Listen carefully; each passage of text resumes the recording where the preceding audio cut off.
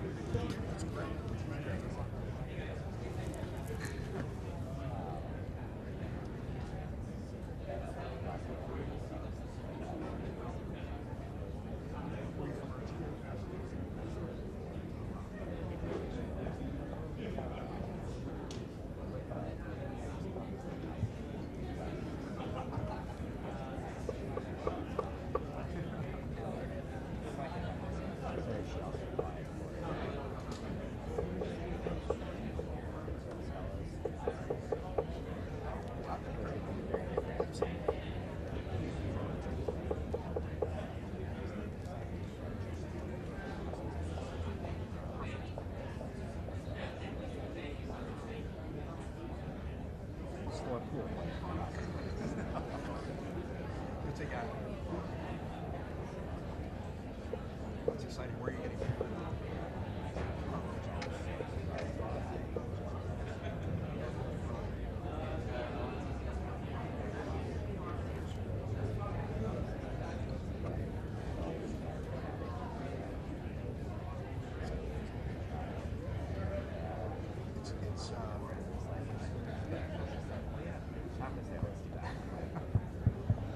We argued about this for 6 weeks.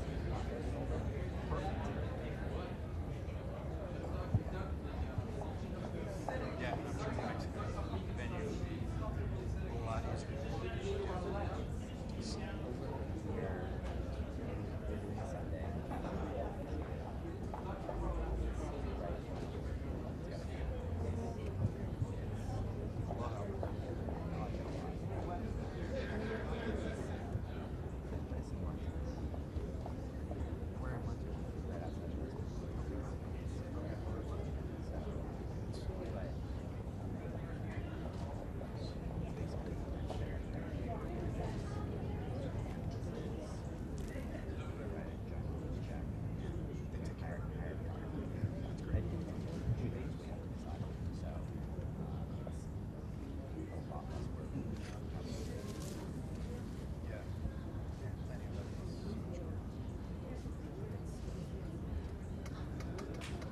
Best party you'll ever have. Yeah, and I think we just need to, both of us need to keep it on right now. Like, No, it's this is getting everyone together to have a good time. It's awesome. Like, nice. This has to be that. Both of us are like, really getting caught up.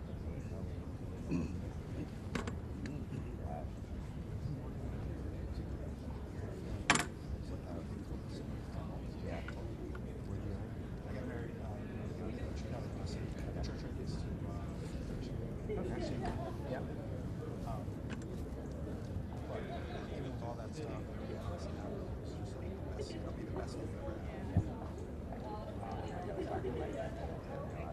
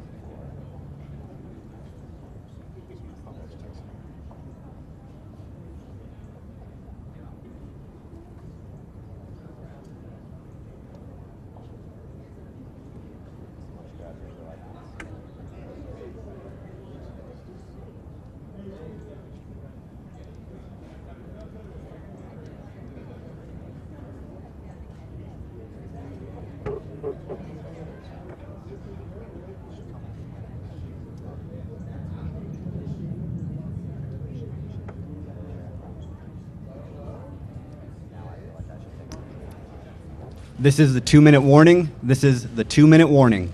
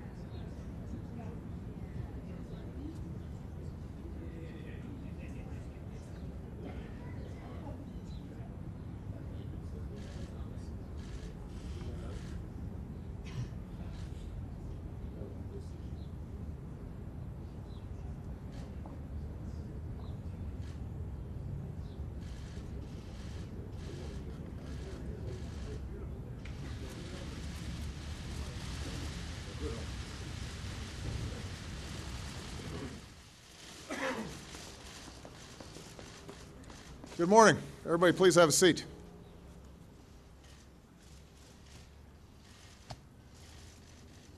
Of the many powers and responsibilities that the Constitution vests in the presidency, few are more consequential than appointing a Supreme Court justice, particularly one to succeed Justice Scalia, one of the most influential jurists of our time. The men and women who sit on the Supreme Court are the final arbiters of American law. They safeguard our rights. They ensure that our system is one of laws and not men. They're charged with the essential task of applying principles put to paper more than 2 centuries ago to some of the most challenging questions of our time. So this is not a responsibility that I take lightly. It's a decision that requires me to set aside short-term expediency and narrow politics so as to maintain faith with our founders and perhaps more importantly with future generations. And that's why over the past several weeks I've done my best to set up a rigorous and comprehensive process. I've sought the advice of Republican and Democratic members of Congress.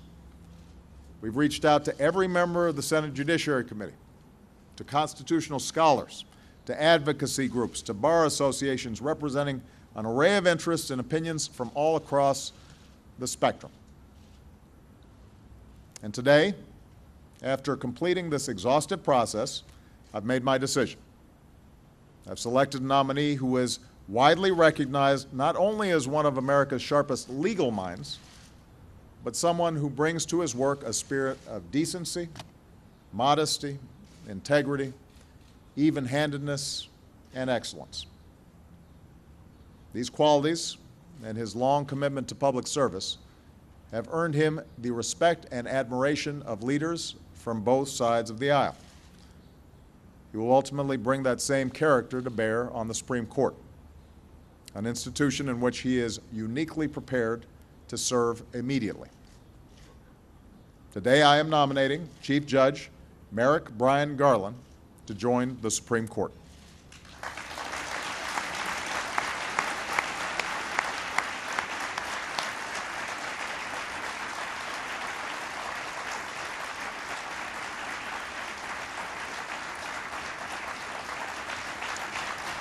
Now,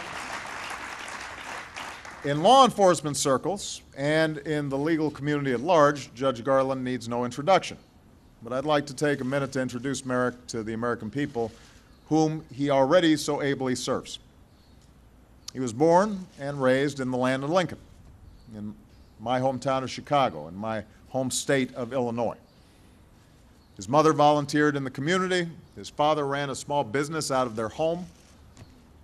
Inheriting that work ethic, Merrick became valedictorian of his public high school. He earned a scholarship to Harvard, where he graduated summa cum laude. And he put himself through Harvard Law School by working as a tutor, by stocking shoes in a shoe store, and in what is always a painful moment for any young man, by selling his comic book collection. It's tough. Been there. Merrick graduated magna cum laude from Harvard Law, and the early years of his legal career bear all the traditional marks of excellence. He clerked for two of President Eisenhower's judicial appointees, first for a legendary judge on the Second Circuit, Judge Henry Friendly, and then for Supreme Court Justice William Brennan.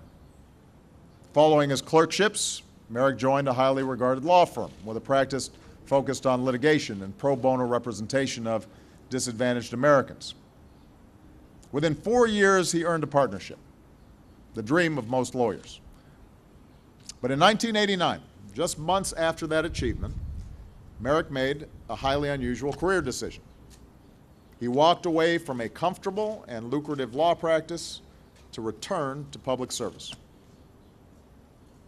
Merrick accepted a low-level job as a federal prosecutor in President George H.W. Bush's administration, took a 50% pay cut, traded in his elegant partner's office for a windowless closet that smelled of stale cigarette smoke. This was a time when crime here in Washington had reached epidemic proportions, and he wanted to help. And he quickly made a name for himself going after corrupt politicians and violent criminals. His sterling record as a prosecutor led him to the Justice Department, where he oversaw some of the most significant prosecutions in the 1990s. Including overseeing every aspect of the federal response to the Oklahoma City bombing. In the aftermath of that act of terror, when 168 people, many of them small children, were murdered, Merrick had one evening to say goodbye to his own young daughters before he boarded a plane to Oklahoma City, and he would remain there for weeks. He worked side by side with first responders, rescue workers, local and federal law enforcement. He led the investigation and supervised the prosecution that brought Timothy McVeigh to justice. But perhaps most important is the way he did it. Throughout the process, Merrick took pains to do everything by the book. When people offered to turn over evidence voluntarily, he refused, taking the harder route of obtaining the proper subpoenas instead, because Merrick would take no chances that someone who murdered innocent Americans might go free on a technicality. Merrick also made a concerted effort to reach out to the victims and their families, updating them frequently on the case's progress. Everywhere he went, he carried with him in his briefcase the program from the memorial service with each of the victims' names inside, a constant searing reminder of why he had to succeed. Judge Garland has often referred to his work on the Oklahoma City case as, and I quote, "the most important thing I have ever done in my life." And through it all, he never lost touch with that community that he served. It's no surprise then that soon after his work in Oklahoma City, Merrick was nominated to what's often called the second highest court in the land, the D.C. Circuit Court, During that process, during that confirmation process, he earned overwhelming bipartisan praise from senators and legal experts alike. Republican Senator Orrin Hatch, who was then chairman of the Senate Judiciary Committee, supported his nomination. Back then he said, "In all honesty, I would like to see one person come to this floor and say one reason why Merrick Garland does not deserve this position." He actually accused fellow Senate Republicans trying to obstruct Merrick's confirmation of playing politics with judges. And he has since said that Judge Garland would be a consensus nominee for the Supreme Court, who would be very well supported by all sides, and there would be no question Merrick would be confirmed with bipartisan support. Now, ultimately, Merrick was confirmed to the D.C. Circuit, the second highest court in the land, with votes from a majority of Democrats and a majority of Republicans. 3 years ago, he was elevated to Chief Judge. And in his 19 years on the D.C. Circuit, Judge Garland has brought his trademark diligence, compassion, and unwavering regard for the rule of law to his work. On a circuit court known for strong-minded judges on both ends of the spectrum, Judge Garland has earned a track record of building consensus as a thoughtful, fair-minded judge who follows the law. He's shown a rare ability to bring together odd couples, assemble unlikely coalitions, persuade colleagues with wide-ranging judicial philosophies to sign on to his opinions. And this record on the bench speaks, I believe, to Judge Garland's fundamental temperament, his insistence that all views deserve a respectful hearing. His habit, to borrow a phrase from former Justice John Paul Stevens, of understanding before disagreeing, and then disagreeing without being disagreeable. It speaks to his ability to persuade, to respond to the concerns of others with sound arguments and airtight logic. As his former colleague on the D.C. Circuit and our current Chief Justice of the Supreme Court, John Roberts, once said, "Anytime Judge Garland disagrees, you know you're in a difficult area." At the same time, Chief Judge Garland is more than just a brilliant legal mind. He's someone who has a keen understanding that justice is about more than abstract legal theory, more than some footnote in a dusty casebook. His life experience, his experience in places like Oklahoma City, informs his view that the law is more than an intellectual exercise. He understands the way law affects the daily reality of people's lives in a big, complicated democracy and in rapidly changing times. And throughout his jurisprudence runs a common thread, a dedication to protecting the basic rights of every American, a conviction that in a democracy, powerful voices must not be allowed to drown out the voices of everyday Americans. To find someone with such a long career of public service, marked by complex and sensitive issues, to find someone who just about everyone not only respects but genuinely likes, that is rare. And it speaks to who Merrick Garland is, not just as a lawyer, but as a man. People respect the way he treats others, his genuine courtesy and respect for his colleagues and those who come before his court. They admire his civic-mindedness, mentoring his clerks throughout their careers, urging them to use their legal training to serve their communities, setting his own example by tutoring a young student at a Northeast D.C. elementary school each year for the past 18 years. They're moved by his deep devotion to his family. Lynn, his wife of nearly 30 years, and their two daughters, Becky and Jessie. As a family, they indulge their love of hiking and skiing and canoeing and their love of America by visiting our national parks. People respect Merrick's deep and abiding passion for protecting our most basic constitutional rights. It's a passion, I'm told, that manifested itself at an early age. And one story is indicative of this. It's notable. As valedictorian of his high school class, he had to deliver a commencement address.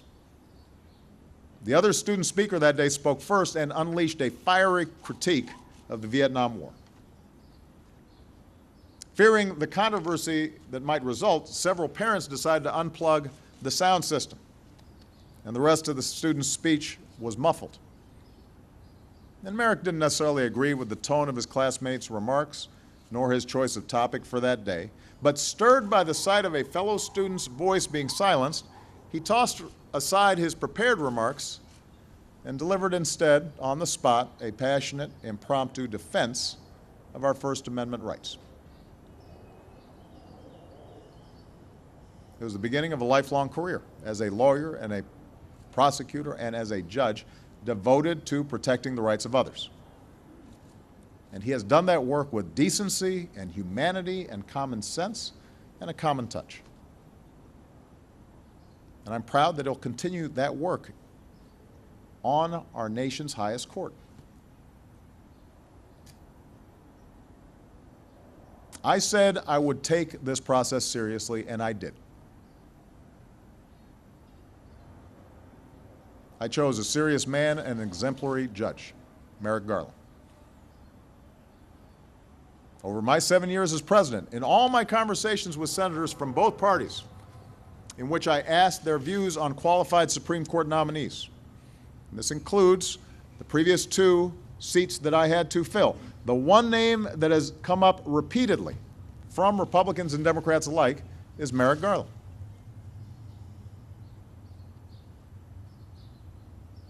Now, I recognize that we have entered the political season, or perhaps these days it never ends.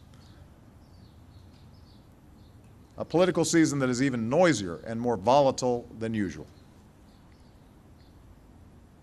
I know that Republicans will point to Democrats who've made it hard for Republican presidents to get their nominees confirmed. And they're not wrong about that. There's been politics involved in nominations in the past, although it should be pointed out that in each of those instances, Democrats ultimately confirmed a nominee put forward by a Republican president.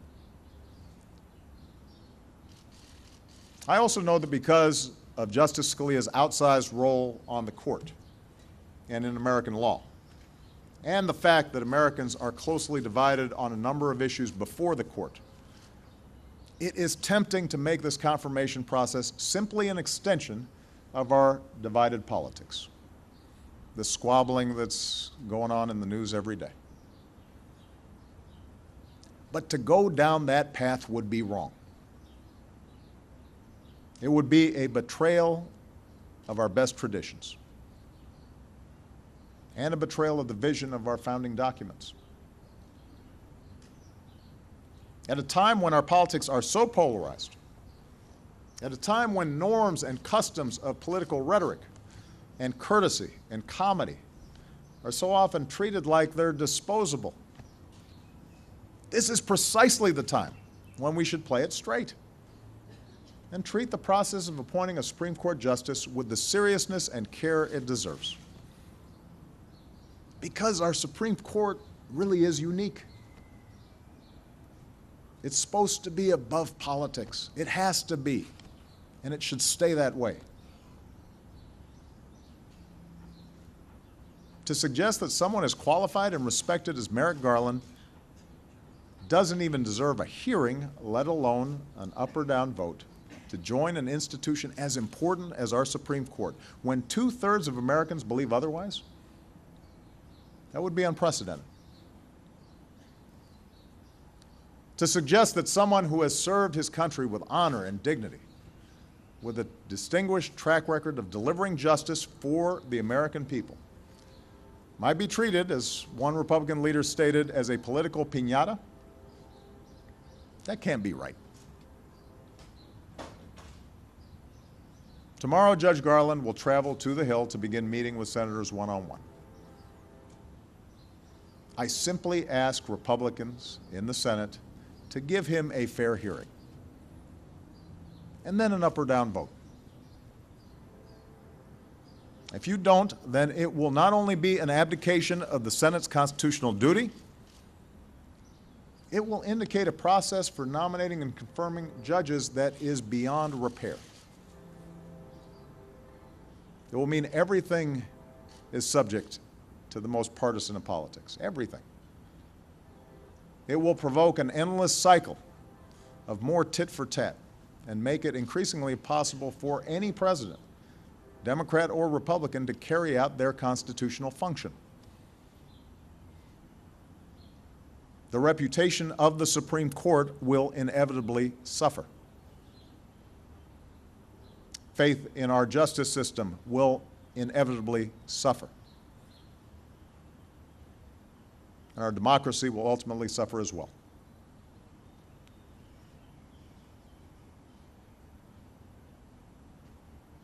I have fulfilled my constitutional duty. Now it's time for the Senate to do theirs. Presidents do not stop working in the final year of their term. Neither should a senator. I know that tomorrow the Senate will take a break and leave town on recess for 2 weeks. My earnest hope is that senators take that time to reflect on the importance of this process to our democracy. Not what's expedient, not what's happening at the moment.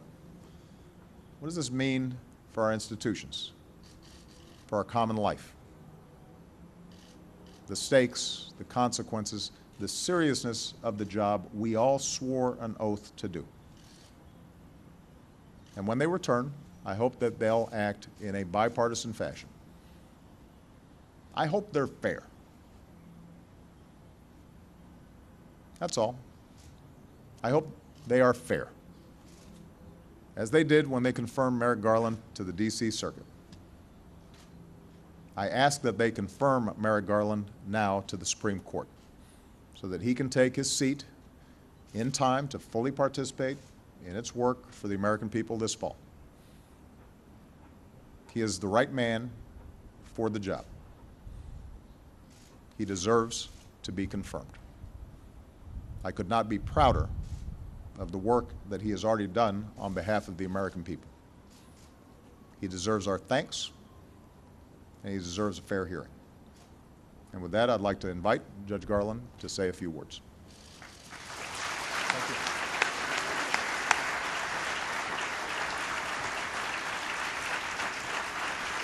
Very good, man.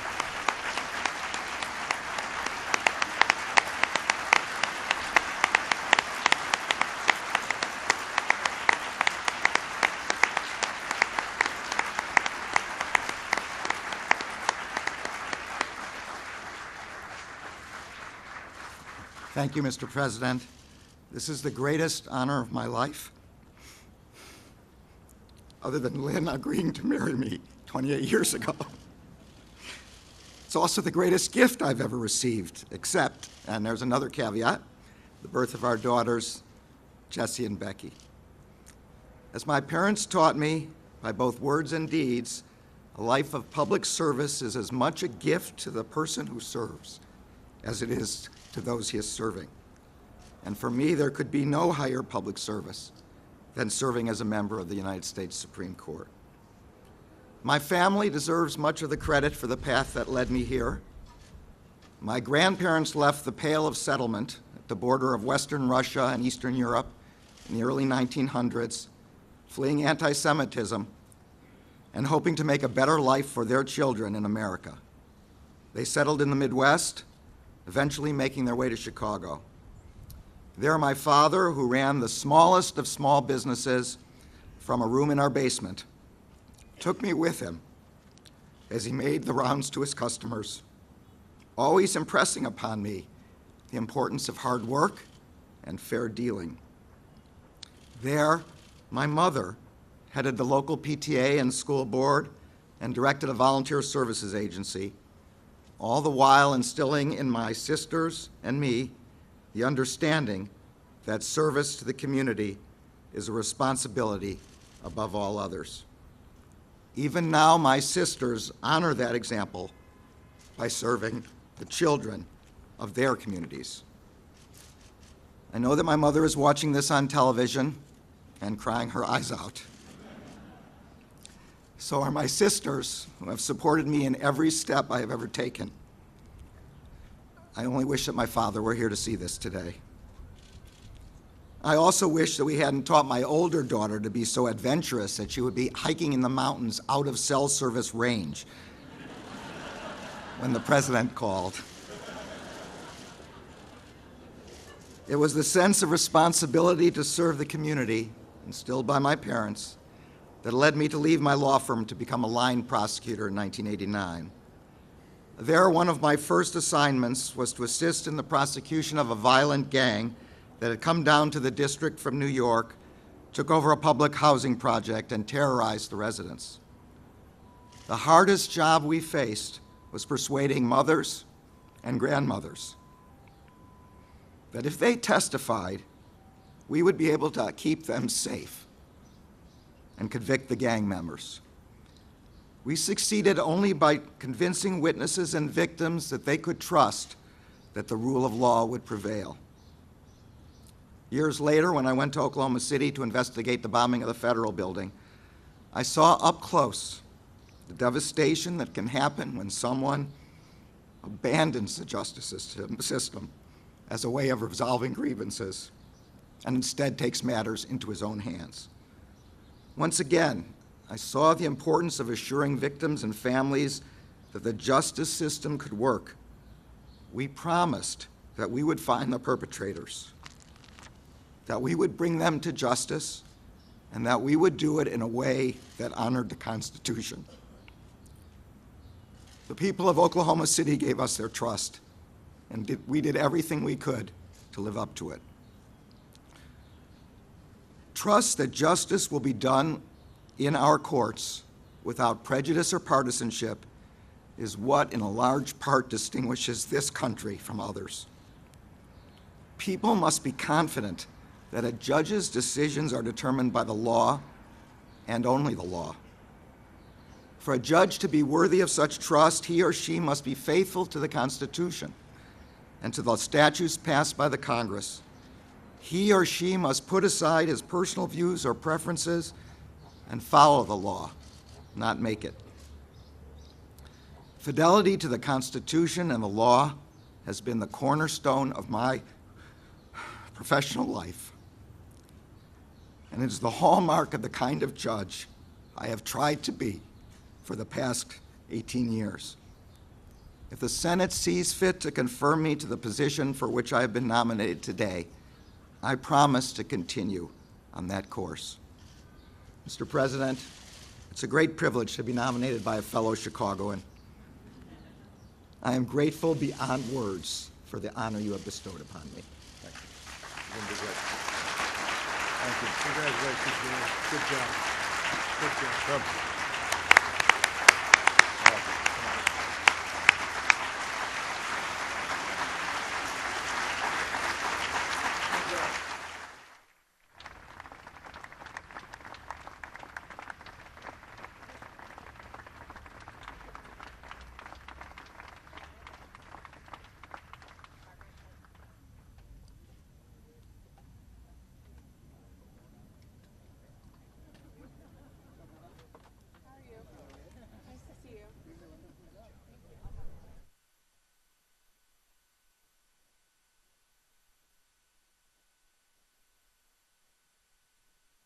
Think it's work? Plenty of right.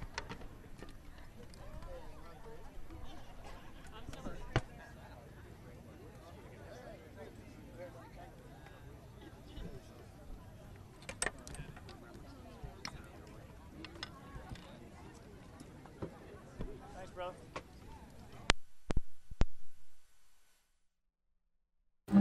All right, guys, this is a wrap on that feed coming in from Washington, D.C. In case you missed it, I'm going to replay that for you right now, so stay put. We're going to go ahead and replay this for you now.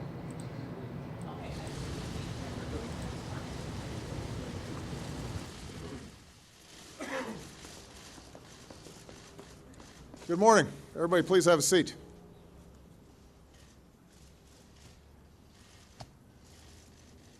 Of the many powers and responsibilities that the Constitution vests in the presidency, few are more consequential than appointing a Supreme Court justice, particularly one to succeed Justice Scalia, one of the most influential jurists of our time.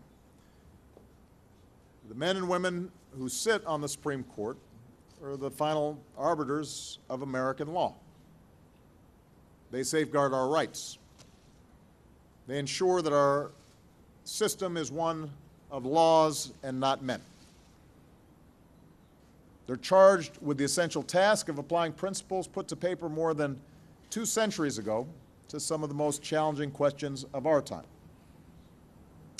So this is not a responsibility that I take lightly. It's a decision that requires me to set aside short-term expediency and narrow politics so as to maintain faith with our founders and perhaps more importantly with future generations. And that's why over the past several weeks I've done my best to set up a rigorous and comprehensive process. I've sought the advice of Republican and Democratic members of Congress.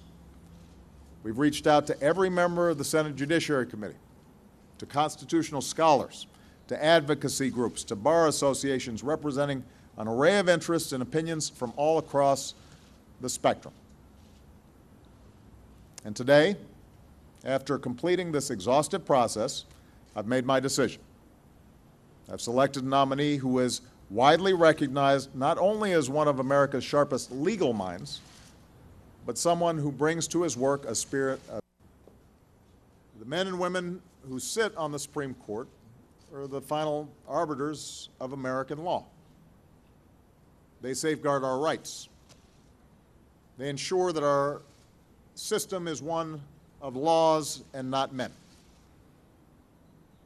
They're charged with the essential task of applying principles put to paper more than 2 centuries ago to some of the most challenging questions of our time.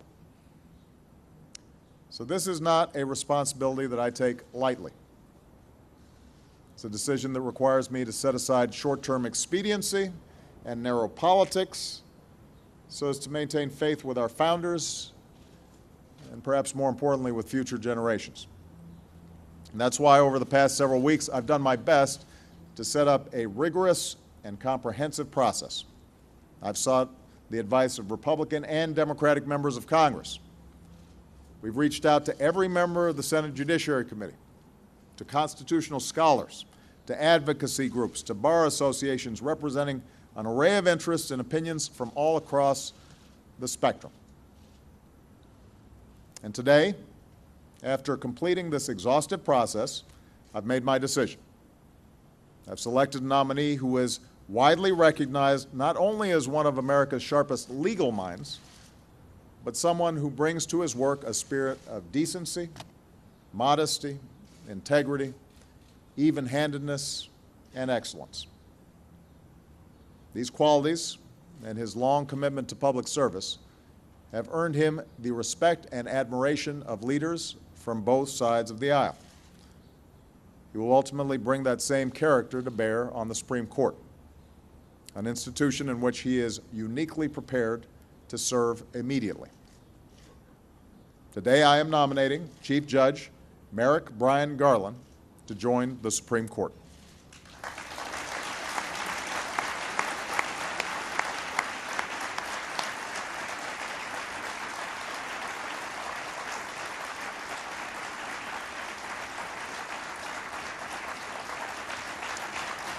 Now, in law enforcement circles and in the legal community at large, Judge Garland needs no introduction. But I'd like to take a minute to introduce Merrick to the American people whom he already so ably serves. He was born and raised in the land of Lincoln, in my hometown of Chicago, in my home state of Illinois. His mother volunteered in the community. His father ran a small business out of their home. Inheriting that work ethic, Merrick became valedictorian of his public high school. He earned a scholarship to Harvard, where he graduated summa cum laude. And he put himself through Harvard Law School by working as a tutor, by stocking shoes in a shoe store, and in what is always a painful moment for any young man, by selling his comic book collection. It's tough. Been there. Merrick graduated magna cum laude from Harvard Law, and the early years of his legal career bear all the traditional marks of excellence. He clerked for two of President Eisenhower's judicial appointees, first for a legendary judge on the Second Circuit, Judge Henry Friendly, and then for Supreme Court Justice William Brennan. Following his clerkships, Merrick joined a highly regarded law firm with a practice focused on litigation and pro bono representation of disadvantaged Americans. Within 4 years, he earned a partnership, the dream of most lawyers. But in 1989, just months after that achievement, Merrick made a highly unusual career decision. He walked away from a comfortable and lucrative law practice to return to public service. Merrick accepted a low-level job as a federal prosecutor in President George H.W. Bush's administration, took a 50% pay cut, traded in his elegant partner's office for a windowless closet that smelled of stale cigarette smoke. This was a time when crime here in Washington had reached epidemic proportions, and he wanted to help. And he quickly made a name for himself going after corrupt politicians and violent criminals. His sterling record as a prosecutor led him to the Justice Department, where he oversaw some of the most significant prosecutions in the 1990s, including overseeing every aspect of the federal response to the Oklahoma City bombing. In the aftermath of that act of terror, when 168 people, many of them small children, were murdered, Merrick had one evening to say goodbye to his own young daughters before he boarded a plane to Oklahoma City, and he would remain there for weeks. He worked side by side with first responders, rescue workers, local and federal law enforcement. He led the investigation and supervised the prosecution that brought Timothy McVeigh to justice. But perhaps most important is the way he did it. Throughout the process, Merrick took pains to do everything by the book. When people offered to turn over evidence voluntarily, he refused, taking the harder route of obtaining the proper subpoenas instead, because Merrick would take no chances that someone who murdered innocent Americans might go free on a technicality. Merrick also made a concerted effort to reach out to the victims and their families, updating them frequently on the case's progress. Everywhere he went, he carried with him in his briefcase the program from the memorial service with each of the victims' names inside, a constant searing reminder of why he had to succeed. Judge Garland has often referred to his work on the Oklahoma City case as, and I quote, "the most important thing I have ever done in my life." And through it all, he never lost touch with that community that he served. It's no surprise then that soon after his work in Oklahoma City, Merrick was nominated to what's often called the second highest court in the land, the D.C. Circuit Court. During that process, during that confirmation process, he earned overwhelming bipartisan praise from senators and legal experts alike. Republican Senator Orrin Hatch, who was then chairman of the Senate Judiciary Committee, supported his nomination. Back then he said, "In all honesty, I would like to see one person come to this floor and say one reason why Merrick Garland does not deserve this position." He actually accused fellow Senate Republicans trying to obstruct Merrick's confirmation of playing politics with judges. And he has since said that Judge Garland would be a consensus nominee for the Supreme Court, who would be very well supported by all sides, and there would be no question Merrick would be confirmed with bipartisan support. Now, ultimately, Merrick was confirmed to the D.C. Circuit, the second highest court in the land, with votes from a majority of Democrats and a majority of Republicans. 3 years ago, he was elevated to Chief Judge. And in his 19 years on the D.C. Circuit, Judge Garland has brought his trademark diligence, compassion, and unwavering regard for the rule of law to his work. On a circuit court known for strong-minded judges on both ends of the spectrum, Judge Garland has earned a track record of building consensus as a thoughtful, fair-minded judge who follows the law. He's shown a rare ability to bring together odd couples, assemble unlikely coalitions, persuade colleagues with wide-ranging judicial philosophies to sign on to his opinions. And this record on the bench speaks, I believe, to Judge Garland's fundamental temperament, his insistence that all views deserve a respectful hearing. His habit, to borrow a phrase from former Justice John Paul Stevens, of understanding before disagreeing, and then disagreeing without being disagreeable. It speaks to his ability to persuade, to respond to the concerns of others with sound arguments and airtight logic. As his former colleague on the D.C. Circuit and our current Chief Justice of the Supreme Court, John Roberts, once said, "Anytime Judge Garland disagrees, you know you're in a difficult area." At the same time, Chief Judge Garland is more than just a brilliant legal mind. He's someone who has a keen understanding that justice is about more than abstract legal theory, more than some footnote in a dusty casebook. His life experience, his experience in places like Oklahoma City, informs his view that the law is more than an intellectual exercise. He understands the way law affects the daily reality of people's lives in a big, complicated democracy and in rapidly changing times. And throughout his jurisprudence runs a common thread, a dedication to protecting the basic rights of every American, a conviction that in a democracy, powerful voices must not be allowed to drown out the voices of everyday Americans.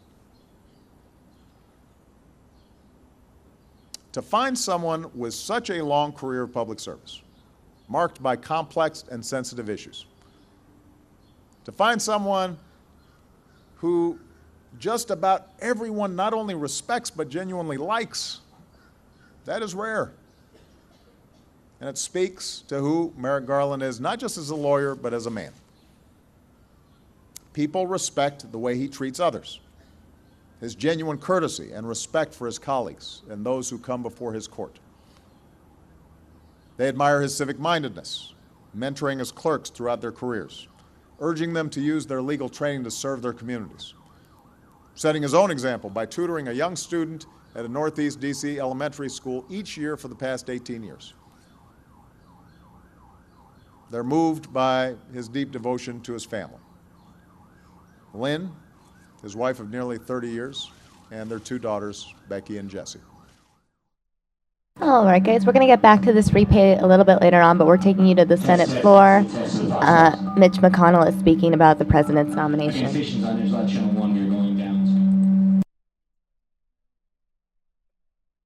This approach would leave the court with only 8 members for some time. But as I see it, Chairman Biden said, the cost of such a result, the need to re-argue 3 or 4 cases that will divide the justice 4-4, are quite minor compared to the cost that a nominee, the president, the Senate, and the nation would have to pay for what would assuredly be a bitter fight, no matter how good a person is nominated by the president. Chairman Joe Biden. Consider that last part. Senator Biden said that the cost to the nation would be too great, no matter who the president nominates. President Obama and his allies may now try to pretend this disagreement is about a person. But as I just noted, his own vice president made it clear it's not. The Biden rule reminds us that the decision the Senate announced weeks ago remains about a principle and not a person. About a principle and not a person. It seems clear that President Obama made this nomination not with the intent of seeing the nominee confirmed, but in order to politicize it for purposes of the election, which is the type of thing then Senate Judiciary Committee Chairman Biden was concerned about, the exact thing Chairman Biden was concerned about. The Biden rule underlines that what the President has done with this nomination would be unfair to any nominee, and more importantly, the rule warns of the great cost the President's action could carry for our nation. Americans are certain to hear a lot of rhetoric from the other side in the coming days. But here are the facts they should keep in mind. The current Democratic leader said the Senate is not a rubber stamp, and he noted that the Constitution does not require the Senate to give presidential nominees a vote. That's the current Democratic leader. The incoming Democratic leader did not even wait until the final year of George W. Bush's term to essentially tell the Senate not, he said, not to consider any Supreme Court nominee the President sent. The Biden rule supports what the Senate is doing today, underlining that what we're talking about is a principle and not a person. So here's our view. Instead of spending more time debating an issue where we can't agree, let's keep working to address the issues where we can.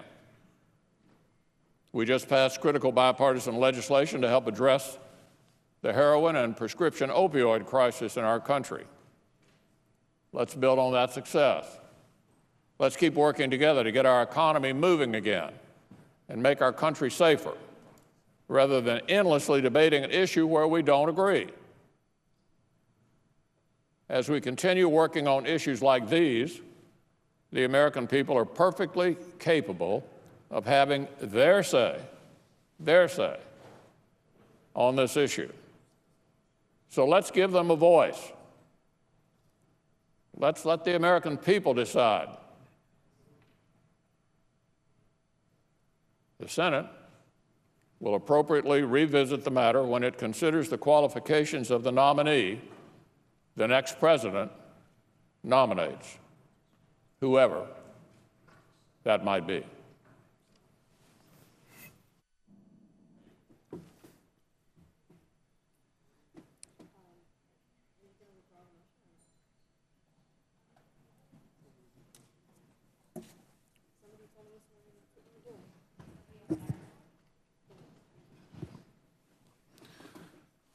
Are you ready? Clerk will report the motion and vote cloture. Cloture motion, we the undersigned senators, in accordance with the provisions of Rule 22 of the Standing Rules of the Senate, do hereby move to bring to a close debate on the motion to concur in the House amendment with an amendment to S-764, a bill to reauthorize and amend the National Sea Grant College Program Act and for other purposes, signed by 17 senators.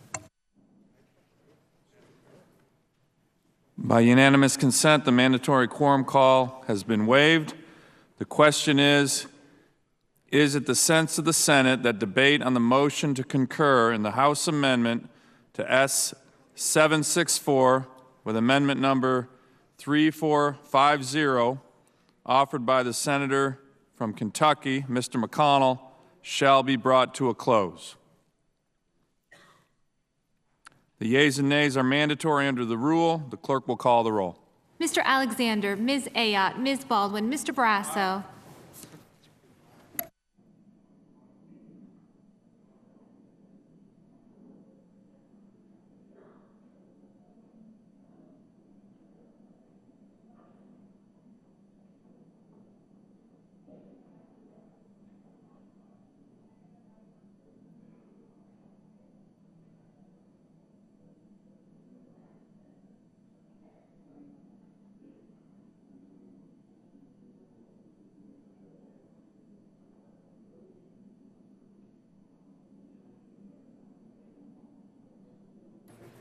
Mr. Bennett.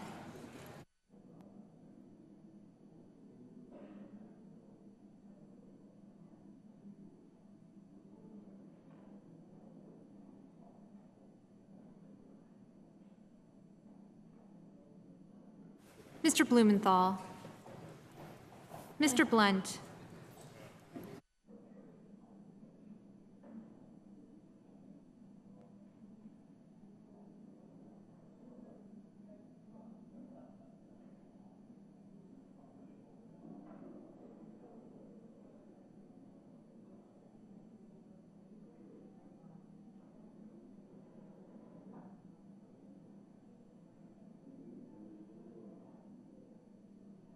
Mr. Booker, Mr. Bozeman, Mrs. Boxer,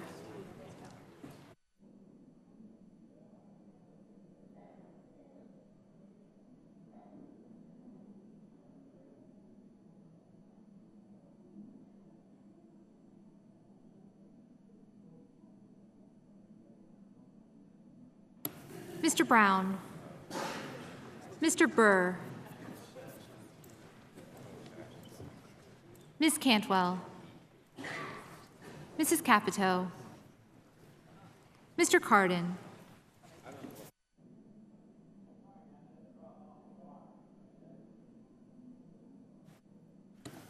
Mr. Carper, Mr. Casey, Mr. Cassidy,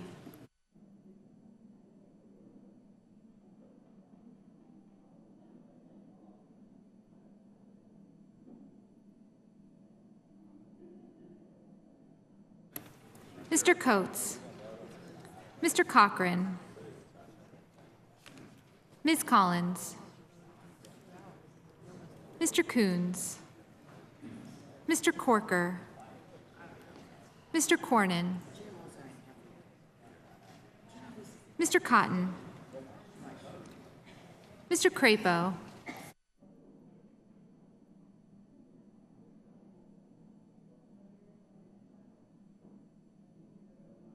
Mr. Cruz,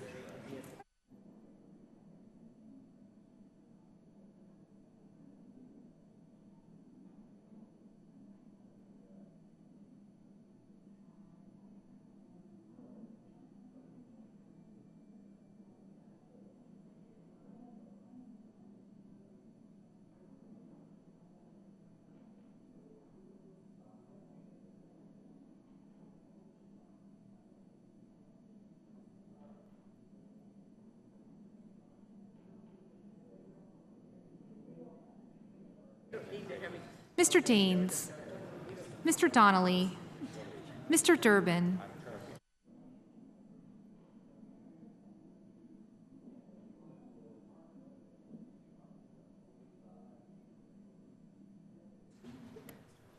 Mr. Enzi, Mrs. Ernst, Mrs. Feinstein, Mrs. Fisher, Mr. Flake, Mr. Franken, Mr. Gardner, Mrs. Gillibrand, Mr. Graham, Mr. Grassley, Mr. Hatch,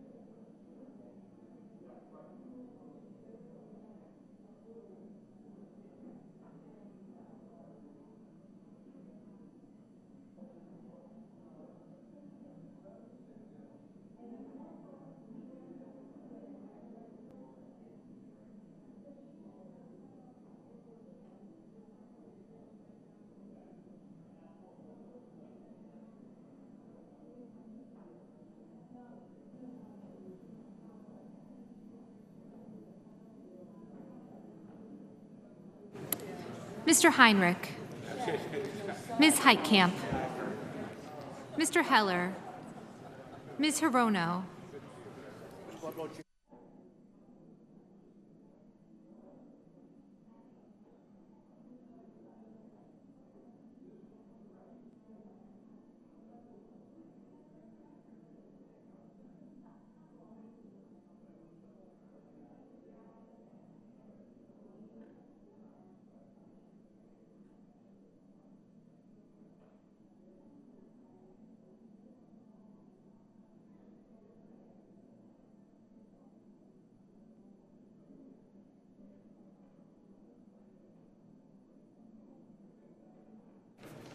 Mr. Hoven, Mr. Inhofe, Mr. Isaacson, Mr. Johnson, Mr. Kane.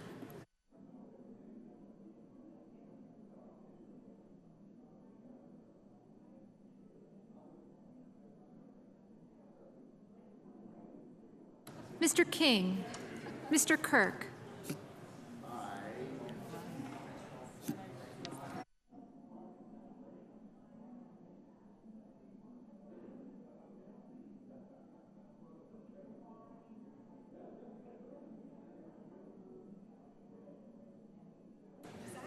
Ms. Klobuchar, Mr. Langford, Mr. Leahy, Mr. Lee, Mr. Manchin, Mr. Markey, Mr. McCain, Mrs. McCaskill, Mr. McConnell, Mr. Menendez, Mr. Merkley, Ms. Mikulski, Mr. Moran, Ms. Murkowski, Mr. Murphy, Mrs. Murray, Mr. Nelson, Mr. Paul, Mr. Perdue, Mr. Peters,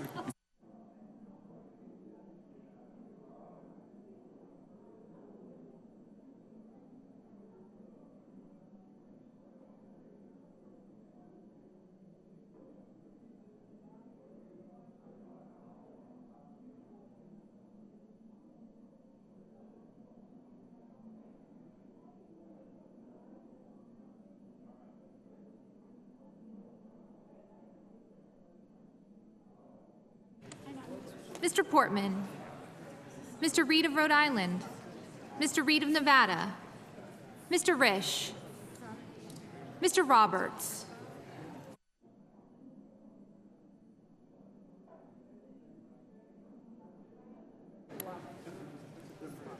Mr. Rounds, Mr. Rubio, Mr. Sanders, Mr. Sass,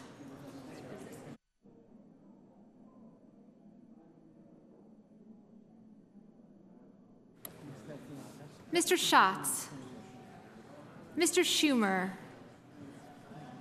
Mr. Scott,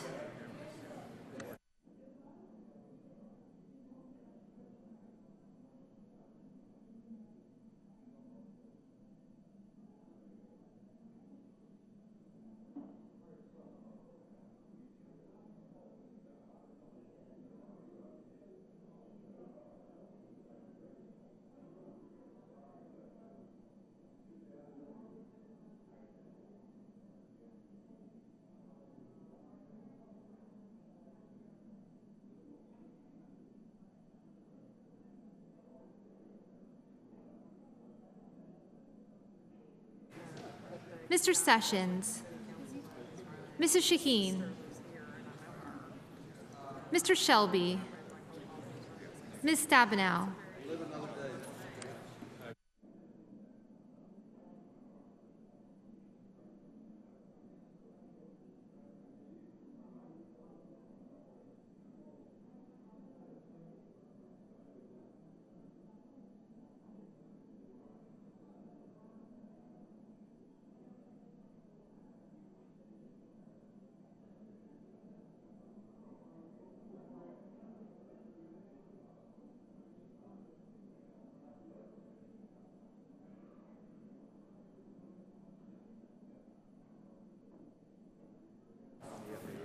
Mr. Sullivan, Mr. Tester,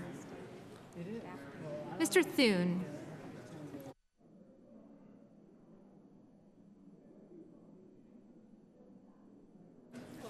Mr. Tillis, Mr. Toomey, Mr. Udall, Mr. Vitter,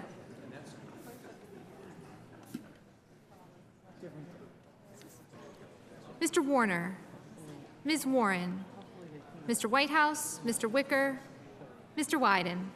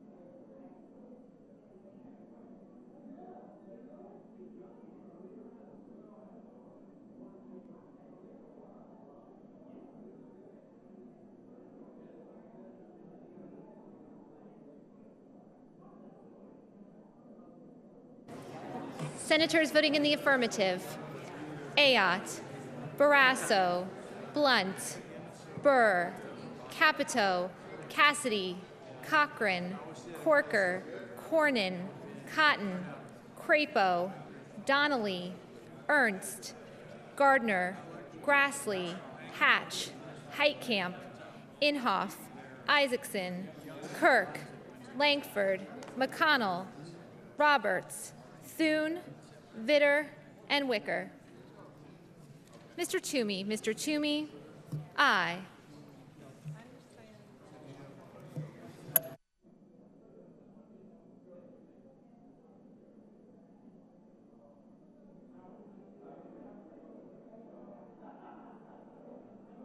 Senators voting in the negative: Baldwin, Blumenthal, Booker, Boxer, Cardin, Coons, Durbin, Feinstein, Franken, Heinrich, Kane, King, Leahy, Merkley, Mikulski, Murray, Nelson, Hall, Peters, Reed of Nevada, Schatz, Schumer, Shaheen, Stabenow, Sullivan, Tester, Udall, Warren, and Wyden. Mr.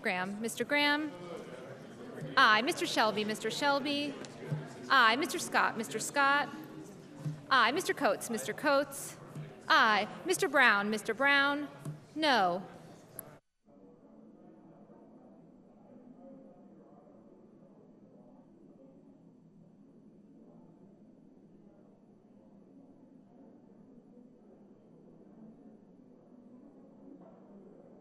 Mr. Murphy, no.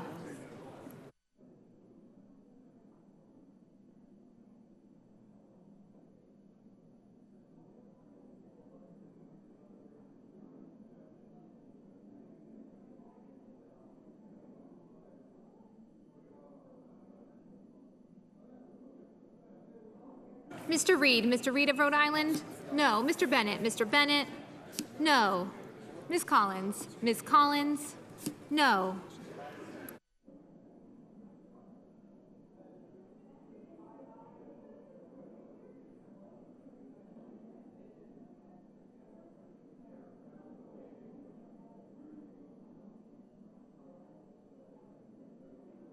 Ms. Cantwell, no. Mr. Hoven, aye. Ms. Hirono, no. Mr. McCain, aye.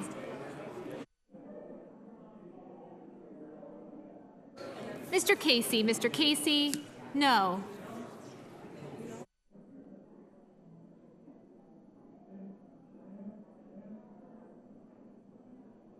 Mr. Purdue, aye. Mr. Johnson, aye. Mrs. Gillibrand, no.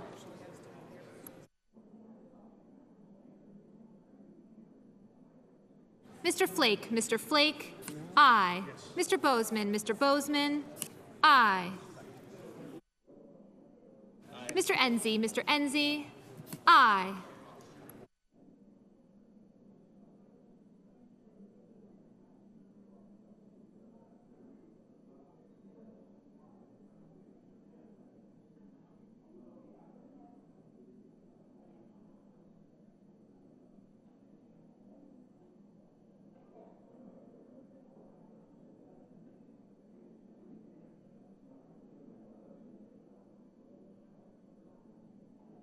Mr.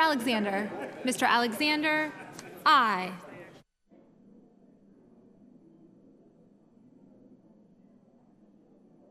Mr. Warner, no.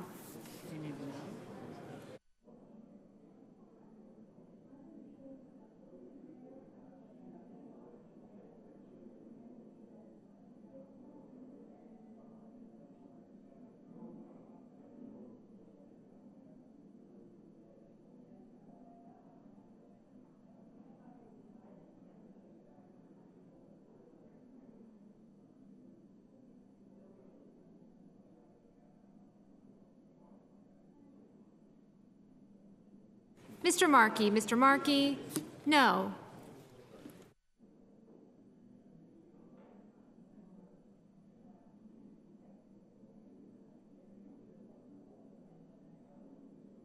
Ms. Klobuchar, Ms. Klobuchar, no.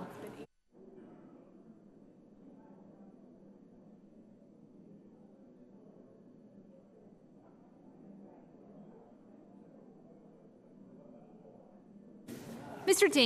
Daines, aye. Mr. Lee, no.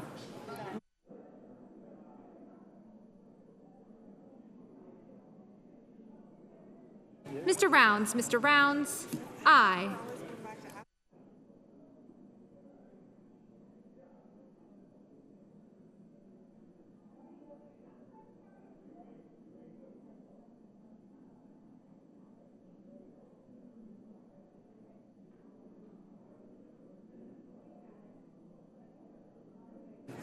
Mr. Tillis, aye.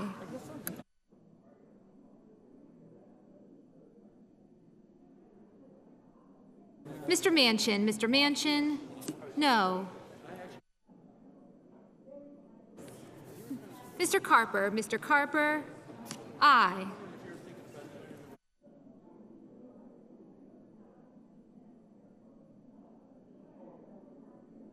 Mr. Sass, aye.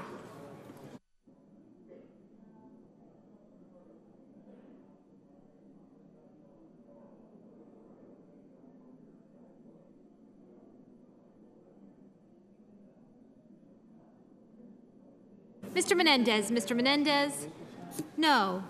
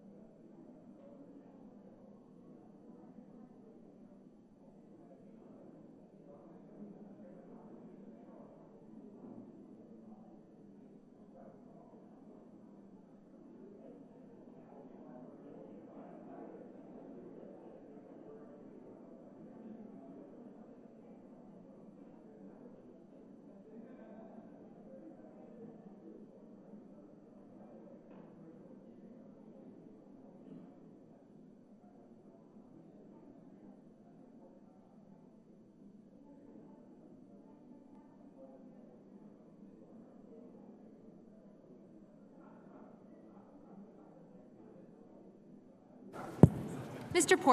Portman, aye.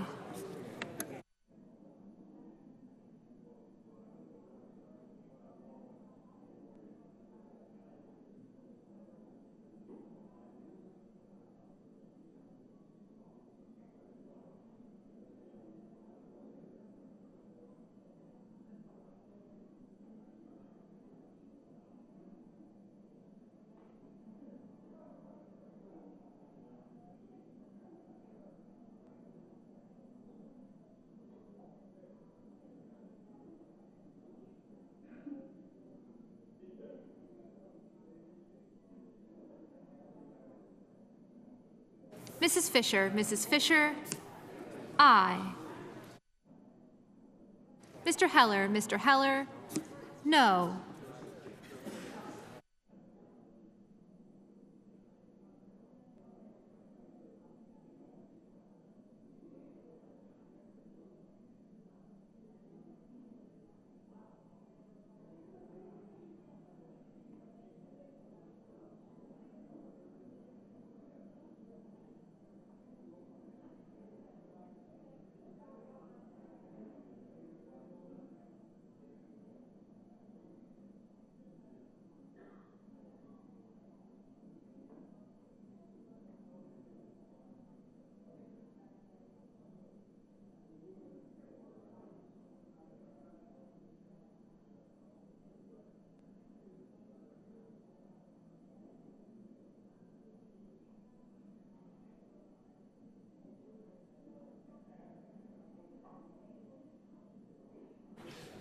Mr.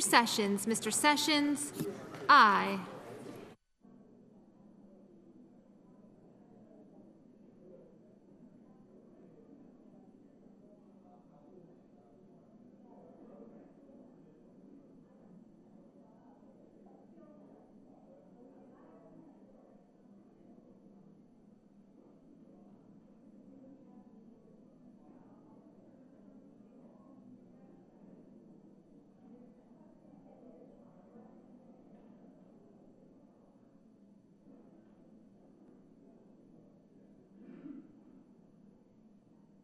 Ms. Murkowski, no.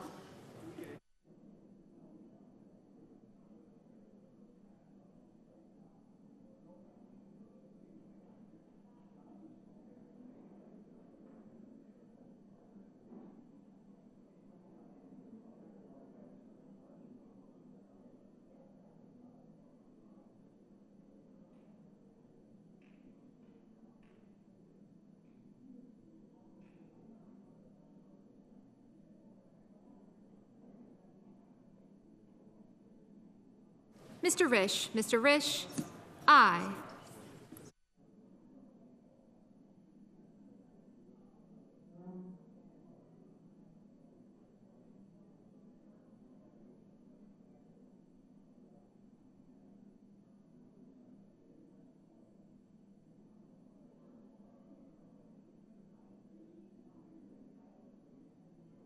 Mr. Whitehouse, no.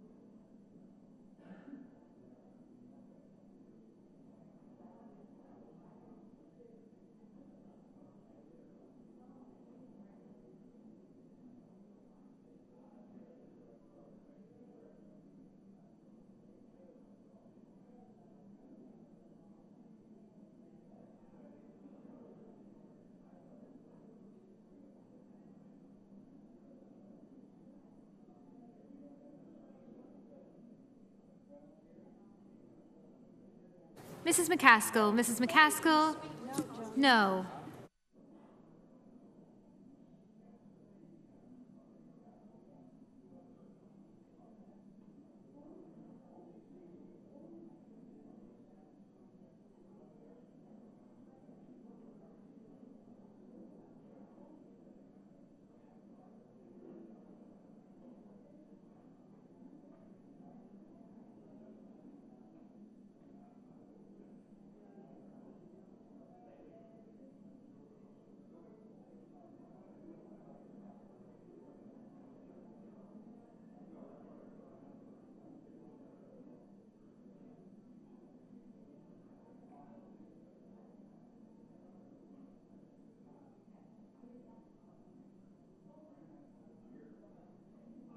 Mr. Moran. Mr. Moran, aye.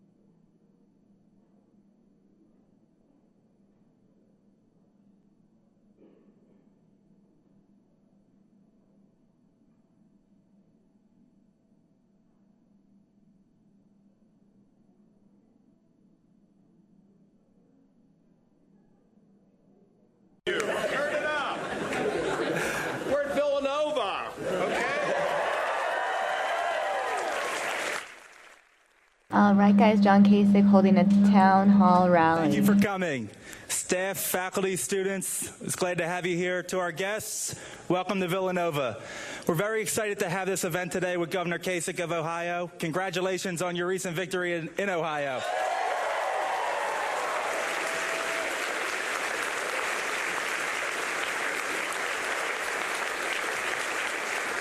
We're actually welcoming the governor back to Villanova. It's crazy to think that 20 years ago, he was in the pavilion as chairman of the House Budget Committee. He had a committee on the American experience and college students, so welcome back.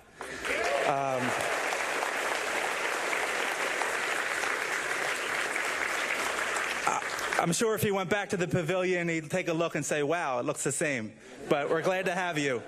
The student government decided to invite John Kasich to campus because while we don't support any candidate as an organization, we do support the electoral process. So we wanted to have our students engaged in the 2016 election cycle. So we're proud to have them. We hope that you vote in the April 26th primary and then in November during the general election. So please face the flag as we say the Pledge of Allegiance. I pledge allegiance to the flag of the United States of America and to the republic for which it stands, one nation, under God, indivisible, with liberty and justice for all. Thank you. And now I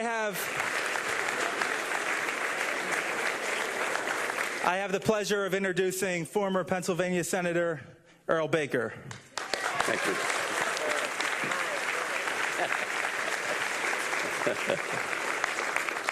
Thank you, each and every person who is here today.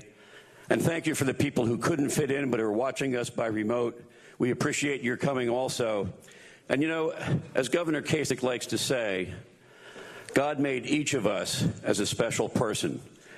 And so you're all special people. But I am going to introduce a few special people. First is Congressman Bob Walker, who's chairman of the campaign here in Pennsylvania.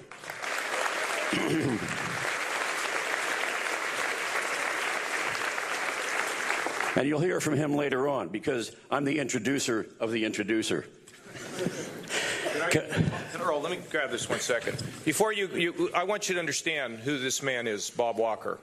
I served in Congress with him. Bob was one of the gutsiest people, strongest people, and people of great integrity. And I want to tell you something he did.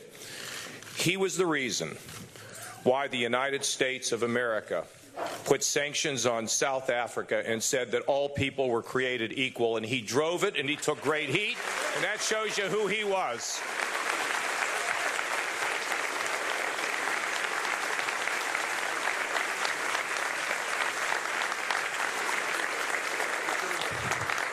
Thank you, Bob, and for your leadership of this campaign. I'd like to introduce Commissioner Terrence Farrell of Chester County.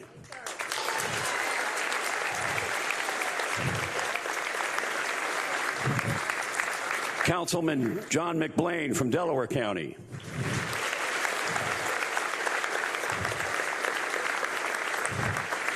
Patty Rossiter, committeewoman from Malvern.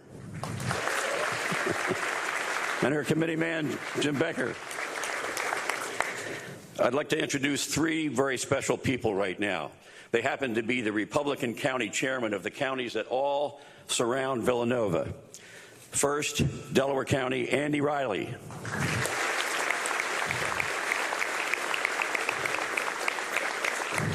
My own Chester County, Val DeGiorgio.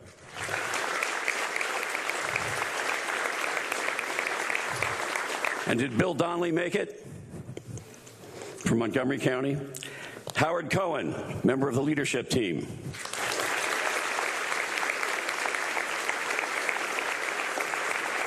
Mark Rupsis, COO of Chester County.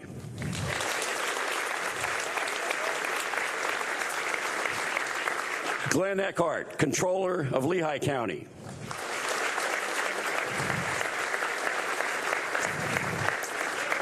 Jock Gerhardt from Exton.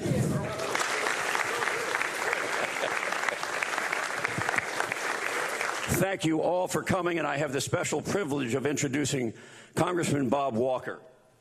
You've already heard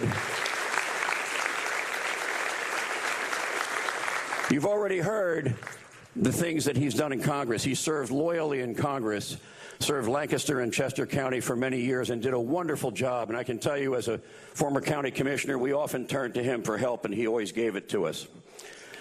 He is a person who now is a leading member of Walker Wexler, well known on Capitol Hill, but he's never forgotten his Pennsylvania ties in Lancaster County. We're so pleased that he's here with us today to introduce the man who's going to be the next president of the United States.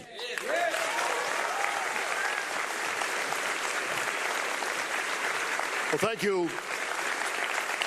Thank you, Earl Baker, who is one of the great examples of public service, and we thank you very much for being a part of this team.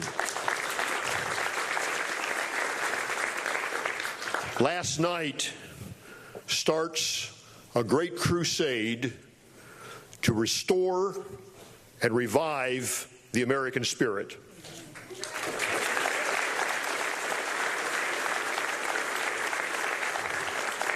Alex de Tocqueville, a Frenchman, came to this country a while back, just after our revolution, and he said, America is great because America is good. America will cease to be great when she ceases to be good. The fact is that we have the candidate who throughout this campaign has talked about the goodness of America.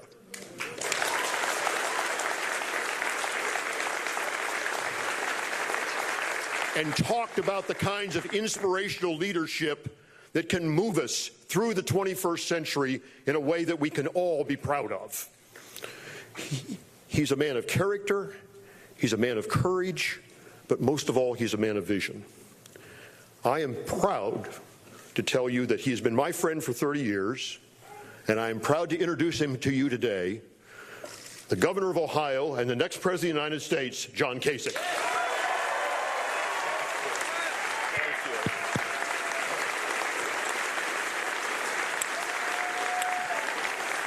Thank you. Have a seat. Everybody have a seat. You know, they wondered how we were going to do these town halls when it got bigger, and it's getting bigger, but I still kind of like this process. They've all been fun. I've done probably now over 200, so please don't screw this one up for me, okay, because they've all been great.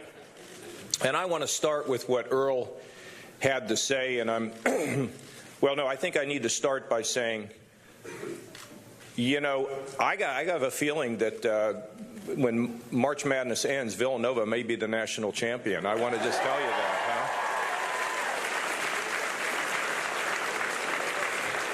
huh? I don't understand it, but year in and year out, you're always good. You all go to the games? How many of you go to the games? Because I would be going if I was a student. So much fun. Well, listen, here's what I really want to start off, and I'll talk a little bit about politics, then we'll take questions. Maybe I should tell you a little story. I keep changing. You see, I don't have a teleprompter. We do this thing pretty relaxed. I grew up in a little town outside of Pittsburgh called McKees Rocks. It was a blue-collar town, and so my father carried mail on his back for 29 years. His father was a coal miner.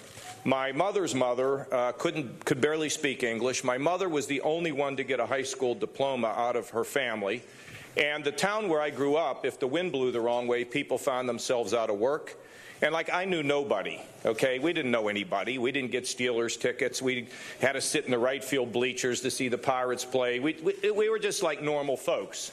Blue collar, ethnic, God-fearing, common sense, and all that. Life is pretty simple when you keep it simple. So I graduated from high school in that little town and decided I wanted to kind of start a different life. So I went to a small little school in the Midwest that I'm not sure you've ever heard of. It's called Ohio State University, okay? There you go. And when I got there, I found out I had 15 college roommates. Now, I know we all are like really upset when we first go to school. Who are we going to have? What's our roommate? And it doesn't work out, and we've got such angst. And you know, I had 15 of them, and things didn't go so hot in the beginning. And my Uncle Emil had told me, he said, Johnny, whenever you want to change, start at the top. So I called the president's office, and because I wanted to have a meeting with him to tell him how I thought about the school.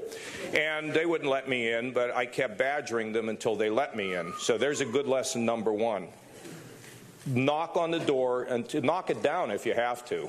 When you graduate, or when you're trying to get an internship or whatever, don't take no for an answer. Be a pest. Be a polite pest, but be a pest, okay? So I kept bothering him, and they finally let me in to see the president of the university, and I went in to see him, and he was impressive. He had a beautiful office, beautiful chandeliers, and, well, everything.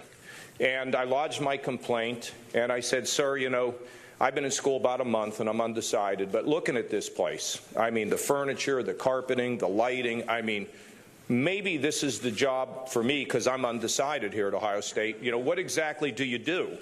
So he told me about his fundraising responsibilities, his academic responsibilities, and he told me the next day he was going to go to Washington and have a meeting with President Nixon. And I said, well, sir, there's a number of things I would like to talk to him about also. Could I go with you? Lesson number two, they can't tell you no if you don't ask, and they can't tell you yes if you don't ask. So he said, no, you can't go. And I said, well, if I write a letter, would you give it to the President of the United States?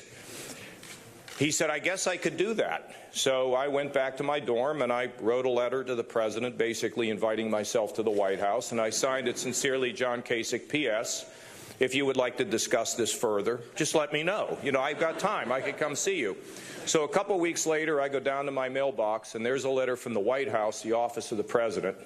And I open it up, and I go upstairs, and I call home, and my mother answers the phone. Have you had that happen? You call home, Mom answers. This is a little strange call. I said, Mom, I'm going to need an airline ticket. The President of the United States would like to have a meeting with me in the Oval Office. And my mother is shouting, honey, pick up the phone. There's something wrong with Johnny. Honest, true story.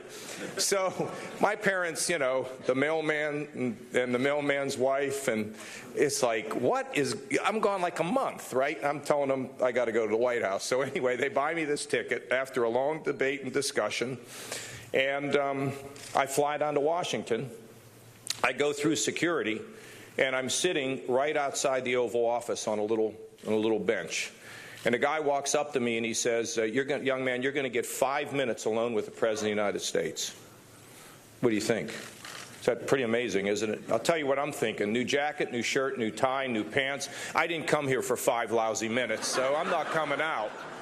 So they open up the door, I walk in, and there's the President. He greets me and I greet him. And the good news is, as an 18-year-old first quarter freshman, I sit down with the President of the United States at his desk for 20 minutes. The bad news is I was a congressman for 18 years, and if you add up all the time I spent in the Oval Office over those 18 years, I peaked out at the age of 18 and should have come to Villanova. How's that, huh? It's a true story, and it's a story that's really about all of us. You know how many times I would sit out in a crowd like this and there'd be some, big shot on the stage, and I kind of look and just kind of think about what I wanted to do with my life. And now I'm standing on the stage and you're looking at me wondering maybe a little bit about your life. Because, this is a political campaign. But I kind of, in some ways, consider that secondary, as hard as that is to believe, because Earl started to touch on it. And I love being at a school a few days from Palm Sunday with that beautiful, beautiful painting on that wall. You see, I believe that we are all made special. The Lord made us special. No one has ever, this is my opinion, I don't think anybody's ever been made like you before. Okay? I'll bet your parents would agree with that, huh? And no one will ever be made like you again. I mean, this is like the best news you can hear. You're unique, and you've been given gifts. And nobody else has them. And they're critical, and they are to be used for the healing of our world. I mean that. I don't mean this is some political gibberish here. You were made to do something that only you can do by the Creator. To give you a chance to lift, to heal, to live a life bigger than yourself. See, you know, a lot of times when I see stories of Americans that leave to go join ISIS, or I read about young people getting themselves involved in gangs, or I read about young kids, or even kids that have graduated from college who get frustrated and lonely and they turn to drugs and they become addicts. I think it's because they don't always, no one ever told them how special they were or how special they are. See, because I consider all of us here to be part of a giant mosaic. All of us are here to perform something that's bigger than ourselves. You want to find meaning in life? You dig down in your heart and in your brain and you listen. And sometimes the messages change. But when you listen and you find your purpose, you're on fire. And it's an unquenchable fire if you find it. Let me say one other thing. I don't think the Lord gives a rip about whether you're running for president or whether you're sweeping the floor.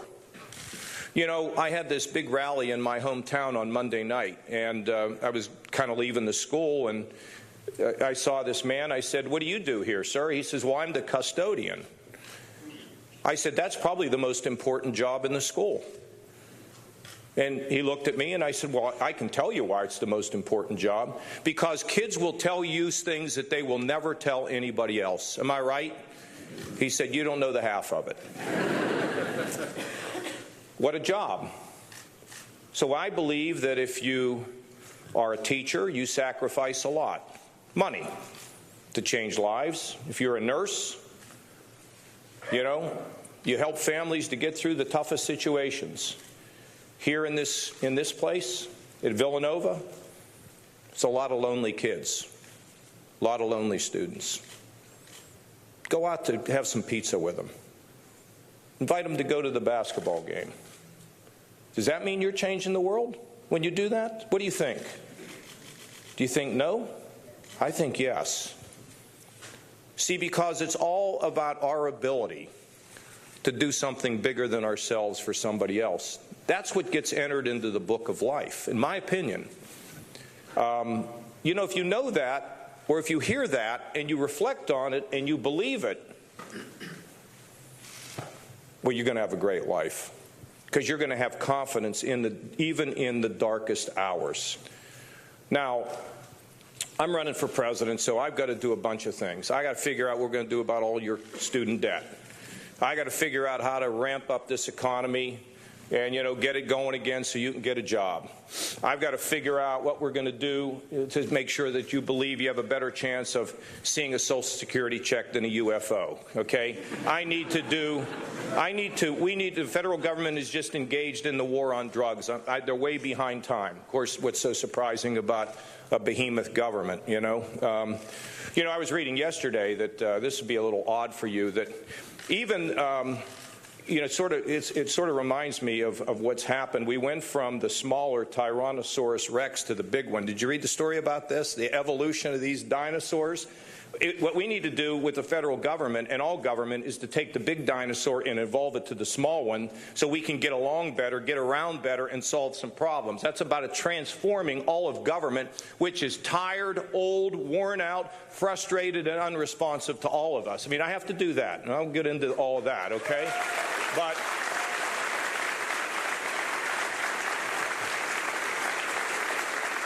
the problems of our country and the solutions, do you think they're in a bunch of politicians? That's not where it is. It's in us, where we live. You know, I'll give you a good example. Villanova. I mean, this is a place with incredible spirit. The strength of this school rests in the students. And the leadership is great. I mean, I met the father, has been here 10 years.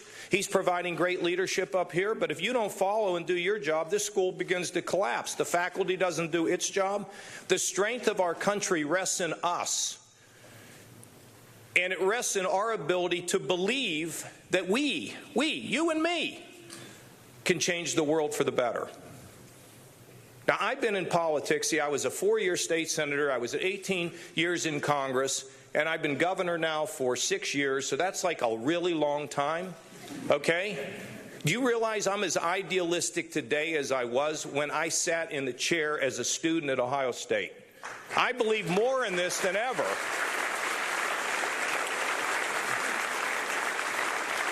And we are fighting for the future of this country, for the spirit of this country. And, you know, we're not going to get there by bashing one another. You know, I had a little protest at my event last night. Oh, some of you saw it. You know, it was really, I mean, you know, people get a little revved up and everything, but, you know, fortunately nothing happened. And I went to school in the 70s. I love a good protest. I mean, there's so much fun to see a good protest as long as it's not violent. Don't you like the protest? I love it. So I don't mind if people jump up and yell at where I am. But we need to think about changing the world in empowerment. Now let me talk about a little bit about the bigger picture, and then we'll take your questions. I was the chairman of the Budget Committee. I spent 10 years of my life fighting to balance a budget. The first budget I offered, there was a Republican budget, the president's budget. There was the Democrat budget, there was the Black Caucus budget, and there was the Kasich budget. So I wrote a budget for America. And I wrote it because somebody challenged me. I said, everything's so bad, what are you going to do about it? I flew to Washington, and I got my staff together. I said, we're going to write a budget for America. They said, okay, that sounds great, John. The White House has 100 doing it, and the Capitol, the Democrats have 100, and we have 6. And I said, I know we're overstaffed, but if we stay out of each other's way, we can get this done. So we had a vote on my budget on the floor of the United States House. And the vote was 405 no and 30 yes. Now what they do is they flash up all the votes on a big screen, all the reds, 405 of them, and 30 measly greens. And probably 10 of them came from my buddies who were Democrats who said they voted for it, even though it was the dumbest thing they'd ever seen, but they didn't want me to be embarrassed, okay? Why was I doing it? One, government does not have a right to spend money it doesn't have and put you in debt. Okay, that's just they don't have a right to do that.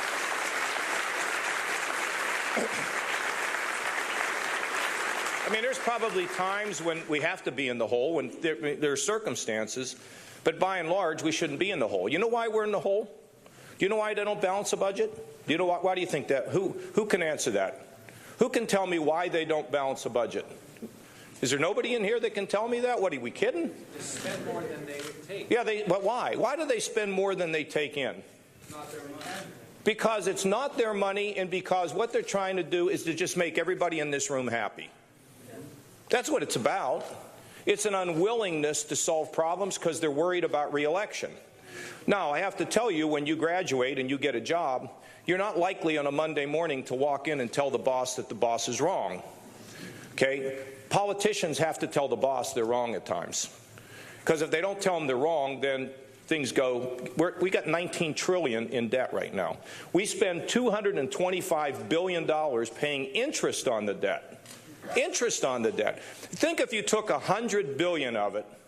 Now, I'm not promising you this, but what if we took $100 billion of them and we wiped out a bunch of student debt? Would that be more constructive than paying interest on a $19 trillion debt? Come on, you know you like that idea, okay? But for 10 years I fought for this, for the moral aspect. And the second reason I did it is there are 3 things that works to create jobs. One is you have to have common sense regulations. Well, you're at a university. How do you like all the rules? Do they all make a lot of sense to you?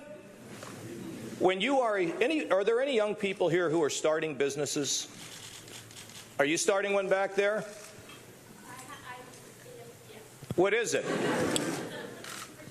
Photography. Okay, well, you don't have many regulations, do you? But see, a lot of small businesses, and maybe you do have regulations, I don't know, but many small businesses, they have the government come and put rules on them. I'll tell you, even in our smallest towns, you want to hang a sign out, they'll come and give you a hard time. You ever heard of Uber? Okay. Do you know who's after Uber? Do you know who's after them? The establishment. So they're trying to put rules on Uber so you can't Uber from here to downtown. How you like that? But you see, they can crush you. So we have to have rules. We have to have regulations because people will sometimes do crazy things. So we have to protect. You have the rules to make sure we can protect the public. But oftentimes these rules go way beyond that. And they really represent somebody who has power being able to use power over somebody that doesn't have it. It's human nature. We're all guilty of it. And so anyway, the regulations can kill us.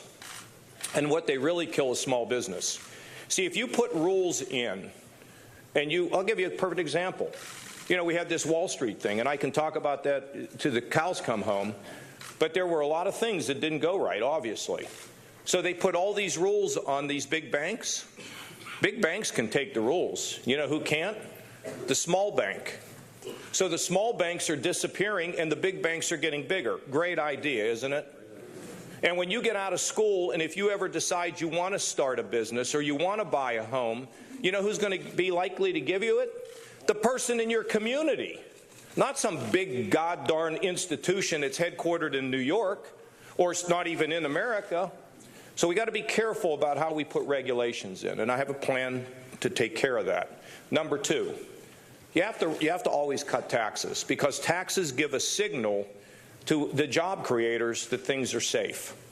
And whenever we do cut taxes, first of all, for big business or for businesses that are not the smallest businesses, we have the highest taxes in the world. You know, they're moving their headquarters out of the country. And let's say that you or I are on the board of directors of a company.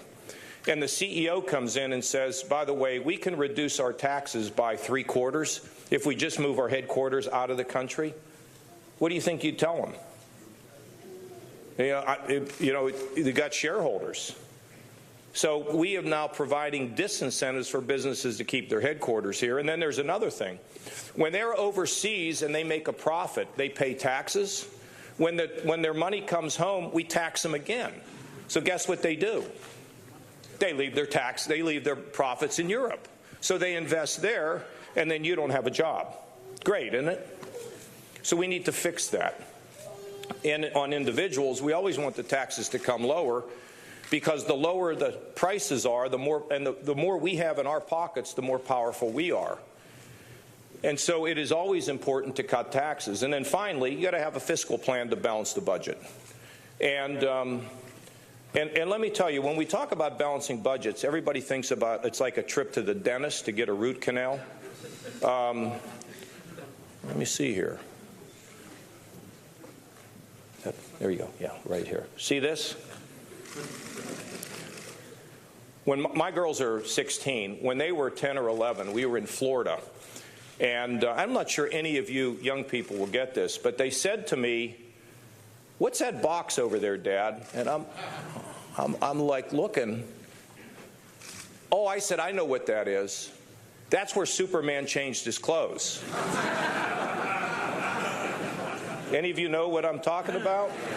And then I said, "Girls, your mom and I used to put coins in that to make phone calls." And they're like, "No way," okay? Everything is changing in our lives. Transportation, communication, medicine, and the changes that are coming in medicine are going to be unbelievable. Energy, everything is changing. The only thing that is not changing is the government. So what we have to think about is, how do we lower the costs and deliver better services? Do you all remember, the grown-ups that are here, how much it costs for the fiber in our phones? And then all of a sudden it became a commodity. Now they want to give us this and figure out another way to get their money. I mean, it's all changed. But government is stuck, and it's stuck because people who are in politics are afraid, or they have somebody who's a special interest that beats them over the head. It doesn't have to be that way. In my state, first of all, you know that 405 to 30, 10 years later we got a balanced budget. We paid down $500 billion of the national debt. Jobs were going like crazy, and when I run against Hillary, she's going to talk about the Clinton economy, which we brought about by balancing the budget and cutting taxes. And in Ohio, we went from a loss of 350,000 jobs to a gain of over 400,000. Our wages are growing faster than the national average. Our pensions are secure. We've cut taxes by $5 billion, more than any governor in America.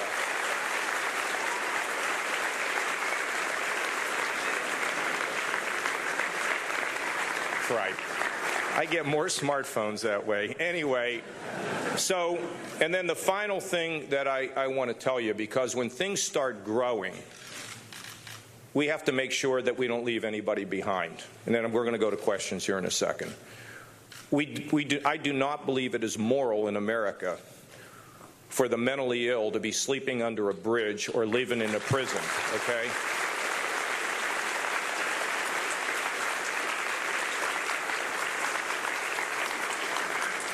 You do know that sometimes life is hard. In school, getting ready to graduate.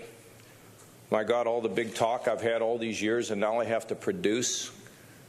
You all know 21 Pilots, right? Stressed Out. I mean, it's such a great song. It's one of our favorite songs. It's kind of our campaign theme, although we're not stressed out, but people get stressed out. Please listen to me. There is no shame in being able to say to somebody, I'm having a problem. Okay? No shame in being able to say that. In fact, there's strength. There's strength in being able to say, I got a problem. So do not try to fix it yourself.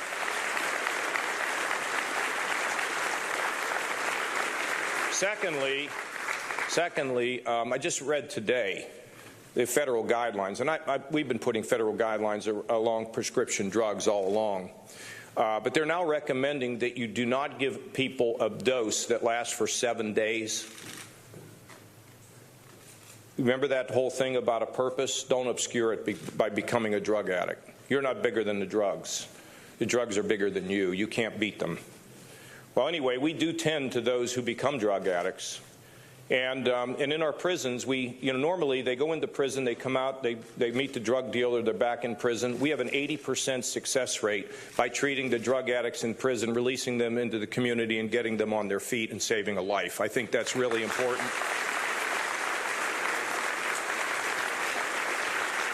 And then finally, we want the work. You got a mom with 2 or 3 kids. She's barely eking by. She's working. So she gets an offer of a pay raise. Can't take it. She loses more than she gains. She loses her child care. Is that the dumbest system you've ever heard in your life? We should be encouraging people to be able to get out of poverty by letting them advance. And we got to make sure that developmentally disabled are fully integrated. And for our minority community, not many of whom, but some of whom feel the system does not just work for them, but it works against them, we need harmony in this country. And we need to remember we're Americans before we're anything else. And finally, I want you all to know that as I continue to pursue this campaign, I am not going to take the low road to the highest office in the country, okay?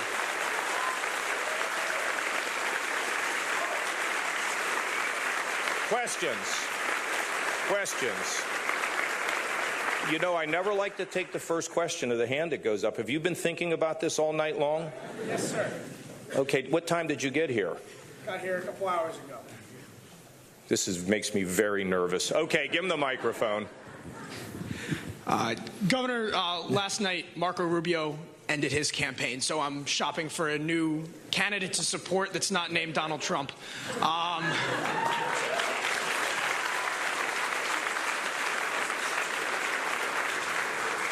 I'm in high school right now. I'm 18. I just registered to vote for the first time. Wait a minute. You're supposed to be in school. What the heck is going on? Where's the truant officer? My mom was willing to sign me out because she thinks you're the adult in the room. Okay.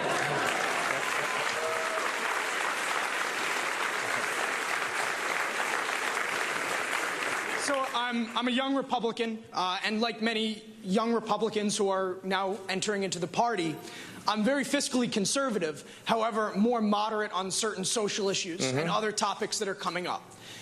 I mean, this race has not shown that there is a place for that young Republican in the current Republican Party. So as leadership of the party and possibly as our next president, how would you say that young members of the Republican Party who want to be fiscally conservative but moderate on social issues, where is our representation? Yeah, well, did you just hear what I've been talking about for the last 20 minutes? Of course. I mean, what is it you didn't hear? We want to make sure we take care of the environment. We want to make sure we lift people and people of everything. And, you know, look, we all feel, well, you know what? Let's get the economy going. Let's get people work, because that's the most important thing. If you graduate from college and you end up having to live at home, I mean, you know, with big debt, let's get that going. And then we can spend our time fighting about all these other things, you know, and you're 18 years old. Anybody here 21?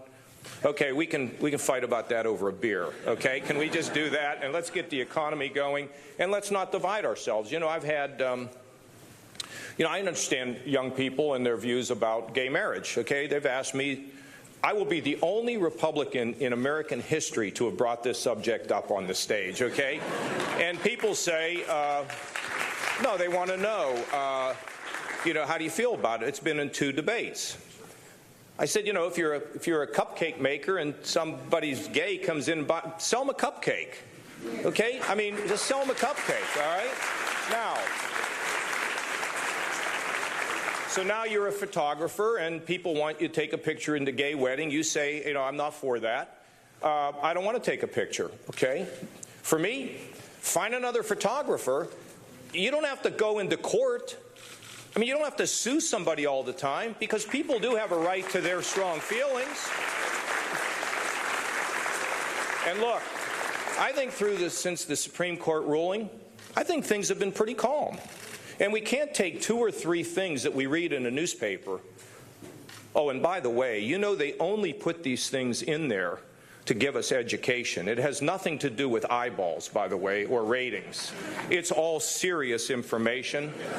Let's not take a couple things that are an aberration to the way that people are normally running their lives and go make another law. Can't we just get along? You know, can't we just respect one another's differences? And let me just say, on the environment, I'm the only one that said, yeah, I think human beings do affect climate. Okay? I do.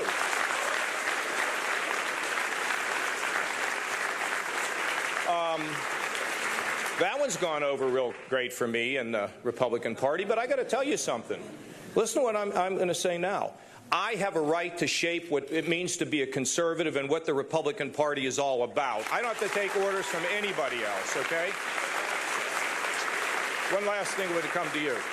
Now, we don't want to be crazy about the environment here. We want to make sure that we take steps so that we're not throwing your father out of work or your mother out of work when we're doing things that are extreme. We need to develop renewables. We need to have solar, and we need to have wind, and we need to have battery technology and hydrogen. As my friend Bob Walker says, Bob was the chairman of the Science Committee. These are the things that we need to do. Bob Walker's more responsible, I think, for the space station. Is that right, Bob? He forced me to vote for it every year. But, I mean, of course we can get these breakthroughs, and we can have a clean environment and economic growth. Just don't get carried away with stuff. So, look, that's where I am. You know, the great thing is I'm so free. If people like me, that's great. If they don't like me, I'm going to cry. I used to say I'd cry for 5 minutes. I'll cry for 15, but I'll be okay, okay? So, young man, you just listen to all that, think about it. The one thing that we don't want to buy into, in my opinion, is this idea of socialism and free stuff. And come on, that's just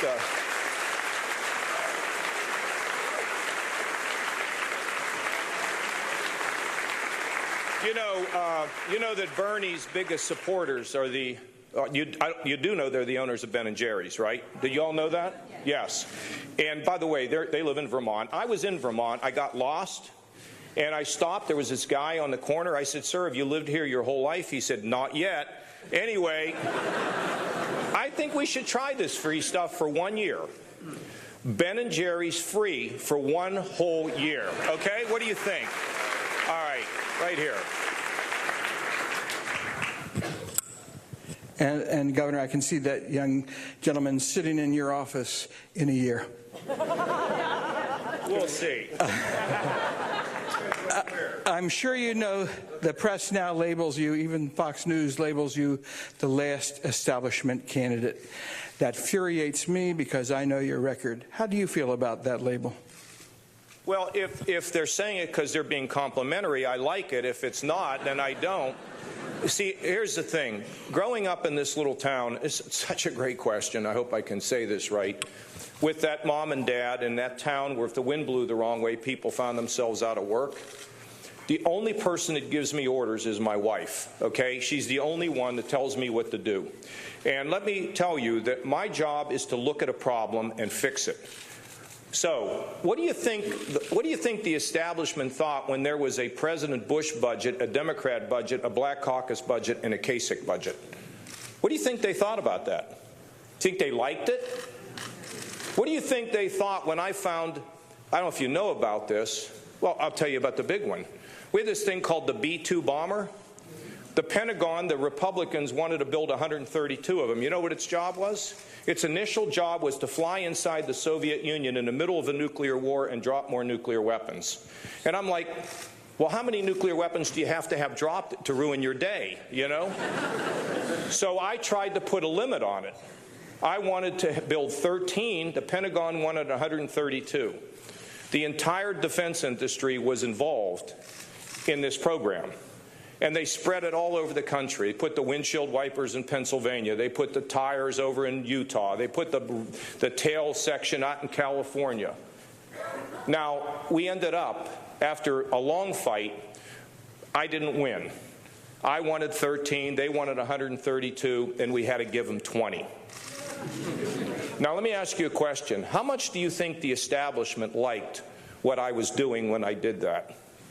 I was for reforming corporate welfare, which we got done to some degree, because I said if we're going to reform welfare for poor people, we ought to reform welfare for rich people, okay? So I got invited to the Business Roundtable. This is the muckety-muck of all the muckety-mucks, okay? And I went to this thing in Washington. And I got up to speak, and they invited me there because I was on this thing about corporate welfare. And I got up and I said, you know, if I didn't have this proposal to deal with corporate welfare, I would not be speaking here, nor would I be eating. I would be serving the meal in this restaurant, where we are. You see, I don't really care about shaking things up as long as I'm on the right track. You know, if I'm on the wrong track, I got to have friends and smart people around me that say, you're wrong. I'm willing to listen too. But there's no, like, orthodox that I have to, I'm an unorthodox political figure. And that's why I've been in politics all these years, and I'm still idealistic. Because I believe we can change the world, both, you know, at the high levels, but most important, where we live. So, maybe I'm the one person that's running that, number one, I know this is true, I'm the only one that can win a general election. These folks aren't going to win a general election.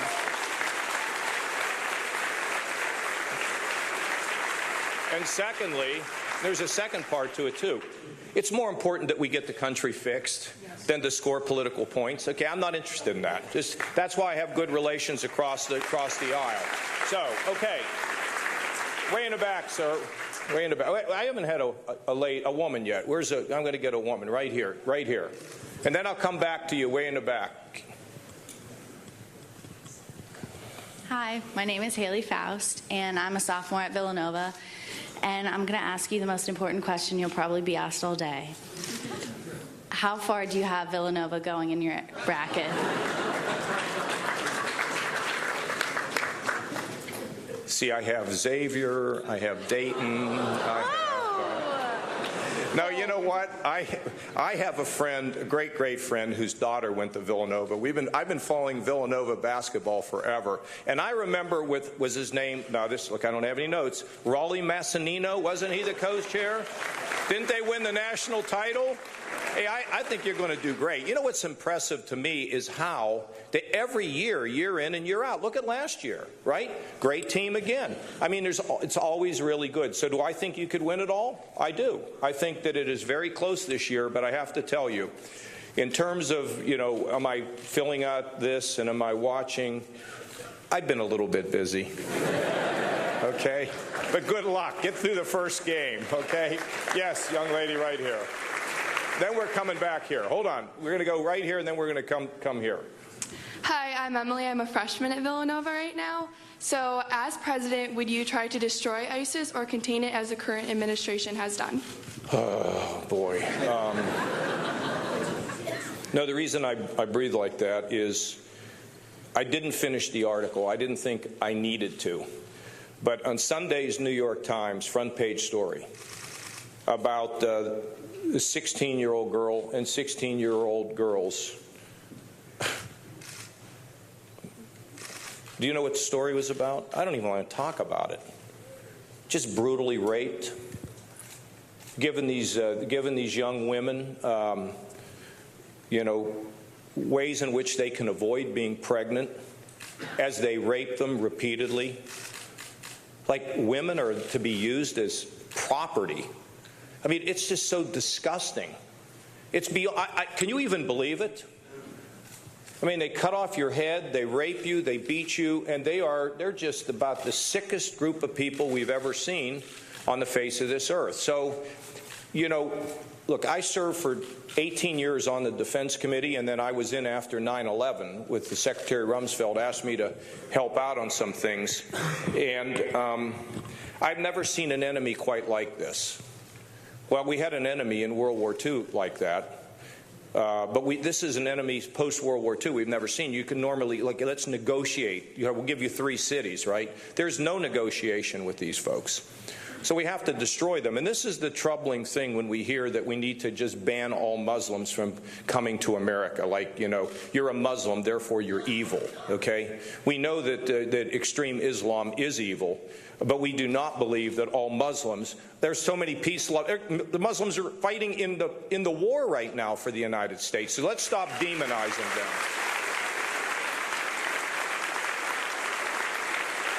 So here's what we do. We get the Muslim Arabs. Who are they? They're the Saudis, the Egyptians, the Jordanians, the Gulf states. And we combine them, and, maybe we'll get some others from around the world, and then we get our friends in Europe who are really at risk. I mean, think about Paris. It's unbelievable.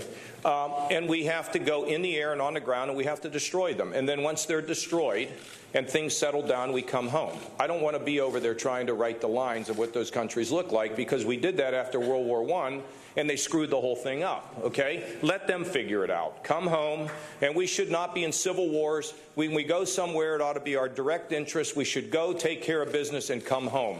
And that's kind of the way I look at it. Governor Kasich, today Barack Obama put forward a Supreme Court nominee. The GOP senators have said they won't even have hearings going forward. What advice would you have for those senators who have said they won't listen, won't have hearings? And then what do you think that says going forward for you in your 8th year as president, when you may or may not have to deal with a Senate from the other side of the aisle? Well, I think that the members of the United States Senate are anxiously awaiting my advice. Okay? Number 2, look, when Scalia died that night, I immediately came to my mind, because everybody's like, well, you should say this, you should say this. There's one thing you know in a political campaign, you never get enough opinions or enough advice, okay? Never do. Look, the president has failed in this. You cannot stiff the legislative body that you have to work with. You just can't do that. And he has had no relationship with them. He got Obamacare, not one vote. Then he did executive orders, which he shouldn't have done either. He should have worked with the Congress, because there were things that I think they could have done. But it's a total breakdown down there. And I'm not telling you that the Republicans are innocent. I mean, we had a guy, a congressman, sitting in the State of the Union speech and yelled to the President of the United States, "You lie." And then he put out a fundraising letter the next day and made money on it, okay? So there's enough guilt to go around. What I felt should have happened is I didn't think the President should send anybody up now. because it's not going to happen. It's just more division. Now we have more fighting, more fighting, more fighting. I think that a president can send a nominee up in their last year. It's like I'm worried about what I'm going to do in 7 years. But the fact is that when you have somebody that has created this complete polarization, and now I'm reading, by the way, in the paper that the Republicans in the House can't even get together to figure out how to pass a budget. I mean, it's like a total meltdown. So, sir, look, I want to tell you a story. When I became governor, I got to deliver this State of the State address. I used to be an aide in the legislature, okay? Then I became a member of the legislature, and it was like, wow, I'm working with these people I used to work for. And then I become a congressman, and then I leave, and then I become governor, and this is like the grand moment. You walk down the center aisle, and they all stand and cheer. They don't mean it, but they do. They all stand and cheer, okay? And so I'm up on the dais. I've since, by the way, taken the State of the State out of the state capitol. I go out in the little cities to do it. But I get up there, and I'm, here I am, and this Democrat legislator, this woman, gets up, storms out on me, walks out in the middle of my speech, and leads a protest against me in the Capitol. So 2 months later, she wants to have a meeting with me. So my staff says, we're not going to meet with her. I said, oh, no, bring her in, bring her in. So she comes in, and we sit there. I said, what's on your mind? She said, well, we have a problem with kids being human trafficked in Ohio. I'm like, what are you talking about? She's like 1,000 kids. I don't remember the numbers anymore, 1,000 to 2,000 kids, 13, 14, 15 boys and girls grabbed, put into the sex trade business, drugged, all this stuff. I said, well, I didn't know that was happening in Ohio. I knew it was happening around the world. She said, it's happening in Ohio. And I said, well, what are you doing about it? She said, well, I have legislation. I said, how's your legislation going? She goes, well, not that great. And I said, okay, well, why don't I take your legislation, we'll look at it, we'll fix it, improve it, and then we'll pass it. And she was staring at me. And I went, hello, are you still with me? She said, you would really pass it. Well, 30, 60 days later, we passed this legislation. We passed subsequent legislation. And the most important thing about it is, in the past, if you were put out on the streets as a prostitute in the sex trade business, if you got caught, you were a criminal. Now you're a victim, and the John out there is the criminal. We're going to lock you up and throw away the key for a good long time. Now, if I hadn't had a meeting with that lady, you got to figure out how to get along with people in both parties, okay? You just have to. So, the hallmark I'm going to have, sir, is getting along with people. But if I think I'm going to blow something up by sending something in the 7th year, I wouldn't do it. I just wouldn't do it. I think this is not good for our country. It's a roving debate.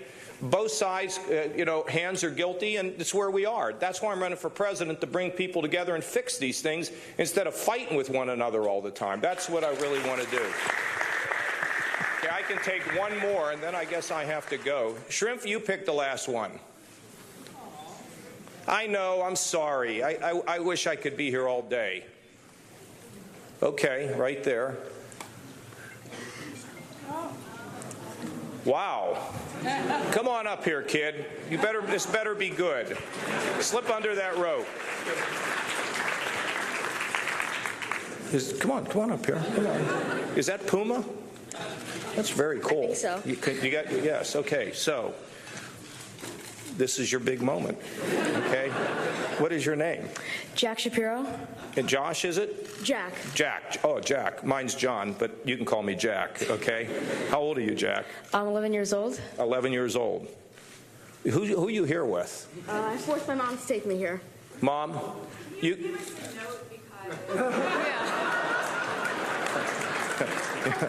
Yeah, you know what this reminds me of? This is like my girl said, Daddy, can you give us more snow days? I said, why were you asking me? Because you're the governor, John, Dad.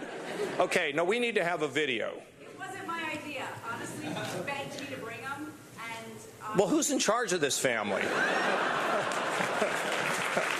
Jack, I got you. All right, Jack, we're going to get a video of this because this is one you'll keep. Are you getting a little bit of video? Okay, what do you want to know, Jack? In terms of your strategy for defeating ISIS, to what extent would American personnel be involved? Okay. Jack, just stay here. Let me give you some advice. When you're on the stage, don't get off voluntarily. Make them push you off the stage, okay? So, Jack, we're going to have to be in the air. And then we're going to have to be on the ground. And Americans are going to have to be there. You know why? Because nobody else is going to do this. See, it's sort of like, do you play basketball? What's your sport? Let's just say I play basketball. This kid's got a future. Jack, what I'm saying is that, you know, sometimes when you have certain skills or when you got really strength, sometimes you got to shoulder more than everybody else. You have to step up. You have to step up, because if you don't step up, the rest of the team's not going to step up. Okay, that's really what it just gets down to. And America's not really been stepping up. So here's the problem. You read these stories in the paper, what I mentioned about the young women who are, do you have a sister? No. Okay, but let me say that the young women who are, imagine taking somebody you love, who's a woman, and taking her somewhere and having some evil man just beat her to a living pulp. I mean, that's just wrong. Or, you know, these people, like if there's a great monument or something, Jack, they'll go and they'll blow it up. They hate people that don't think like they do. And even if you're a Muslim and you don't think the way they do, they cut your head off. You know that that's going on, right? I don't like to talk to a young person, but you got to know this. So there's evil. And when there's evil in the world, It has to be destroyed. it has to be destroyed. And I want to give you I'm going to give you an example, Jack.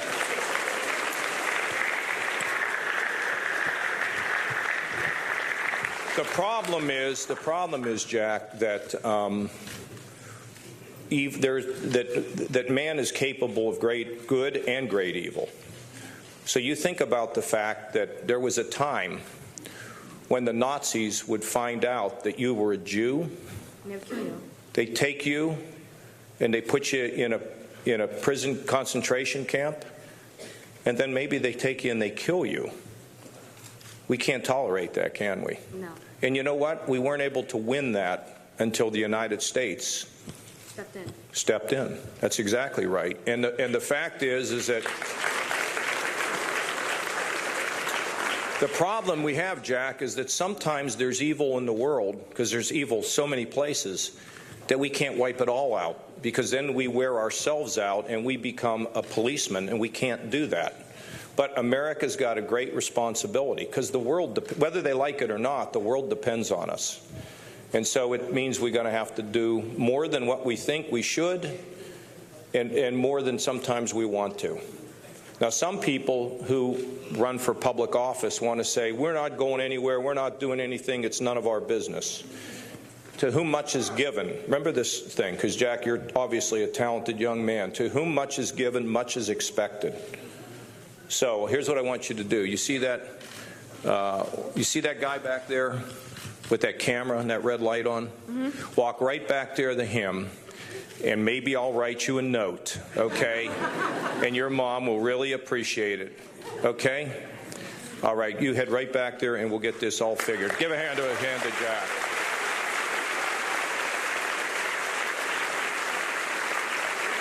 I have to go. Yeah, kid, never know where he's going to end up, huh? That's such a big experience for 11 years old. Up there on the podium is something he'll remember forever. I'm thrilled that he came up. So here's the situation. I have to go. We have an election coming up, and if you didn't like me today, just don't tell anybody. Just say you didn't even come. But if you like me, there will be a way for you to help me, and particularly with a vote, but more than that. The reason why we won Ohio, and we won, by the way, by 11 points, okay? The reason we won is because of the grassroots. And you know what? Isn't it interesting? For the first time, people are actually beginning to see my name, my face, and hear my message, because I labored in obscurity. But this is not about me. This is about how we want our country to feel. This is why I like the town halls, because you get a sense to judge.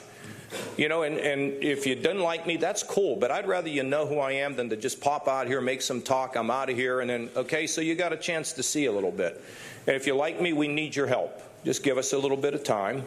And I know, I guess I'm not going to be any more overtly political than to say, help if you can.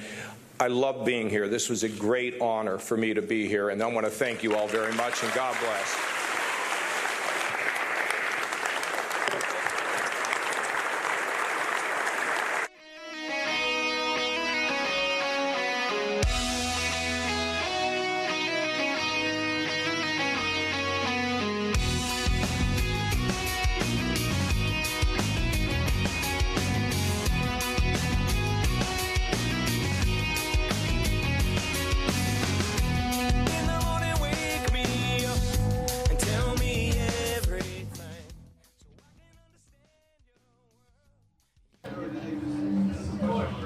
All right, everyone, that is a wrap on that John Kasich Town Hall at Villanova.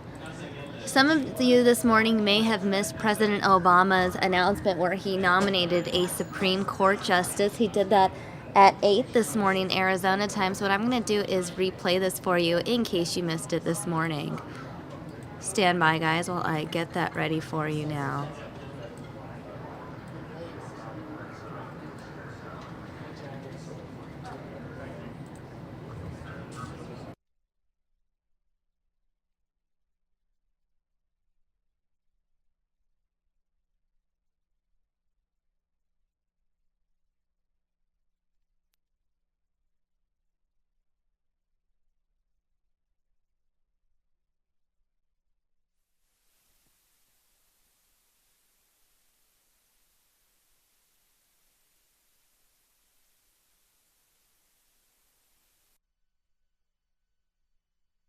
Not many of whom, but some of whom feel the system does not just work for them, but it works against them.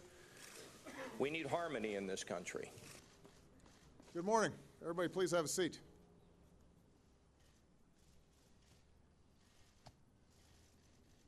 Of the many powers and responsibilities that the Constitution vests in the presidency, few are more consequential than appointing a Supreme Court justice, particularly one to succeed Justice Scalia, one of the most influential jurists of our time.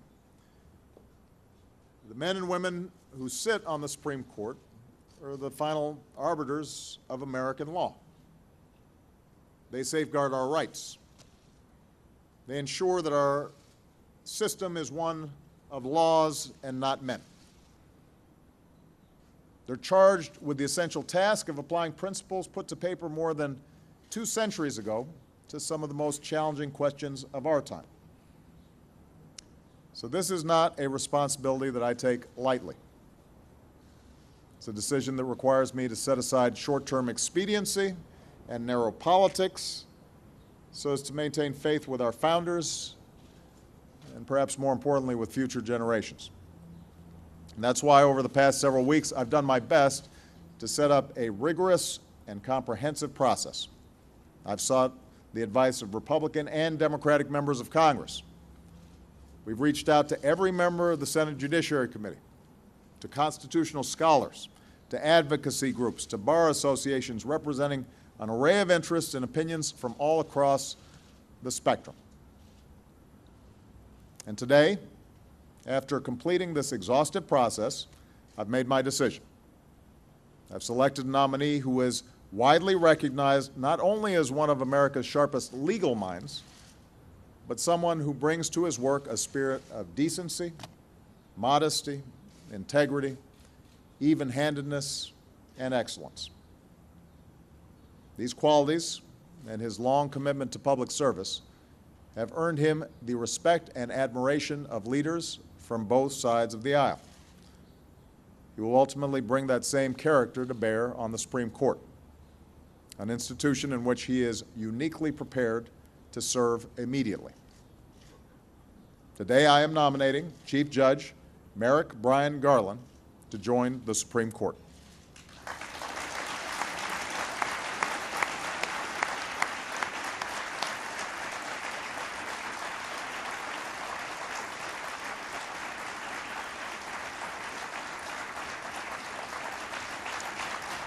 Now, in law enforcement circles and in the legal community at large, Judge Garland needs no introduction. But I'd like to take a minute to introduce Merrick to the American people whom he already so ably serves. He was born and raised in the land of Lincoln, in my hometown of Chicago, in my home state of Illinois. His mother volunteered in the community. His father ran a small business out of their home. Inheriting that work ethic, Merrick became valedictorian of his public high school. He earned a scholarship to Harvard, where he graduated summa cum laude.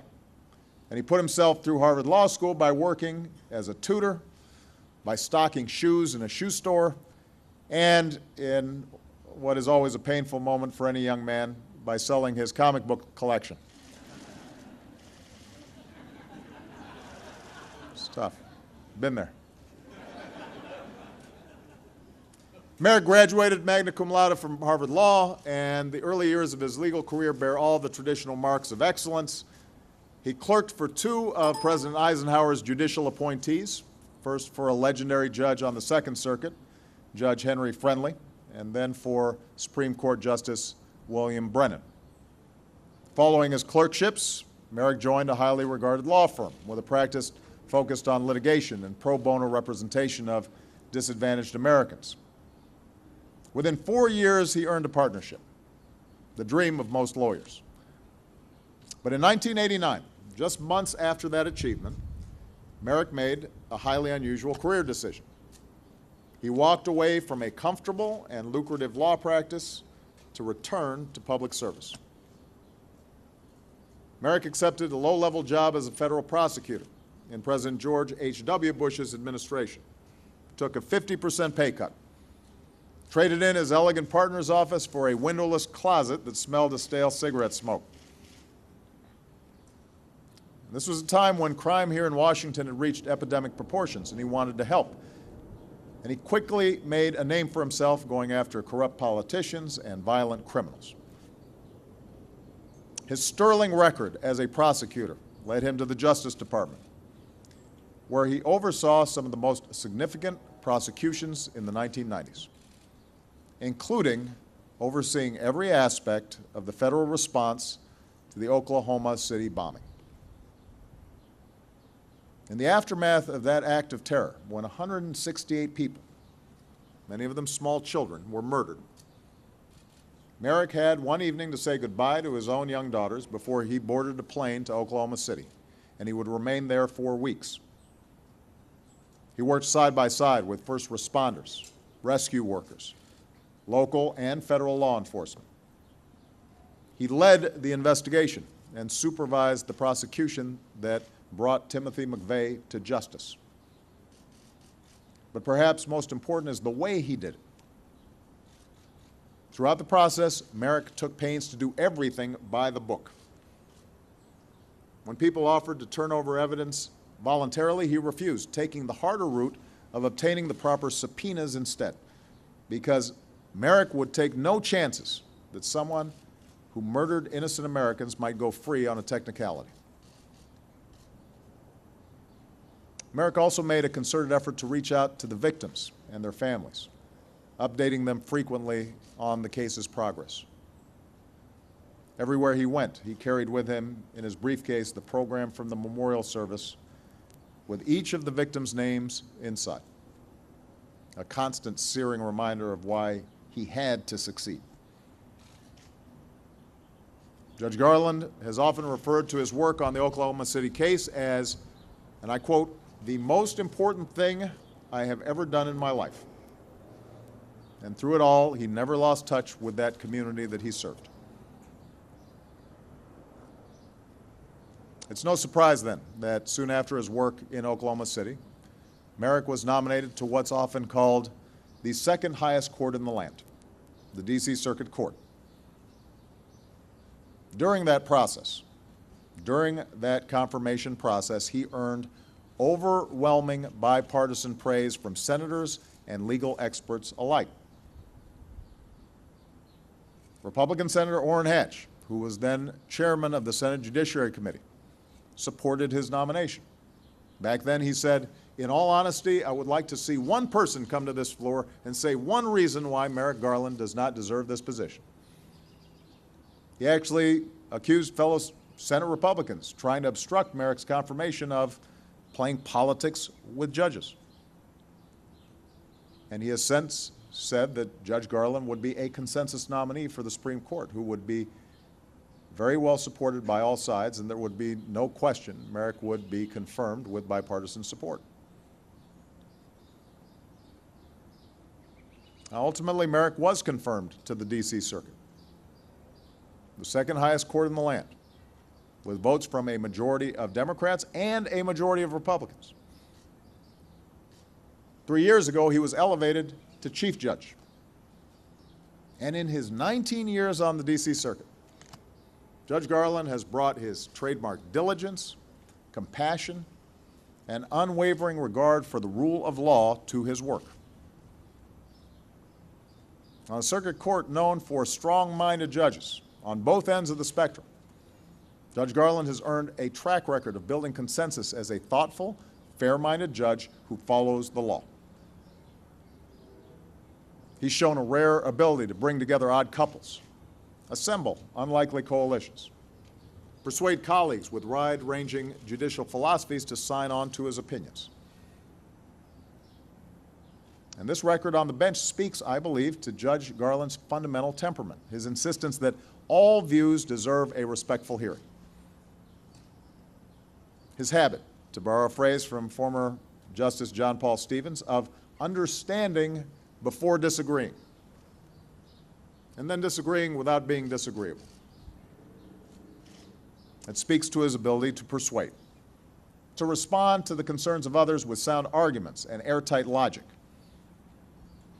As his former colleague on the D.C. Circuit and our current Chief Justice of the Supreme Court, John Roberts, once said, "Anytime Judge Garland disagrees, you know you're in a difficult area." At the same time, Chief Judge Garland is more than just a brilliant legal mind. He's someone who has a keen understanding that justice is about more than abstract legal theory, more than some footnote in a dusty casebook. His life experience, his experience in places like Oklahoma City, informs his view that the law is more than an intellectual exercise. He understands the way law affects the daily reality of people's lives in a big, complicated democracy and in rapidly changing times.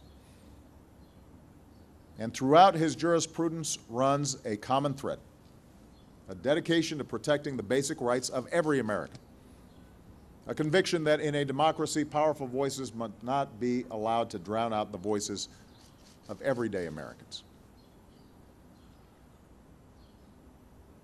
To find someone with such a long career of public service, marked by complex and sensitive issues, to find someone who just about everyone not only respects but genuinely likes, that is rare. And it speaks to who Merrick Garland is, not just as a lawyer, but as a man. People respect the way he treats others, his genuine courtesy and respect for his colleagues and those who come before his court. They admire his civic-mindedness, mentoring his clerks throughout their careers, urging them to use their legal training to serve their communities, setting his own example by tutoring a young student at a Northeast D.C. elementary school each year for the past 18 years. They're moved by his deep devotion to his family. Lynn, his wife of nearly 30 years, and their two daughters, Becky and Jessie. As a family, they indulge their love of hiking and skiing and canoeing and their love of America by visiting our national parks. People respect Merrick's deep and abiding passion for protecting our most basic constitutional rights. It's a passion, I'm told, that manifested itself at an early age. And one story is indicative of this. It's notable. As valedictorian of his high school class, he had to deliver a commencement address. The other student speaker that day spoke first and unleashed a fiery critique of the Vietnam War. Fearing the controversy that might result, several parents decided to unplug the sound system and the rest of the student's speech was muffled. And Merrick didn't necessarily agree with the tone of his classmates' remarks, nor his choice of topic for that day, but stirred by the sight of a fellow student's voice being silenced, he tossed aside his prepared remarks and delivered instead, on the spot, a passionate, impromptu defense of our First Amendment rights. It was the beginning of a lifelong career as a lawyer and a prosecutor and as a judge devoted to protecting the rights of others. And he has done that work with decency and humanity and common sense and a common touch. And I'm proud that he'll continue that work on our nation's highest court. I said I would take this process seriously, and I did. I chose a serious man and an exemplary judge, Merrick Garland.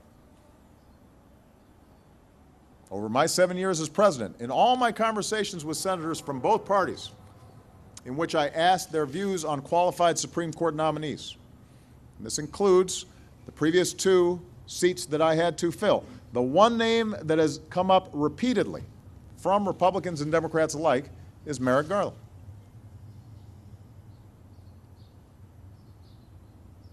Now, I recognize that we have entered the political season, or perhaps these days it never ends. A political season that is even noisier and more volatile than usual. I know that Republicans will point to Democrats who've made it hard for Republican presidents to get their nominees confirmed. And they're not wrong about that. There's been politics involved in nominations in the past, although it should be pointed out that in each of those instances, Democrats ultimately confirmed a nominee put forward by a Republican president. I also know that because of Justice Scalia's outsized role on the court and in American law, and the fact that Americans are closely divided on a number of issues before the court, it is tempting to make this confirmation process simply an extension of our divided politics, the squabbling that's going on in the news every day. But to go down that path would be wrong. It would be a betrayal of our best traditions and a betrayal of the vision of our founding documents. At a time when our politics are so polarized, at a time when norms and customs of political rhetoric and courtesy and comedy are so often treated like they're disposable, this is precisely the time when we should play it straight and treat the process of appointing a Supreme Court justice with the seriousness and care it deserves. Because our Supreme Court really is unique. It's supposed to be above politics. It has to be, and it should stay that way. To suggest that someone as qualified and respected as Merrick Garland doesn't even deserve a hearing, let alone an up or down vote, to join an institution as important as our Supreme Court, when 2/3 of Americans believe otherwise, that would be unprecedented. To suggest that someone who has served his country with honor and dignity, with a distinguished track record of delivering justice for the American people, might be treated, as one Republican leader stated, as a political piñata, that can't be right. Tomorrow, Judge Garland will travel to the Hill to begin meeting with senators one-on-one. I simply ask Republicans in the Senate to give him a fair hearing, and then an up or down vote. If you don't, then it will not only be an abdication of the Senate's constitutional duty, it will indicate a process for nominating and confirming judges that is beyond repair. It will mean everything is subject to the most partisan of politics, everything. It will provoke an endless cycle of more tit for tat and make it increasingly possible for any president, Democrat or Republican, to carry out their constitutional function. The reputation of the Supreme Court will inevitably suffer. Faith in our justice system will inevitably suffer. And our democracy will ultimately suffer as well.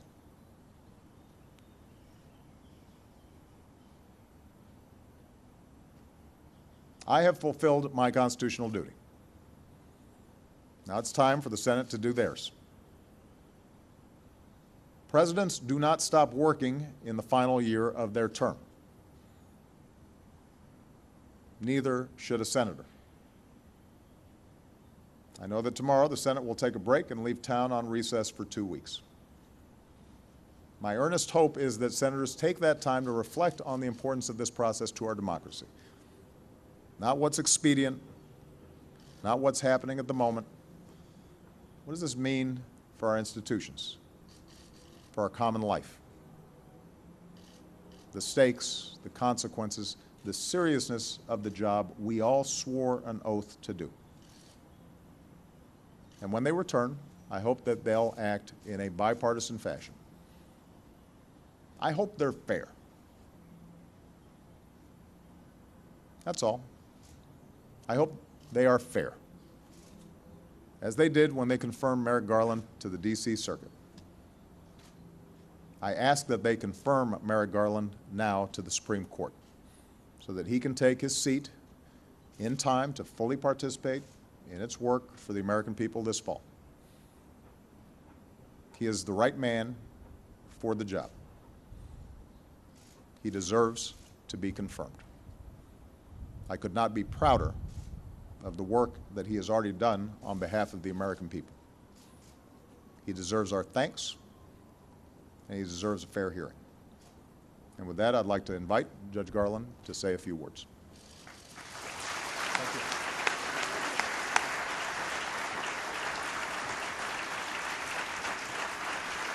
You're good at me.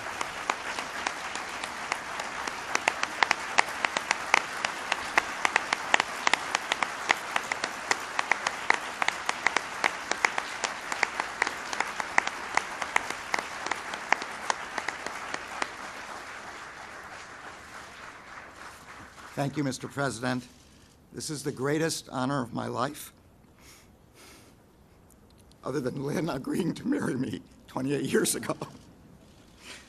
It's also the greatest gift I've ever received, except, and there's another caveat, the birth of our daughters, Jessie and Becky.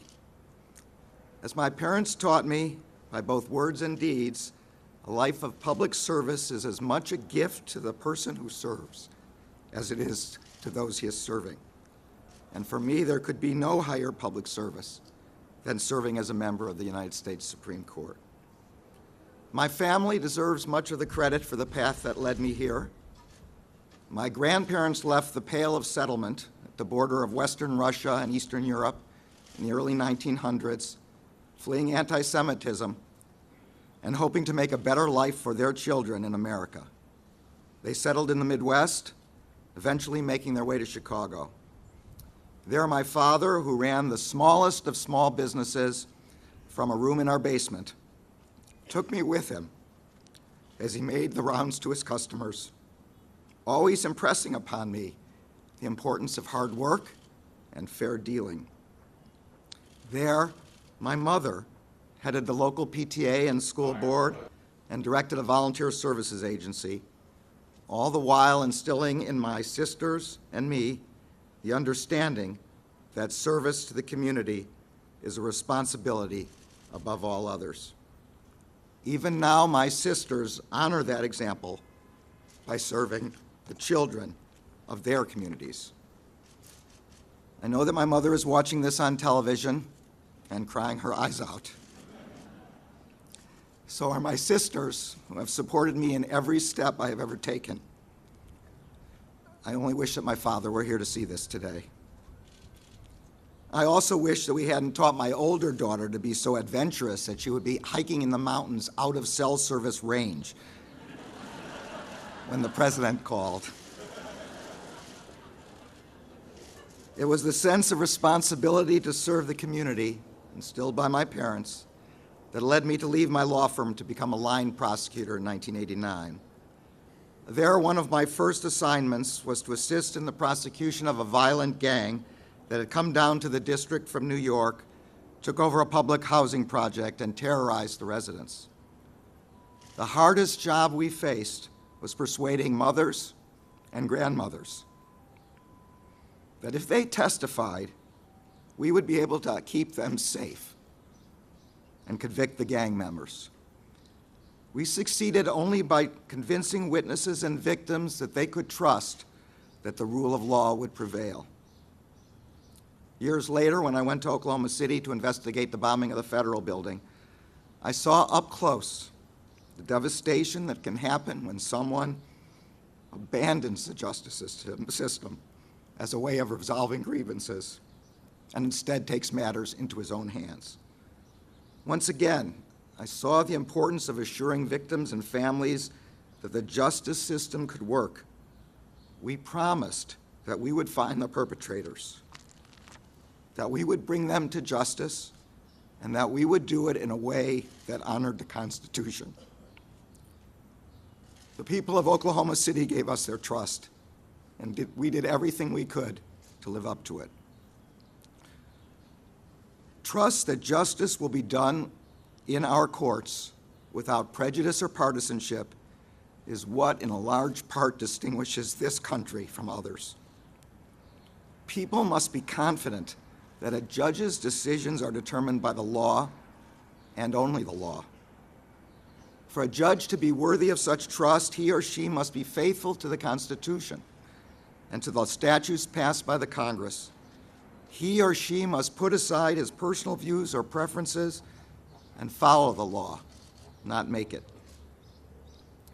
Fidelity to the Constitution and the law has been the cornerstone of my professional life, and it is the hallmark of the kind of judge I have tried to be for the past 18 years. If the Senate sees fit to confirm me to the position for which I have been nominated today, I promise to continue on that course. Mr. President, it's a great privilege to be nominated by a fellow Chicagoan. I am grateful beyond words for the honor you have bestowed upon me. Thank you. Thank you. Congratulations, Mayor. Good job. Good job. Good.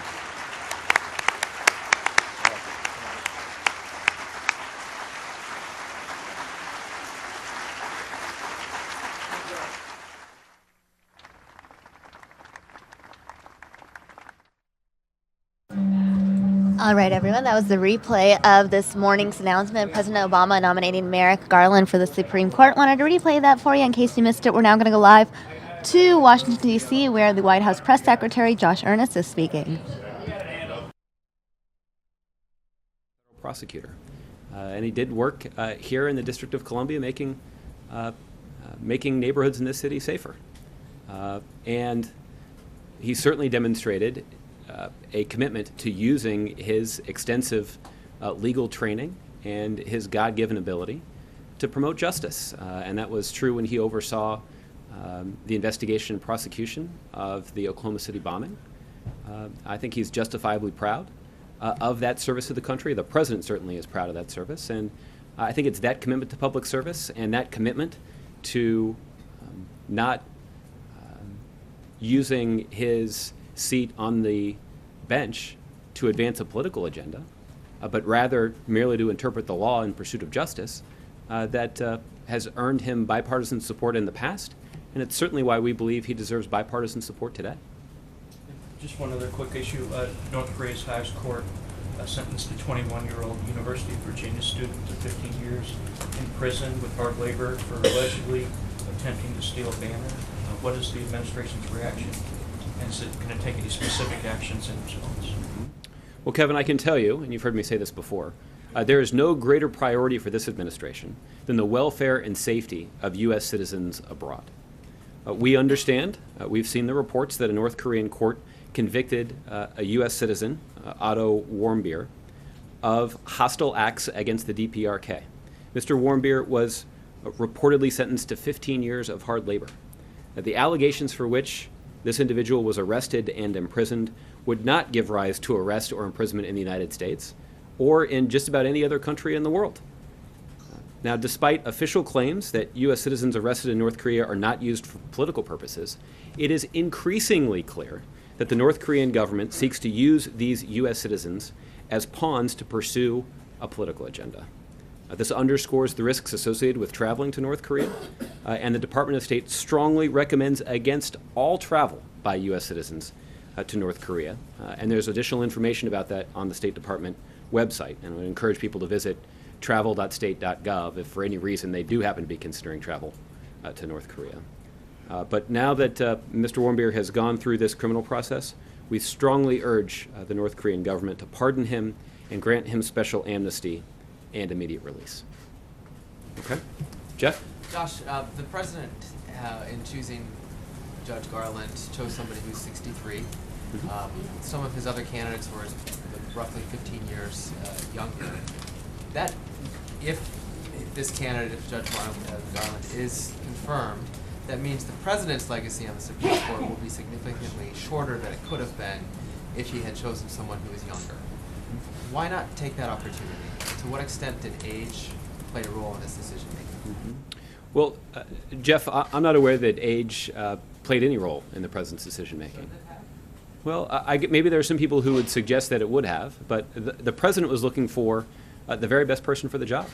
And regardless of age, the president was focused on choosing somebody who has the proper temperament and the unquestioned legal credentials and a commitment to public service to do this job. And look, I think the other thing that people should understand is that Justice Ginsburg, when she was nominated to the Supreme Court by President Clinton, she was 60 years old. When Justice Lewis Powell was nominated to the Supreme Court, he was even older than Chief Judge Garland is today.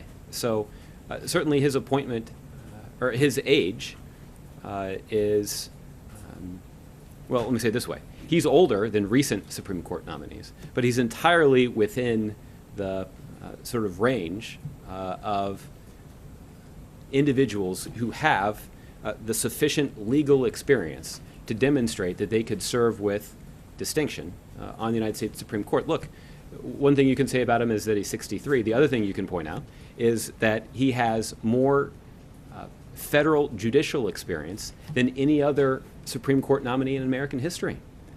So certainly that kind of experience and that kind of track record, I think only strengthens the case that we can make that the president has chosen the best person for the job.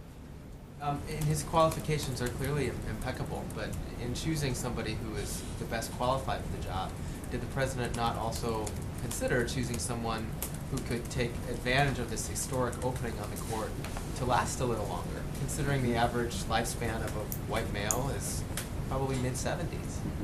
Well, as is true of everyone who is considered for an appointment like this, Chief Judge Garland underwent a physical, and he is somebody who's in good health and certainly could serve for an extended period of time on the Supreme Court.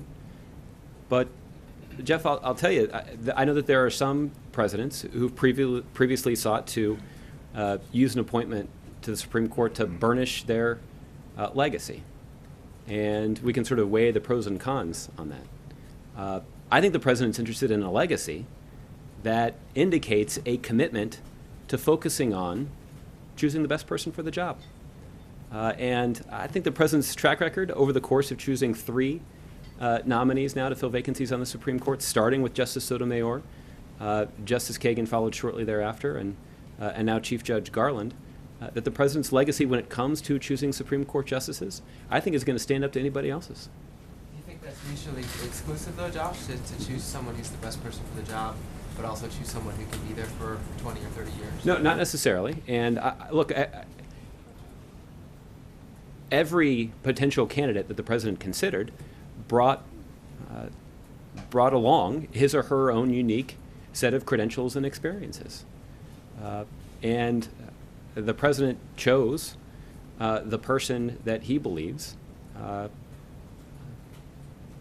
is the best person for the job. And based on his commitment to public service, based on his long track record as a judge on the D.C. Circuit, I think it's very difficult to argue that somehow the president didn't do that. One question on Syria, following up from yesterday. Have you seen, or has the White House seen any evidence that Russia and President Putin are putting more pressure on Assad as a result of the decision to withdraw their troops? Well, what I can say is that we have seen evidence of the Russian military following through on the public declaration that President Putin made to begin withdrawing at least some of their military from Syria. As I noted in yesterday's briefing, I do not anticipate that we'll be able to draw clear conclusions about what impact this change in military posture by the Russians will have on President Assad's negotiating posture. The United States has been working aggressively with the international community to try to bring the Syrian government into talks with the wide array of opposition groups. And I've previously observed that the way that the Russian military has supported the Assad regime and helped him shore up his grip on power removed a little bit of the incentive to have him negotiate in good faith and toward the kind of political transition that's long overdue inside of Syria. So, at this point, it's too early to say that there's been a dramatic change in their negotiating posture, but we intend to work closely with the Russians and other international parties, including the United Nations and other countries that are allies of the United States, to try to push both sides together and engage in the kind of constructive talks that will lead to a political transition that's long overdue. And Jeff, we have long asserted that there's no military solution to the situation in Syria, and that's why these political talks are so critically important. Okay, Margaret. Thanks, Josh. If Republicans don't confirm Judge Garland before the election, is there any possibility that the president would withdraw him before the end of his term? And I guess as a corollary to this, just in the last hour or so, we've heard some suggestions from Senator Hatch and some others that they might be open to considering him after the elections, I guess, if Democrats win, right? So what is your early reaction to the notion of a hold on this until after the election and then some action? Is that better than nothing, or so bad that you would just want to yank Garland and start over? There's absolutely no good reason to wait until the lame duck for the Senate to fulfill their duty to the Constitution and to the American people. The president has put forward a nominee just today that is eminently qualified. His credentials are unquestioned. And dating back to over the last 30 or 40 years, the average time that a Supreme Court nominee has had to wait for confirmation in the United States Senate is 67 days. And that's why we believe there's ample time for the Senate to do their job. By following roughly that timeline, the Senate could take action in the form of a fair hearing and an up or down vote, and what we would like to see is to see that process completed in that time frame, and it would allow Chief Judge Garland to ascend to the Supreme Court and serve on the Supreme Court when the new Supreme Court term begins in October. Stalling his nomination and preventing him from serving on the Supreme Court at the beginning of the next term would be obstruction on a scale that is unprecedented in the last 40 years or so. It's been more than 4 decades since the last time we saw a single Supreme Court vacancy have an impact on 2 different Supreme Court terms. So as Leader McConnell wrote in an op-ed famously on the day after the midterm elections in 2014, he vowed to use his position of authority and the new Republican majority in the Senate to get Congress moving again. We would welcome him following through on that promise and ensuring that the institution of the Senate functions as the Constitution and the American people expect. If I could just follow up, not to force you into the negotiation an hour, 5 minutes after you put your guy out there, but yeah, sure, they could do all those things, but they're saying they won't do any of those things. And your calculation that Judge Garland was the best nominee is predicated on a number of things, including the position you're in now. So if the Democratic nominee for president wins, I mean, Garland was going to be your guy to replace a conservative a couple of years ago if that's what had happened. It might have been a completely different calculation if you controlled the Senate and you were going to control the White House. Would he still be your guy? And that, well, Fran, I know you're not going to answer that question. I guess let me I'm trying to get you to answer the question. So well, yeah. The question is like, you want them to act now. They're saying they're not going to act now. Would you be willing to entertain a scenario where they're acting in November, or are you just going to, is your position absolutely not, we're not playing that game? Our position is that there is no good reason that anybody can articulate for the Senate to wait until the lame duck. There's no good reason. The only reason that Republicans have put forward is politics. There is nobody who thinks that our partisan political debate in this country should be extended to include the Supreme Court. The framers of our Constitution designed the Supreme Court to be insulated as much as possible from that kind of political debate. Nobody's suggesting that politics should be fully extracted from it. What we're suggesting is that politics should not prevent the basic institutional functioning of the United States Senate. And the consequences are significant. That having the process break down would be an unprecedented injection of partisan politics into the Supreme Court. And that would be bad for the court. It would be inconsistent with the Constitution. And look, I'm not the only person that thinks this. Plenty of Republicans have given voice to this view, including President George W. Bush's Attorney General, who just today wrote an op-ed headlined urging the Republicans in the Senate to give Chief Judge Garland a vote. We wholeheartely agree. John. Josh, the question is, does this nomination have an expiration date? Yeah. No, it doesn't. The Senate should act. So the president will not pull this nomination in a lame duck? I can't foresee why the president would do that. We're urging primarily because there's no reason it should take that long. The fact is the Senate has a responsibility to act, and recent precedent indicates that this should only take a couple of months. That's the way that previous Supreme Court nominees. You're saying the president's not going to pull the nomination. So if this doesn't get acted on until a lame duck, the president's not going to pull the nomination back. The president has put forward the individual that he believes is the best person in America to fill a vacancy on the Supreme Court. And the president's going to stand by that nominee, and the president will make a forceful case to Democrats and Republicans alike in the United States Senate that they should fulfill their constitutional responsibility to give him a fair hearing and a timely up or down vote. Stands by that nominee until January 20th, I assume. The president stands strongly behind the nominee, and there's no reason that he should be subjected to an unprecedented delay. Was Merrick Garland the first choice? Absolutely. Absolutely. And he has, as a prosecutor, in two very high-profile cases, sought the death penalty. Is it safe to assume, then, that Merrick Garland does not believe that the death penalty constitutes cruel and unusual punishment? Well, John, I can imagine that this would be the kind of pointed question that Chief Judge Garland would face in a confirmation hearing. And look, there is a long. Did this come up with discussions with the president, though? I mean, the death penalty is obviously, this is an issue that the court has. Yeah.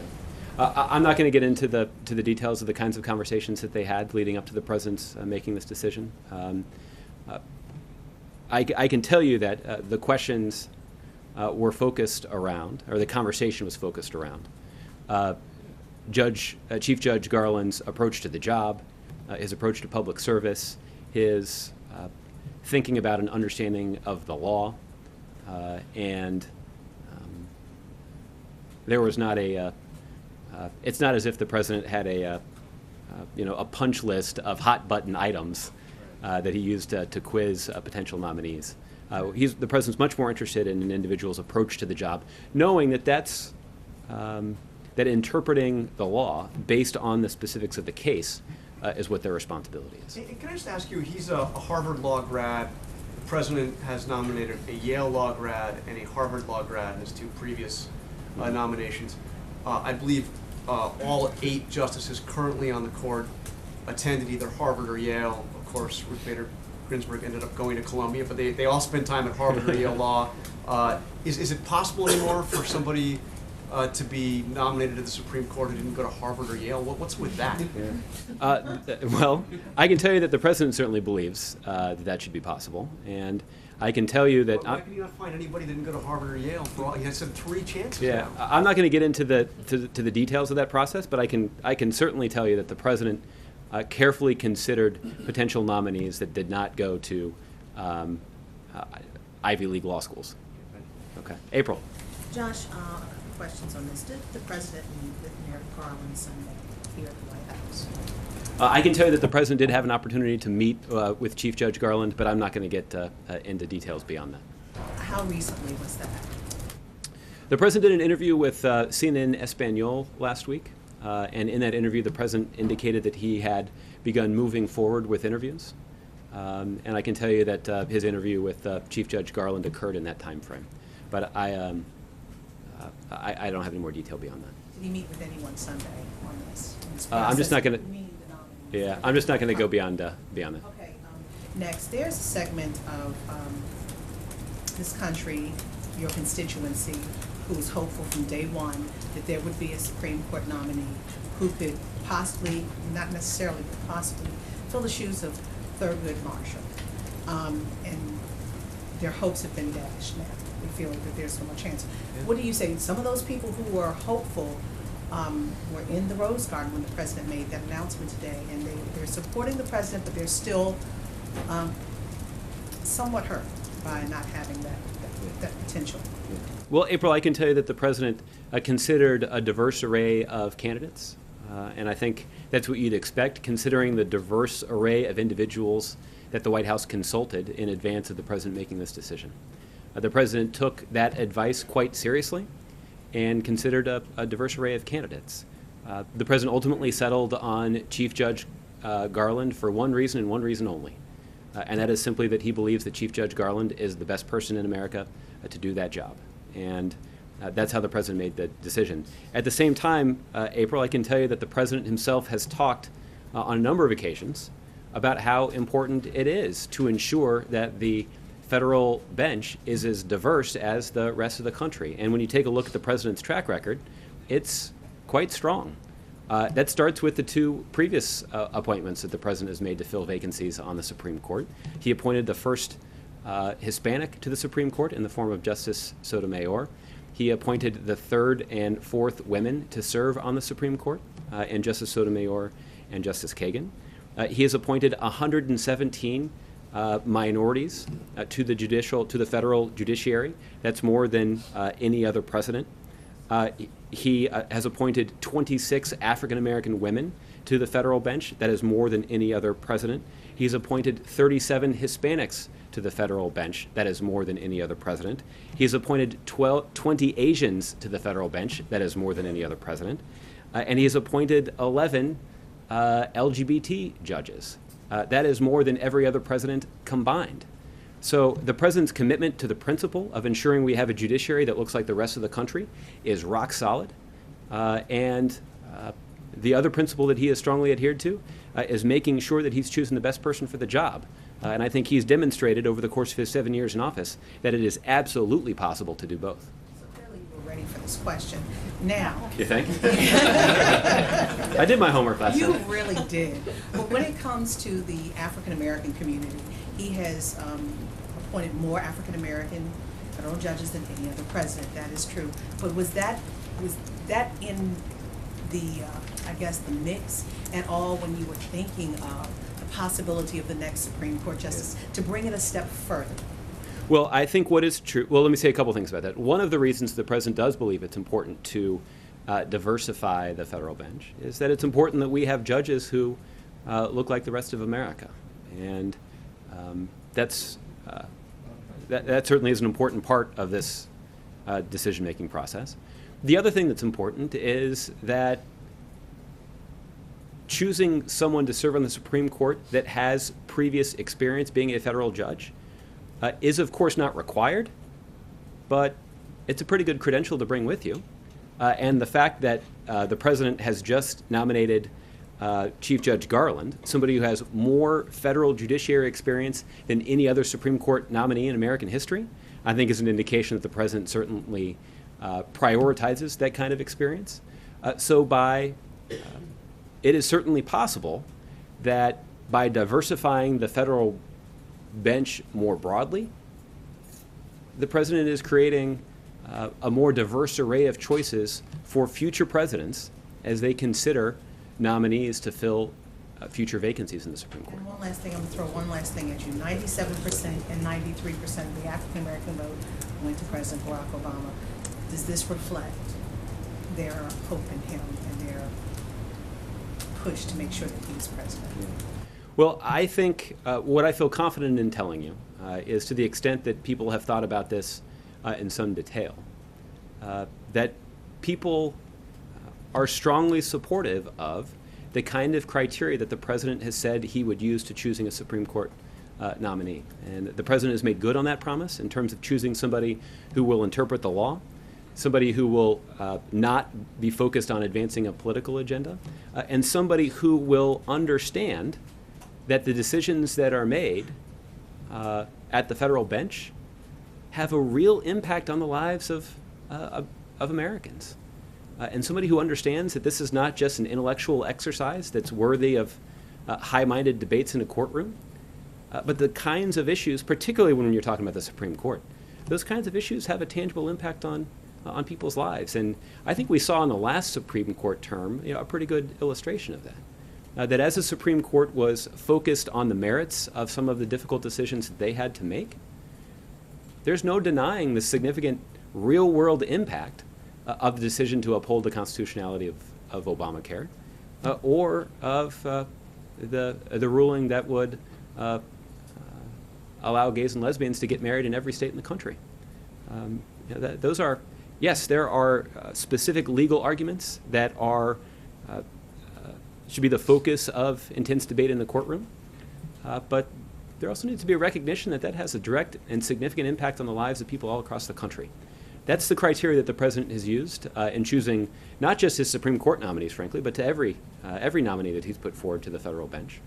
But certainly, as he described in the Rose Garden earlier today, that was part of the criteria that he used in selecting Chief Judge Garland. Okay, Mark.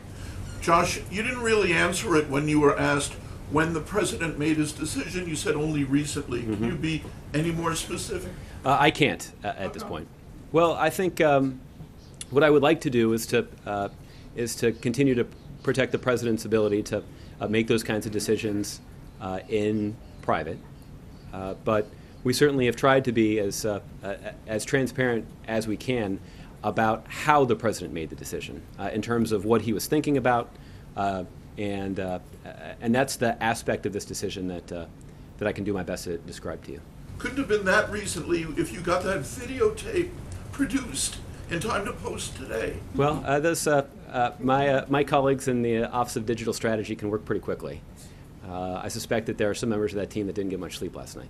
Can you tell us how you sneak the candidates into place? We were told on the conference call that there were 5 meetings with candidates. How do you get them in here? Well, there are multiple entrances to the White House, and we use all of them. Can we see the binder now that the decision's been made? I guess in some ways it's a little famous now. But no, I don't anticipate that we'll make that binder public. Last question on Yes. another issue. Governor Snyder of Michigan is complaining that despite repeated requests, FEMA has turned down his appeals for emergency aid for Flint. Can you explain why that is? Well, let's start by saying that that FEMA has actually provided extensive assistance to the state of Michigan, that there are personnel that continue to be on the ground in Michigan and have been for months, distributing water and distributing water filters to businesses and residents in Flint. Much of that water that is being distributed has actually been provided by FEMA. So there has been extensive emergency assistance provided to the residents of that community. What is also true, Mark, is that there is a law that describes very clearly exactly the conditions under which it is appropriate to declare a federal emergency, and a man-made situation like the one that exists in Flint falls outside of those guidelines. So FEMA and the rest of the federal government has provided extensive assistance to Flint, but we have not done so under the auspices of a declared federal emergency. Okay, Ron. I just want to get a sense of what we're going to see in the coming days and weeks, and how you're going to make this happen. Because most of the time when you're asked that question, talk about the constitutional responsibility, so on and so. We all know that. Everybody knows that, and everybody's got their arguments about how long it's been since this happened, or that didn't happen, or whatever. So, what is a practical matter is the White House going to do? You mentioned on the call earlier that the judge is already started making calls up to the Hill. Is the president going to make more calls? Are we going to see public speeches? Is there some discussion with the Clinton campaign, the Sanders campaign, about talking about this on the campaign trail? Can you just give us a sense of what we'll see that's evidence that you're really trying to make this happen, besides just the talking about it? Yeah. Well, I think there are a couple of things that I can try to tell you about from here. As you point out, Chief Judge Garland will be traveling to Capitol Hill tomorrow, and he'll begin the process of making courtesy visits to individual members of the United States Senate. He'll, of course, be focused on meeting with members of the Senate Judiciary Committee, but I know that there are other members of the United States Senate who will ultimately have a vote, who are pretty enthusiastic about having the opportunity to sit down with Chief Judge Garland and talk to him about this important appointment. So that process will begin tomorrow. Are any Republicans on the list? Well, I can tell you that certainly Republicans have been asked whether or not and when they would receive Chief Judge Garland. Well, actually, we've seen a number of them indicate a willingness to meet with him. Senator Cochran has said, "I will give any consideration to a nominee." Senator Ayotte has said that I would want to explain my position to the nominee and give him that courtesy. We've seen both Senator Collins and Senator Flake indicate that they plan to meet with him. Senator Collins described it as, quote unquote, my job. We've even seen Senator Inhofe, somebody that I don't charitably cite from this podium too often, but even he today indicated that he will evaluate the nomination of Judge Merrick Garland. That's a good thing, primarily because, as I recall, he voted for Judge Garland in 1997 to confirm him to an appointment on the D.C. Circuit. So we've seen a number of Republicans come forward and indicate that they would sit down with Chief Judge Garland. And here's the thing. We demonstrated on the front end from day one that President Obama was committed to serious consultation with the United States Senate. The president believed that consultation was important prior to putting forward a nominee, but the consultation doesn't end there. If anything, it only ramps up from there. And so I would anticipate that in addition to Chief Judge Garland's visits, that there will be additional conversations, including at some point at the presidential level, about the need for the United States Senate to fulfill their constitutional duty. You said in those discussions, or they did on the call, that the president offered people to put up names. Did anyone put up Judge Garland's name? Did any Republicans put up his name? Well, you heard, I'm not going to be at liberty to discuss the details of private presidential conversations, but the good news is that the president occasionally is at the liberty, takes the liberty to do so, and he described in the Rose Garden that frequently when he had discussions with Democrats and Republicans about who would make a good Supreme Court justice, that Chief Judge Garland's name came up. That, I think, is an indication of the kind of bipartisan or even consensus appeal that Chief Judge Garland has. That is, after all, consensus. That's the word that Senator Hatch has used to describe Chief Judge Garland. So the president, I think, is serious about, has demonstrated that he's serious about doing his job, about being thoughtful, about working expeditiously, and putting forward a nominee that, frankly, whose legal credentials I haven't seen anybody be really willing to argue. Do you think the president will have meetings again with Senator McConnell and Grassley directly? Will he reach out to them now that there is a nominee? Because, again, this is one of your said that once the name comes up, things will change. I certainly wouldn't rule that out. And I know that Chief Judge Garland is interested in sitting down with both Leader McConnell and Chairman Grassley, and hopefully he'll have that opportunity. And will you let us know if they say yes or no?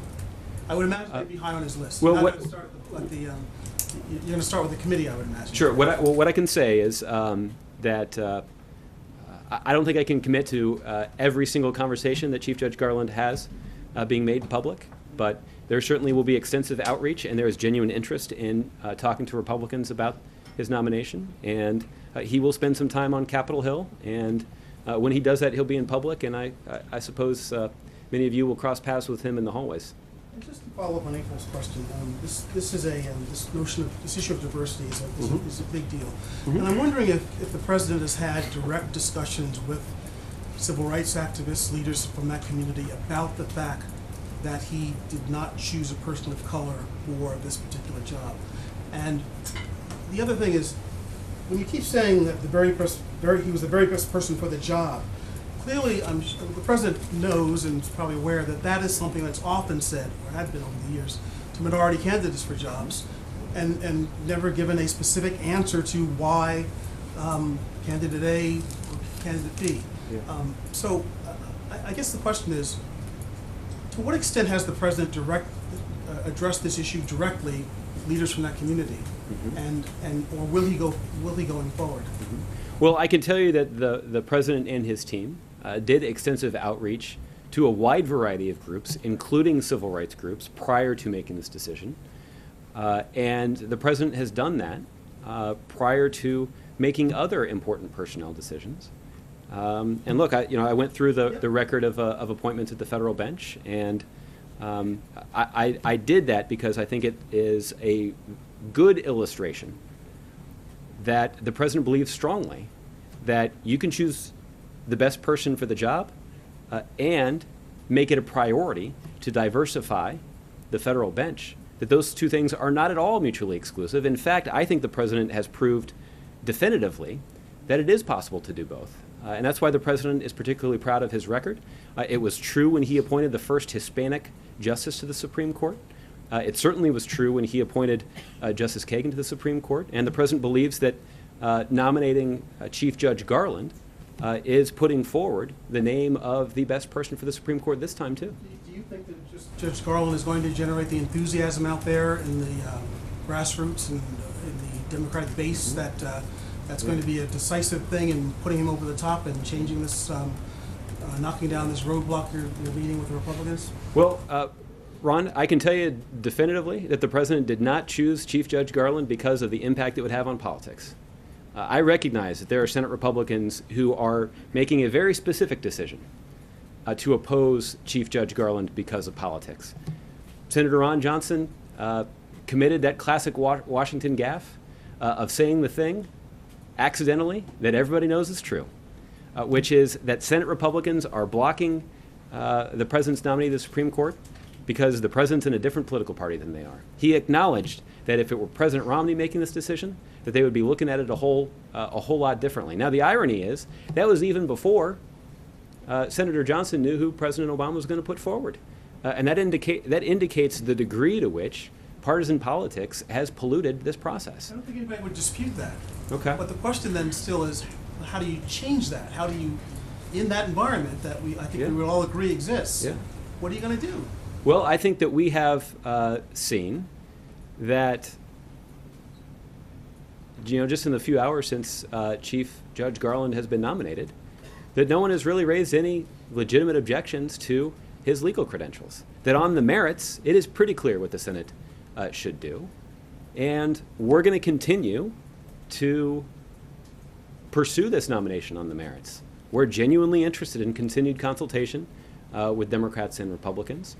And ultimately, members of the Senate will have to decide if they're going to put the politics ahead of their constitutional duties. And I do have my own estimation about how that will play politically, but that, frankly, is not part of the calculation. That was certainly not the motivation for this decision. The president took quite seriously his responsibility to put forward the very best person. And look, as a couple people have pointed out now, there are a few people who I think vote pretty reliably Democrat that don't wholeheartedly agree with the president's decision. I think that, as much as anything, is a testament to the president's commitment to protecting this process from further political pollution. Okay? Kevin. Thanks, Josh. Are we in the midst of a constitutional crisis? I think it's too early to say that.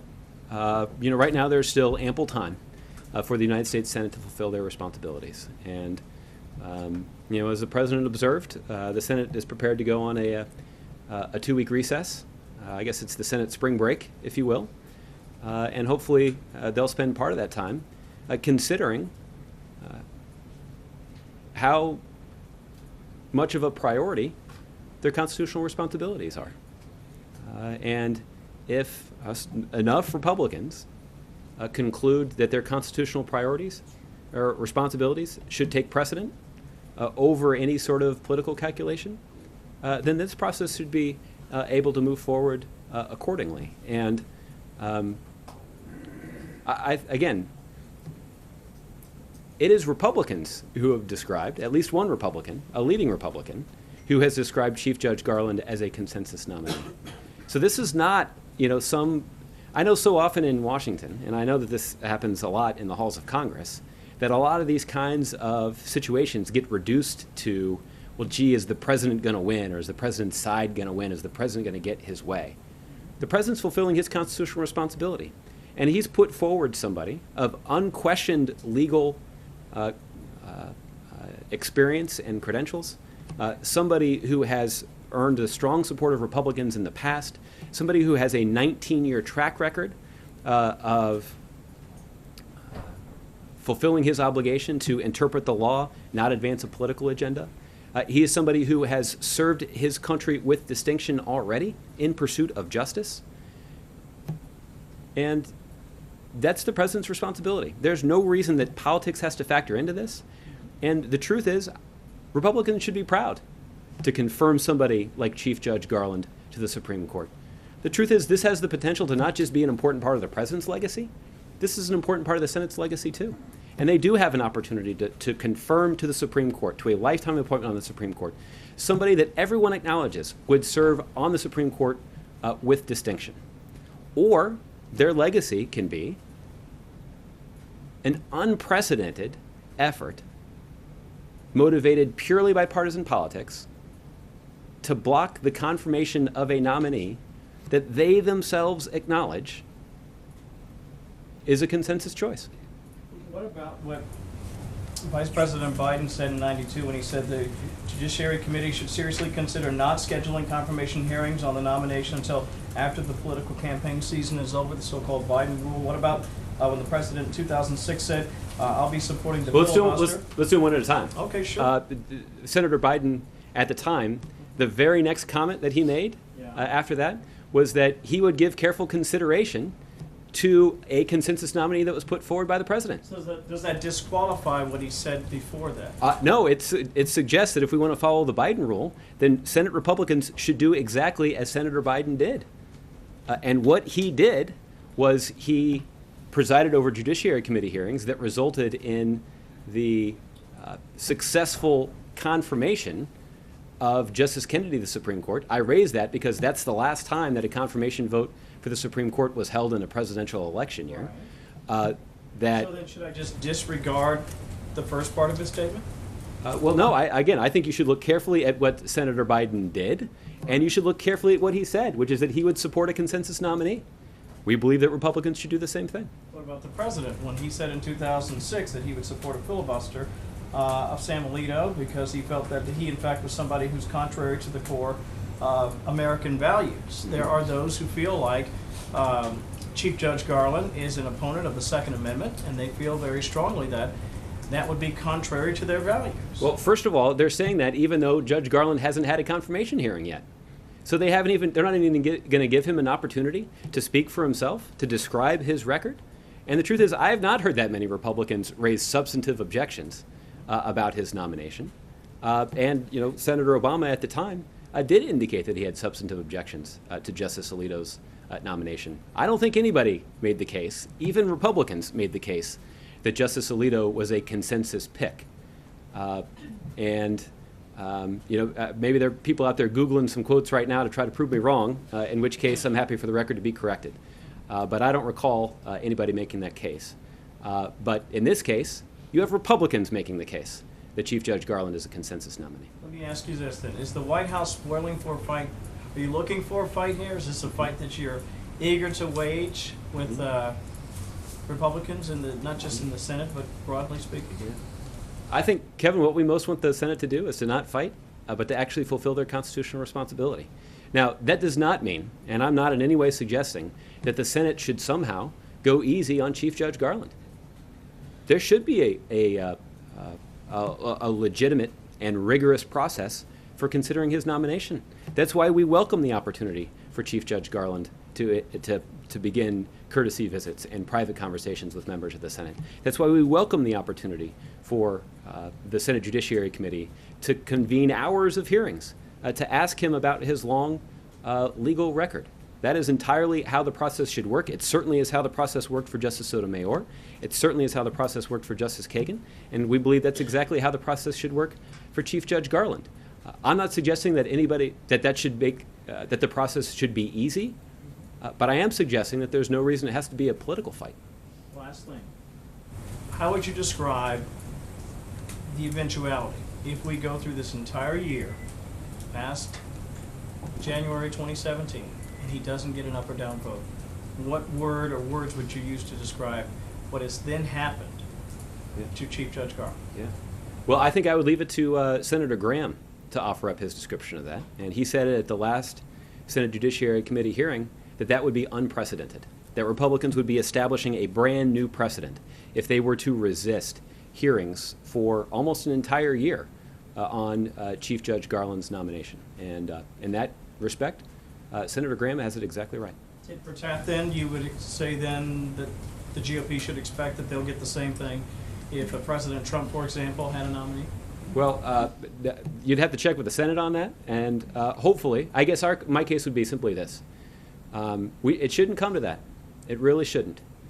And if Republicans in the Senate want to strengthen their case that the next Republican president should be able to fulfill his or her constitutional responsibility to fill a vacancy in the Supreme Court, then the strongest signal that they can send is just to do what the president said today, which is treat Chief Judge Garland fairly. That's all we're looking for here, is just a little bit of fairness. And it's ironic because that's what we expect our judges to do. We want our judges to be fair. And during his 19-year history and career on the bench, that's exactly what Chief Judge Garland has done, is that he is somebody who has established a well-earned reputation for being fair. Republicans would even agree with that. And we're just asking for the same kind of fair treatment of Judge Garland by Senate Republicans. Okay? Byron. Thanks, Josh. Both Senator Bernie Sanders and Hillary Clinton have said that wanting to overturn the 2010 Citizens United case is a litmus test for Supreme Court nominees under their presidency. Does the president agree with them and have a litmus test on that case? I'm not aware that the president had any litmus tests for Judge Garland, Chief Judge Garland, or for his previous nominees to the Supreme Court. Did Citizens United or campaign finance in general come up during discussions or vetting? I know the president has broadly spoken about wanting to overturn that case, and it's been a progressive goal for a long time. Is that something that factored into the decision? Well, I'm not going to get into the details of the president's private conversations with Chief Judge Garland, but as I mentioned to John, the president did not have a a punch list of hot button items that he wanted to quiz potential nominees on. Rather, the president had a broader discussion with them about their approach to the law and their commitment to interpreting the law, not using it to advance a political agenda. And I would just make the case one more time that this is exactly why you have confirmation hearings, is so that Democrats and Republicans on the committee can ask the nominee tough questions. And I have no doubt that if the Judiciary Committee were to hold hearings, that you'd probably find Democrats asking Chief Judge Garland about the issue of campaign finance reform. So I think that'd make for a pretty interesting discussion, I have to admit. I'd watch it carefully. And that's, I guess, that's the way the process should work. Okay? Margaret. Josh, you said you can't tell us when the president made the decision, but can you tell us why you made it public today? Well, today actually falls within this timeline that we've previously discussed in here.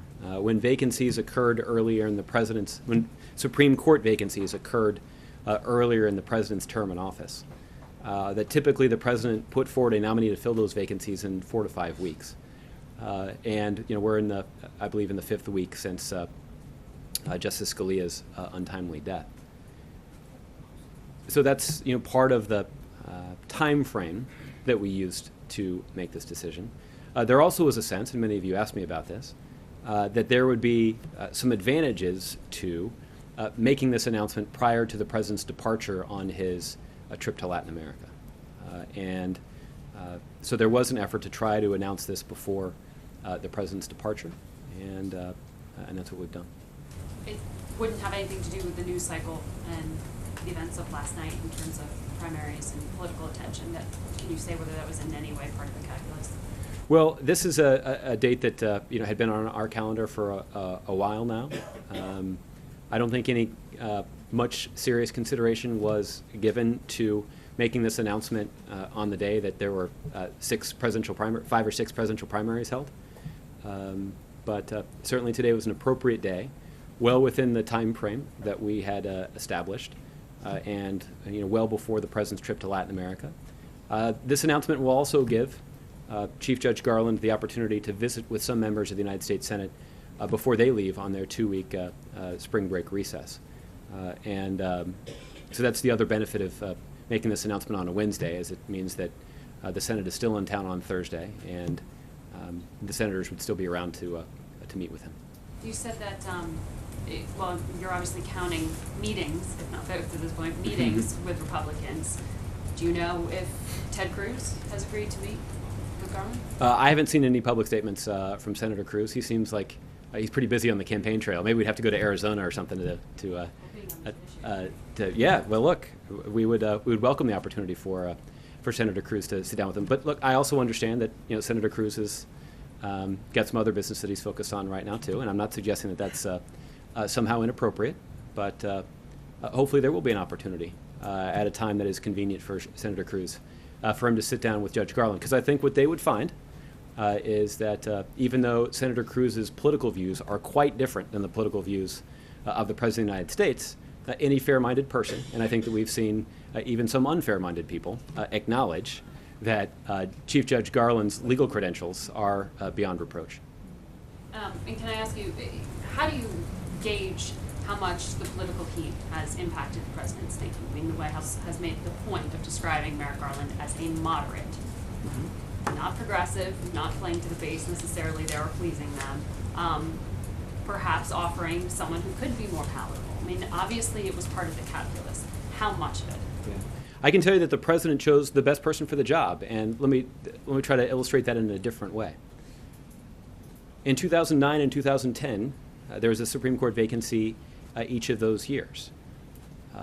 Those were 2 years in which Democrats had a strong majority in the United States Senate. And yet, the president put forward nominees to the Supreme Court that got, as you would expect, strong support from Senate Democrats, but both of them also got at least some support from Senate Republicans. And I think that is an indication of the president's approach here, that he's not interested in playing politics. He's not interested in playing to the base. He's interested in choosing the right person for the job. And that was true even when when Democrats had a substantial majority in the United States Senate in 2009 and 2010. And it's true now that Republicans are in the majority here in 2016. I'll just say more generally, I do find it quite disappointing that Republicans are suggesting that somehow politics is an appropriate excuse to doing their job. And I would actually make the case that there's a golden opportunity here to demonstrate that Senator McConnell can get the Congress moving again, that it would be easy for this to get bogged down in partisan politics. But particularly now that the president hasn't just put forward the best person for the job, but he's put forward somebody that at least some Republicans agree are worthy of Republican support in the United States Senate. So there is an opportunity, even in the midst of this intense partisan back and forth on the campaign trail, to demonstrate for the American people that Democrats and Republicans in Washington, D.C. can get together and do the right thing for the country.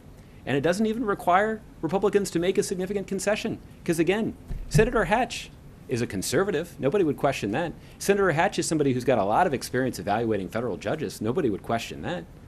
Senator Hatch has described Chief Judge Garland as a consensus nominee. And he said he won't support a hearing for him.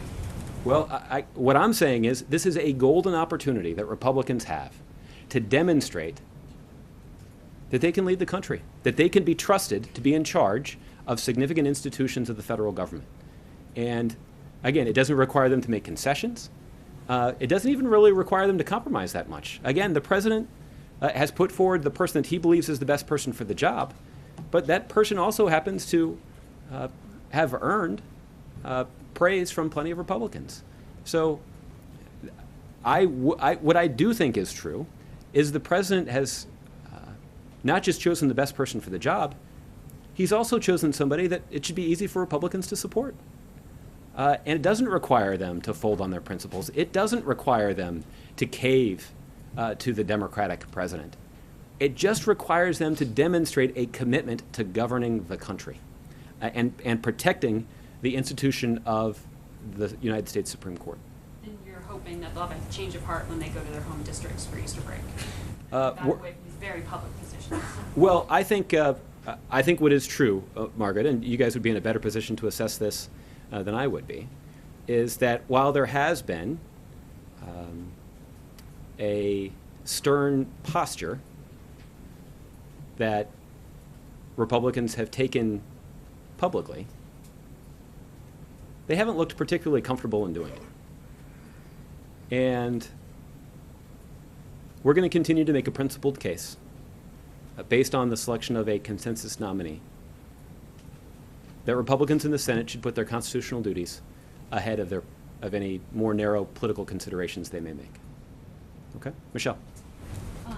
You have said so much about Garland's qualifications, that he's the best person for the job. But given that he has been considered before, those qualifications during those periods of time clearly weren't enough then. So wouldn't that be an indication that now the difference is the politics, that now he's perfect to be the consensus candidate that maybe others weren't then? Well, I will just say that each time the president has had to make this decision, he's considered a diverse array of candidates.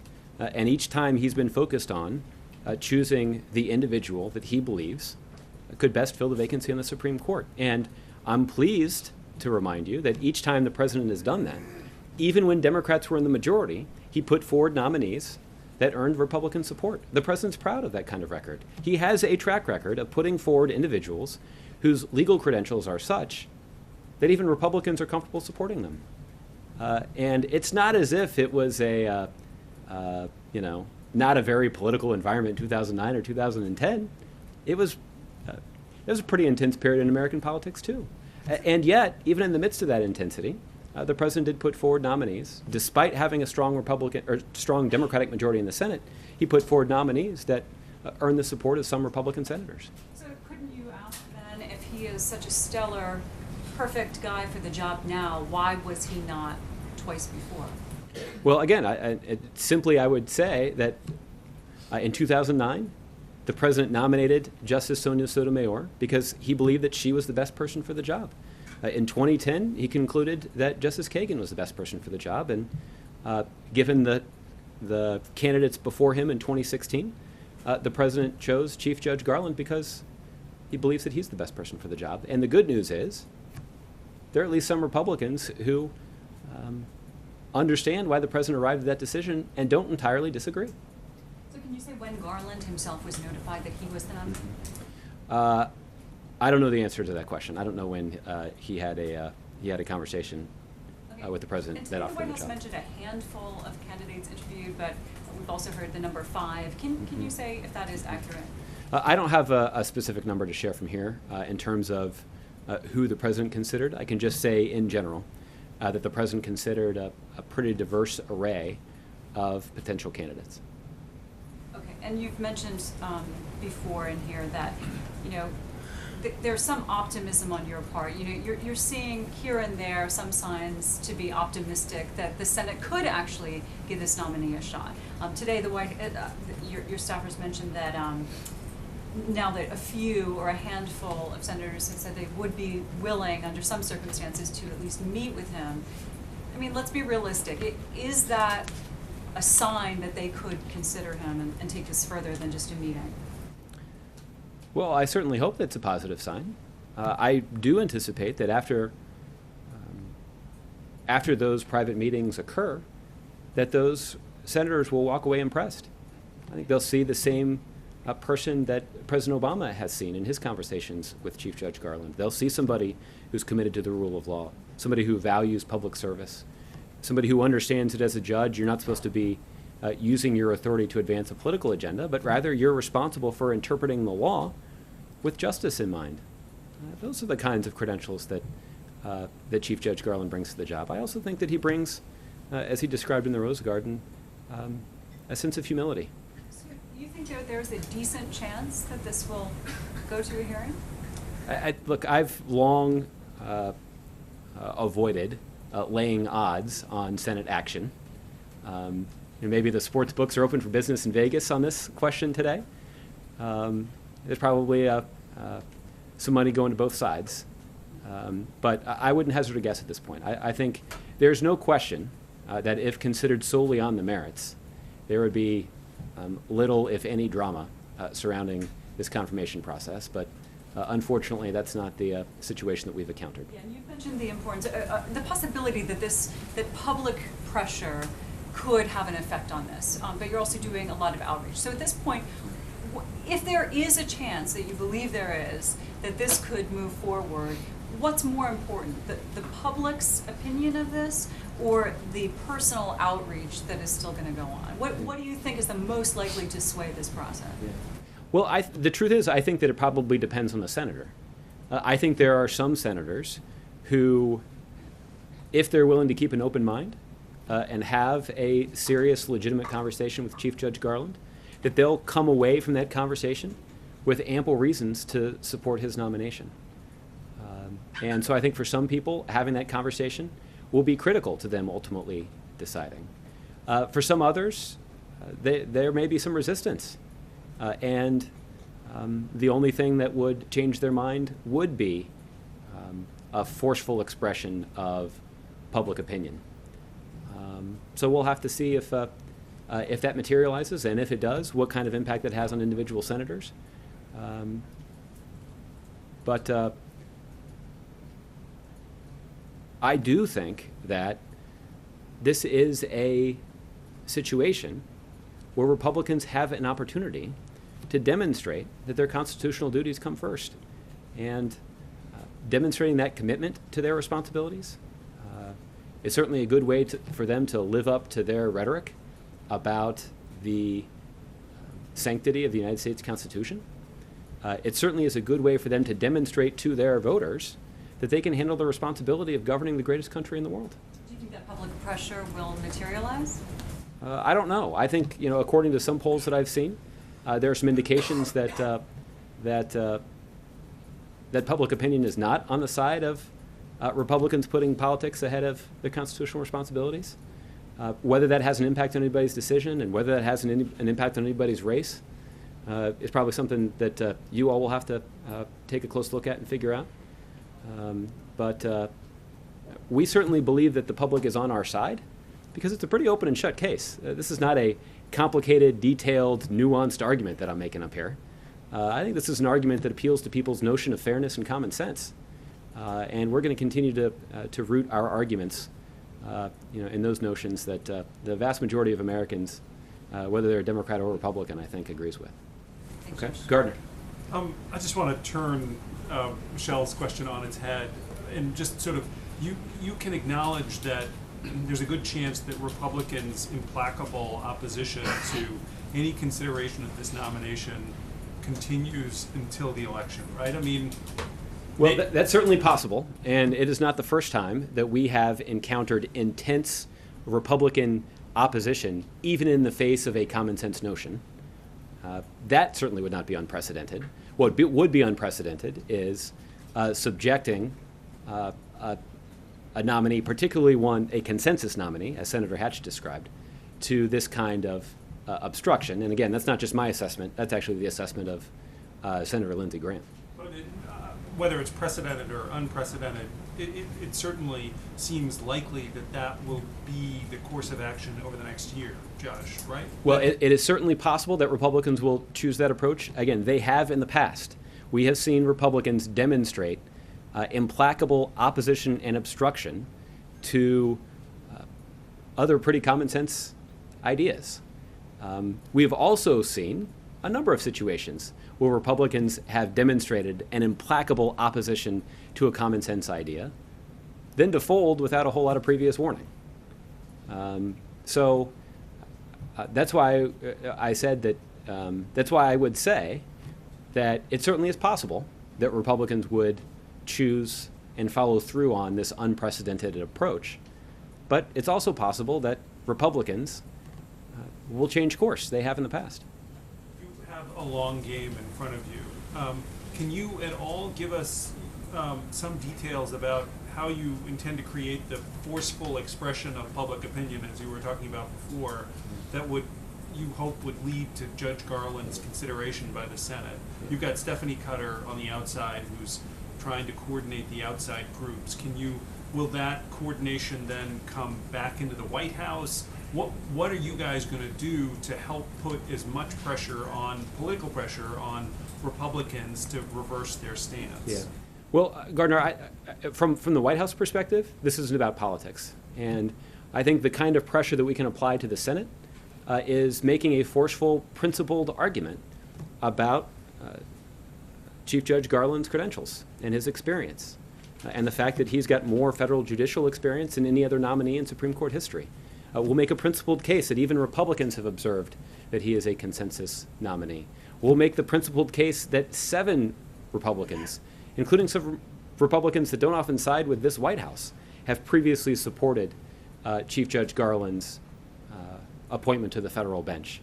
We'll continue to make the principled observation that even in those 19 intervening years, where he has handled some of the most difficult and complex issues that any judge in the federal government considers, that he's not left anybody with the impression that he's abandoned a commitment to fair interpretation of the law. And that's the argument that we'll make. I think that there will be plenty of people on the outside who will be seeking to create a political advantage on both sides of this argument. That's entirely legitimate. The question for the United States Senate is, are they going to allow the debate to be dominated by politics? Or are they going to follow their constitutional duties? A couple of questions outside of the SCOTUS stuff. Mm-hmm. Is there a White House reaction to the Syrian Kurdish party's push to declare a semi-autonomous region across northern Syria? This is a story that we have going today. I have to admit, Gardner, I haven't seen that story, but why don't we... And by the way, I just want to, there's nothing wrong with Yale's. I want to be clear about that. And do you have a reaction to former Brazilian President Lula's joining the cabinet in Brazil, potentially protecting him from corruption allegations? I haven't seen that report either. I have to admit, I've been focused on some other topics of the day, but we can get back to you on both of those things. So, with that.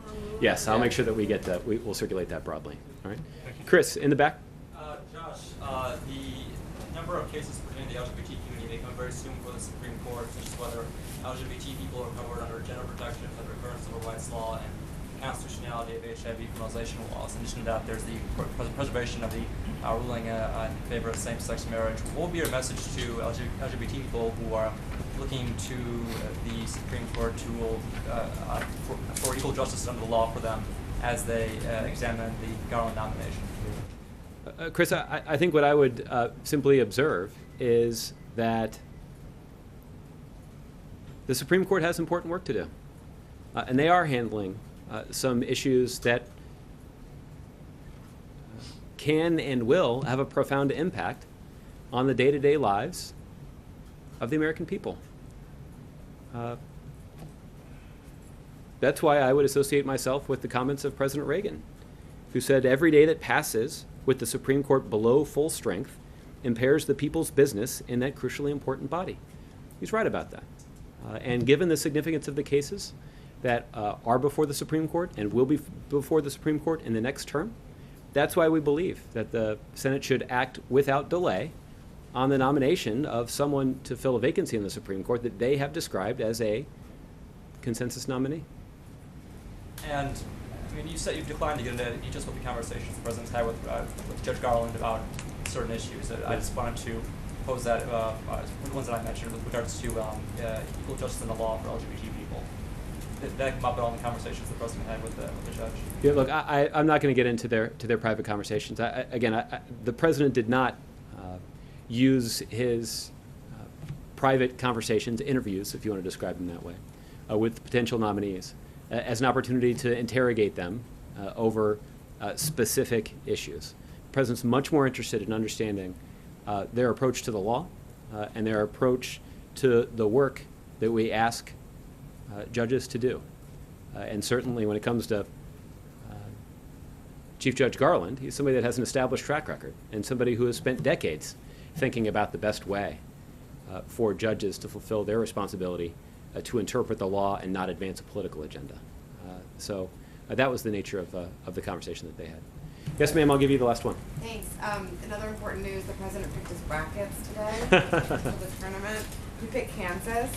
Did you have any influence there? Do you ever have influence there? I did not. More than anyone else. Yeah, I did not have any. I did not have any influence on that decision. This is another judgment that the president arrived at after extensive consultation, and ultimately this decision was up to him, and he chose the very best team in the bracket to win. Well, given that they are the #1 overall seed, I think you might describe them as the consensus pick. I'm not sure if Senator Hatch would just. They didn't go to Yale, and I don't know if Senator Hatch would agree that they're the consensus pick. But certainly the president is looking forward to the tournament starting tomorrow. Okay. Thanks, everybody. It was a good choice, John.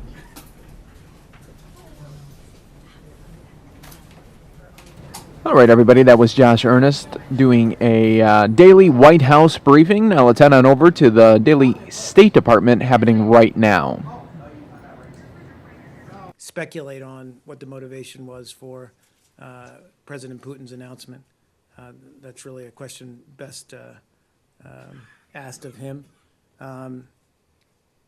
We all, during or in the lead up to the cessation of hostilities, had serious concerns about the targets that Russian jets were primarily hitting in and around Aleppo, certainly, but throughout the country, that they were more focused on opposition groups and not against Daesh. We also believe that clearly Daesh is not defeated in Syria, so we need to keep up the pressure on Daesh. The coalition, the anti-Daesh coalition, is going to keep doing what it's doing in support of those various groups who are fighting, working to destroy Daesh, degrade Daesh, defeat Daesh on the battlefield. That job hasn't ended in our view. So you're calling on Russia to come back? Again, if Russia, and we've said this all along, if Russia were serious about playing a constructive role against Daesh, they're welcome back. Then we would have that discussion.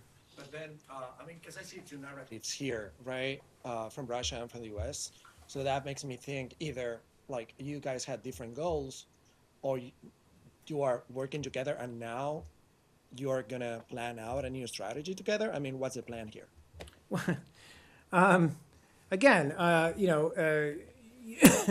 I'm not going to speak for, for the Russian government and the actions it's taken and the motivation or the reasons behind those actions, No, the but I mean, rationale. the US as a But I'm partner saying here. for us, you know, where we have seen some successful collaboration with the Russians and with all of the members of this ISSG, this International Syria Support Group, has been in establishing an actual credible cessation of hostilities that has reduced the violence on the ground, that has allowed humanitarian aid to get to some of these besieged parts, need to do more, and then also to get Geneva, or get proximity talks back up and running in Geneva. That's progress, given where we started from. But is that support? Please, Sorry. that's okay. That said, we're very much aware of the fact that the fight, the struggle against Daesh in Syria, both in Syria and Iraq, while we have made, we believe, progress in the past year, is still ongoing. I mean, but do we see here that the support group is actually working together, or I mean, or let me put it in a different way. Yeah. Is Secretary Kerry traveling to Moscow to address the issue to see what the future holds, or because maybe they're so- not working Yeah, I mean, look, this is- together the way they were supposed to be working in this issue? So again, I think he's traveling there because, as he said yesterday, this is a critical moment for Syria, for the process that we have tried, the ISSG has tried to put in place.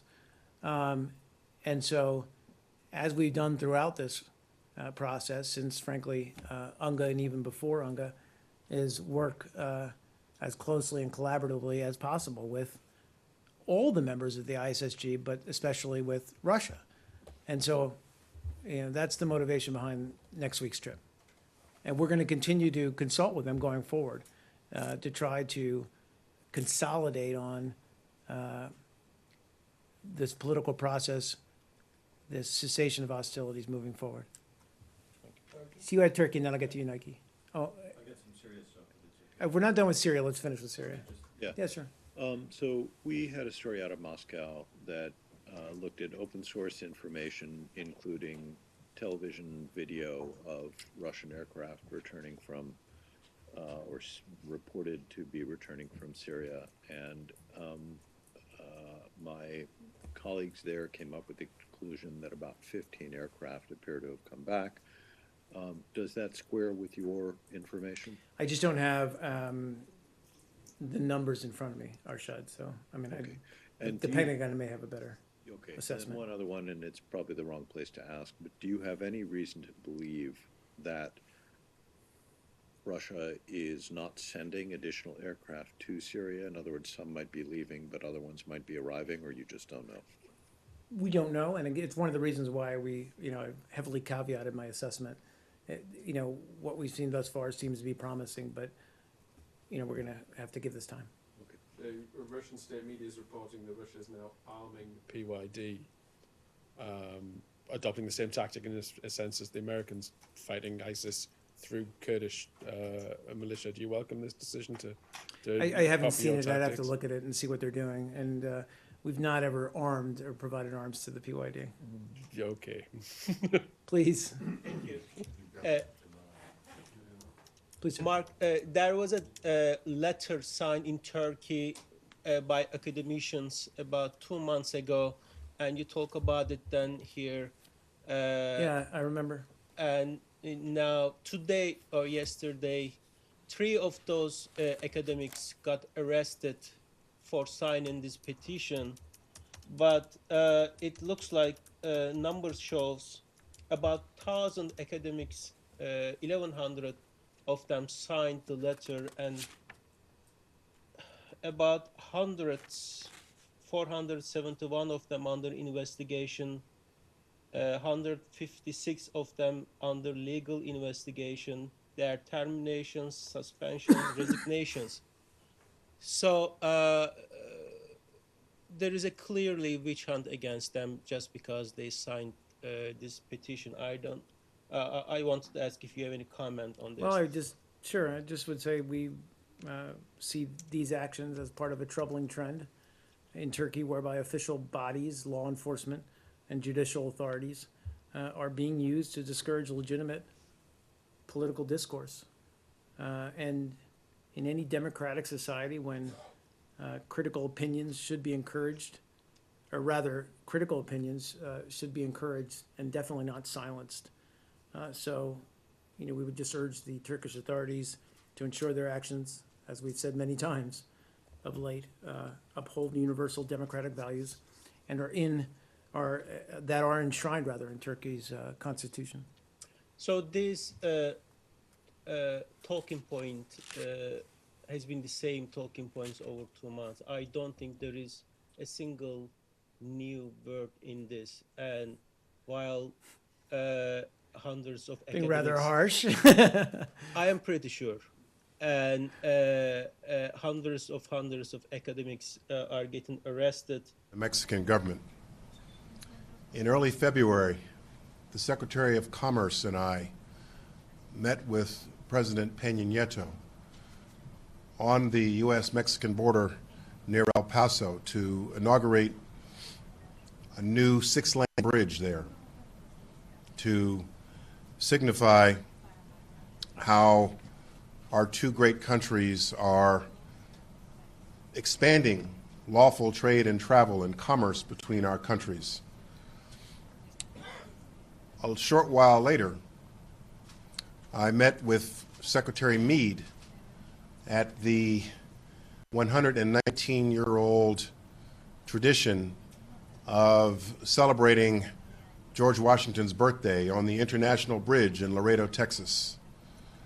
Later that day, I met with Secretary Ruiz Massieu and Secretary Vidagraj at our pre-inspection pilot program at the airport at Laredo, Texas. Today, about a month later, I'm here today in Washington with my good friend, the Secretary of Government, Miguel Osorio Chong. Secretary Osorio Chong and I have had numerous meetings in my 27 months as Secretary of Homeland Security, and we've discussed a range of subjects: border security, law enforcement matters, our shared interest in commerce, and a number of things. Our discussions have encompassed a variety of matters, and that was true today as well. So I'm pleased to welcome Secretary Osorio Chong to Washington again. From my perspective, the relationship between the Secretary of Government and the Secretary of Homeland Security of our two countries has never been better. And I think that Secretary Osorio Chong might agree. We continue to build bridges. We continue to find new paths for cooperation on a variety of things, information sharing and the like, on our joint national security, law enforcement, border security matters. We continue to find ways to facilitate lawful trade and travel. And so that was the topic of our discussion today, and I look forward to continued engagements with the Secretary and his colleagues in the Mexican government. So thank you all for coming. Those are my introductory remarks. I will turn it over to Secretary Osorio Chong for his remarks, but I want to welcome him to Washington.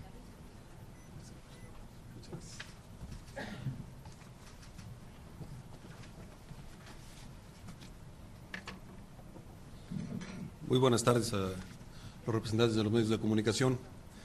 Para mí también es un gran gusto estar en Washington, a invitación del secretario Jay Johnson, mi amigo el secretario, con el que hemos establecido una gran relación con los temas que nos interesan tanto a los Estados Unidos como a México, México, Estados Unidos. Saudi Arabia, but one of the things that we discussed, he discussed rather, with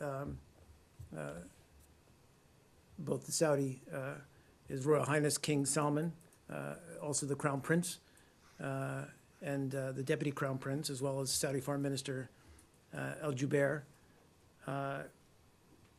they talked about the need for a political solution to the situation in Yemen. And so we support the UN efforts to that end. In terms of your second question, I just don't know the specifics about that or what prohibits us. You're saying why we would not have been part of this, but are we prohibited from taking part I of guess that? I was saying, you were saying that there, or people were saying in this first round that there's some legal implications if you make a finding of genocide. And I don't know if But those I'm not sure include whether they pertain to not that. I working have with to, the government. yeah. who's I can head of take state. I can take that question. Okay. I don't know. Yeah. And you know, just one other, because I think the question was taken yesterday. Yeah. I wanted to ask about this corruption case about the UN. Today, in the Southern District of New York, the former Deputy Permanent Representative of the Dominican Republic pled guilty and has pledged to cooperate against the former President of the General Assembly, John Ash. So I wanted to know the State Department's position on it, and also on the Government Accountability Project. They wrote a letter, a public letter, to the U.S. mission to the UN, urging them to get involved in opposing retaliation by the UN against the press that has been reporting on the corruption scandal. I think that some members of Congress are actually now, but I haven't seen anything from the U.S. mission. So I'm wondering, is the State Department aware of the corruption case, and also separately of this gap letter, and what's their response to it? I'd imagine we're aware. I'm not, unfortunately. I apologize. We haven't gotten back to you on that yet. Okay. We'll take it.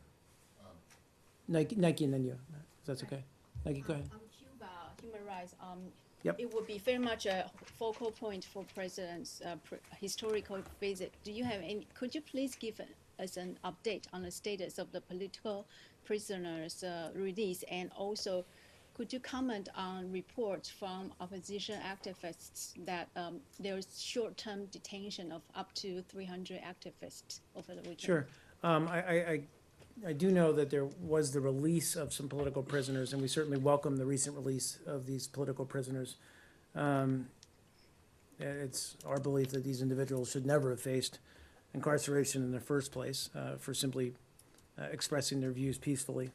But we do remain, as you note, concerned about the continued holding of political prisoners, as well as the practice of arbitrary short-term detentions, clearly aimed at silencing peaceful dissent.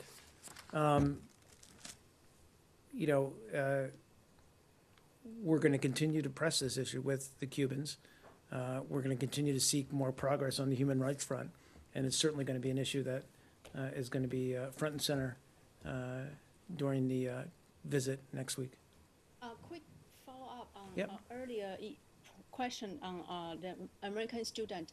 Did anyone from the American Council or Protecting Power on the ground contact him? Yep. And could you give us an Yep. idea of his well-being? So we did.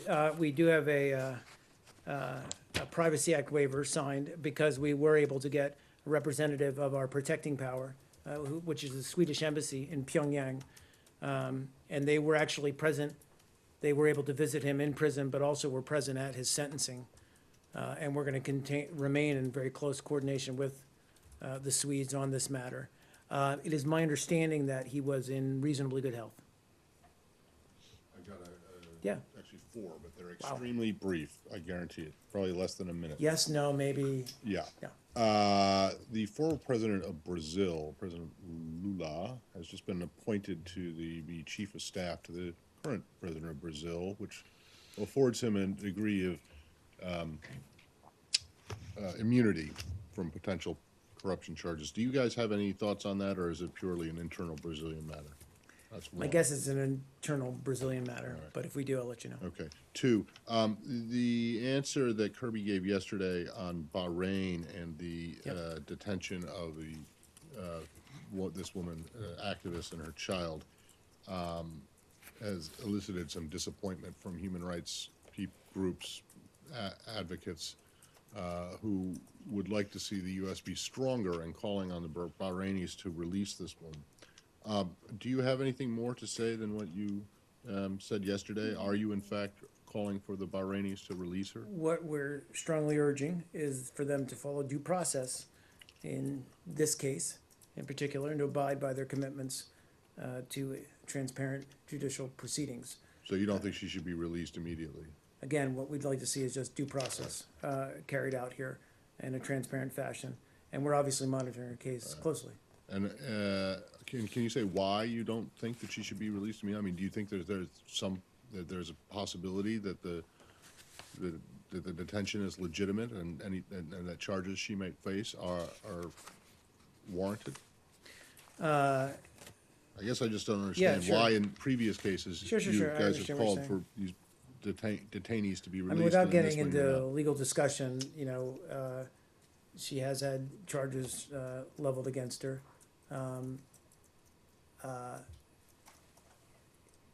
So it's really incumbent on the Bahraini judicial system or legal system to obviously afford her due process. That's what our focus is on. You have confidence that that can happen?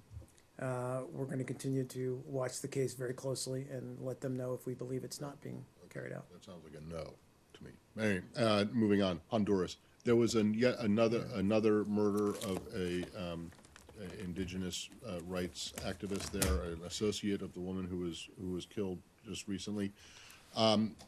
One, what do you have to say about that, if anything? And secondly, are you guys ready yet to call for an independent investigation, or do you think that, as you apparently do in the case of Bahrain, that the government of Honduras is capable of conducting its own independent or its own investigation and finding justice for the murder victims?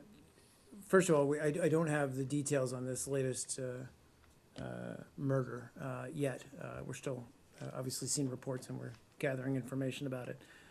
We call on the Honduran government to carry out a prompt, thorough, transparent investigation, ensure that those responsible are brought to justice. And we've also offered and continue to offer any support we can provide to bring these perpetrators to justice. Given the fact that it's widely recognized that impunity is a problem, and that lack of due process is a problem, and that transparency is a problem, I mean, why not take a stronger stance if you want to see justice be done? Well, again, we do have strong concerns about the murder of the civil society activists. We do want to see, obviously, an investigation carried out.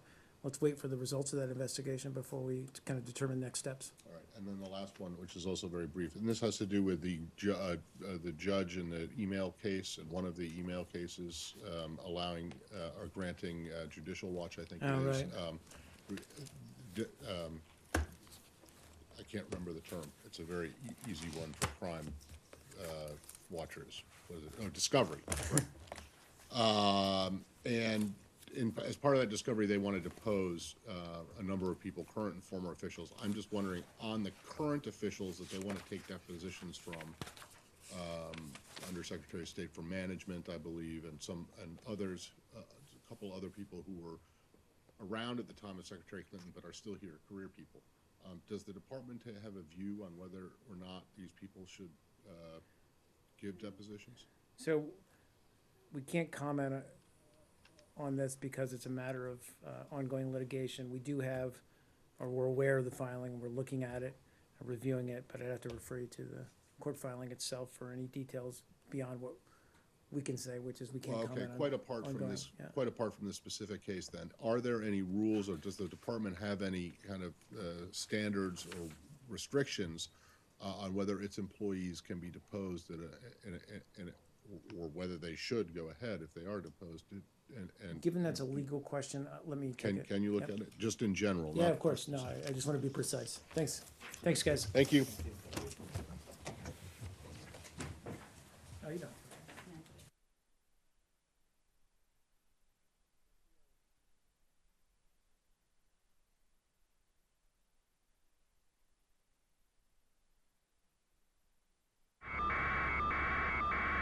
All right, everybody. Well, now our very own Sky Fox is up in the air, as you can see here by this shot. Chopper is going over to the procession for Officer Michael Haddad, happening in just a little bit. He is the Hayden Police Department officer, retired Buckeye PD officer that was killed in a crash. The procession will go from Goodyear to Phoenix, starting at approximately 12:30.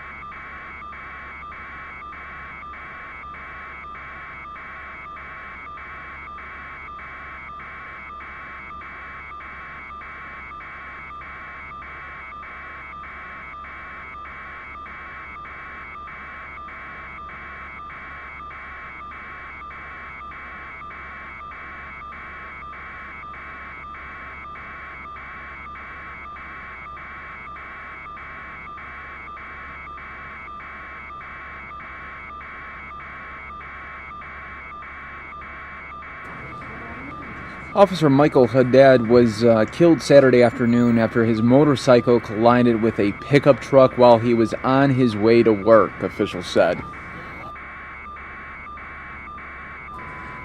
Haddad was wearing his protective helmet but died from his injuries at the scene, DPS said. The occupants of the pickup truck were unharmed. DPS is currently investigating the collision but do not expect criminal charges to be placed at this time. Haddad was a 22-year veteran of the force who began working with Hayden after retiring from the Buckeye Police Department. Hayden is a mining community located about 95 miles southeast of Phoenix in Gila County.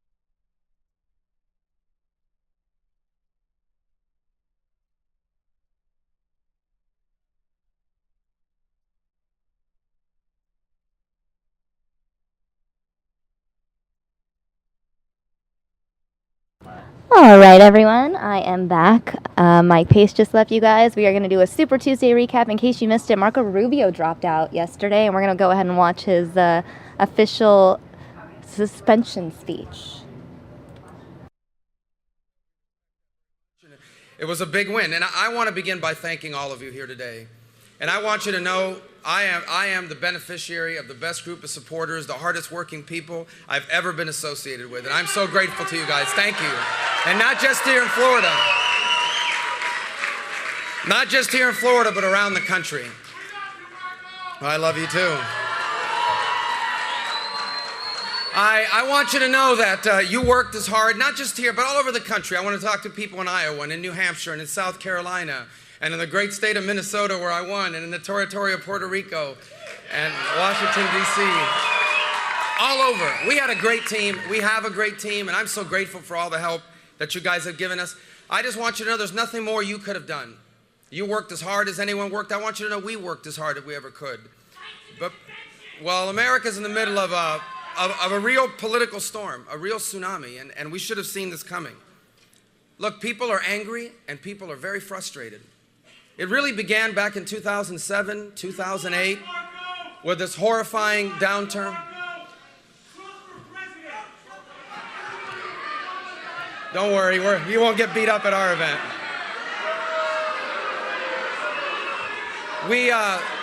People are very frustrated about the direction of our country.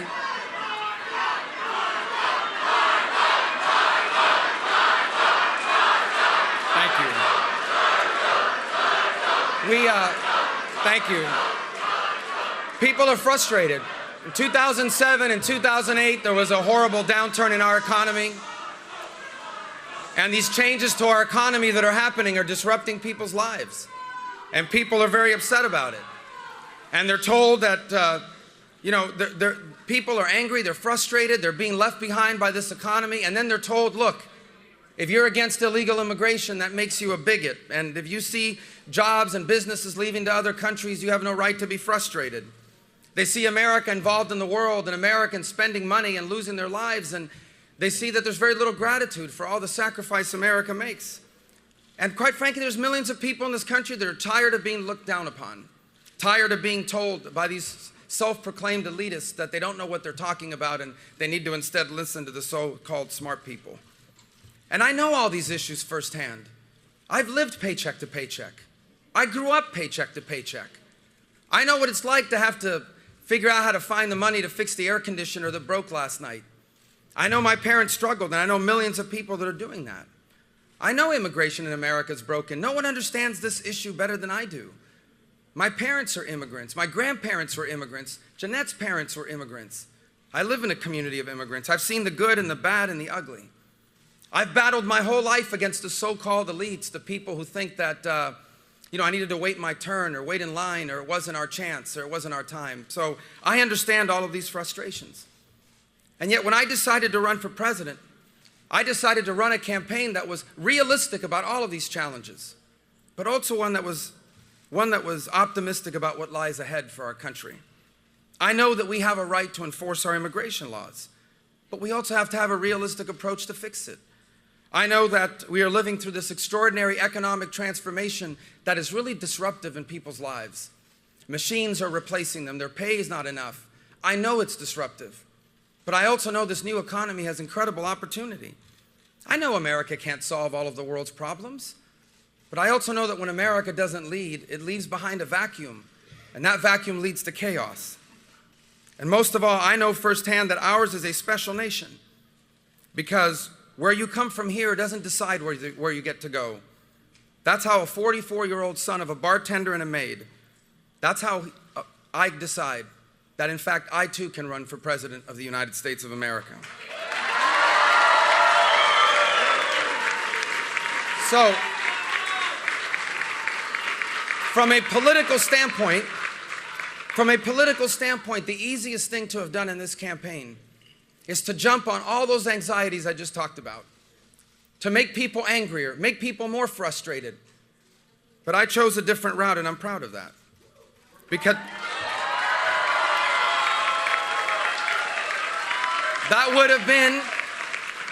In a year like this, that would have been the easiest way to win. But that is not what's best for America. The politics of resentment against other people will not just leave us a fractured party, they're going to leave us a fractured nation. They're going to leave us as a nation where people literally hate each other because they have different political opinions. That we find ourselves at this point is not surprising, for the warning signs have been here for close to a decade. In 2010, a Tea Party wave carried me and others into office because not enough was happening, and that Tea Party wave gave Republicans a majority in the House. But nothing changed. In 2014, those same voters gave Republicans a majority in the Senate, and still nothing changed. And I blame some of that on the conservative movement, a movement that is supposed to be about our principles and our ideas, but I blame most of it on our political establishment.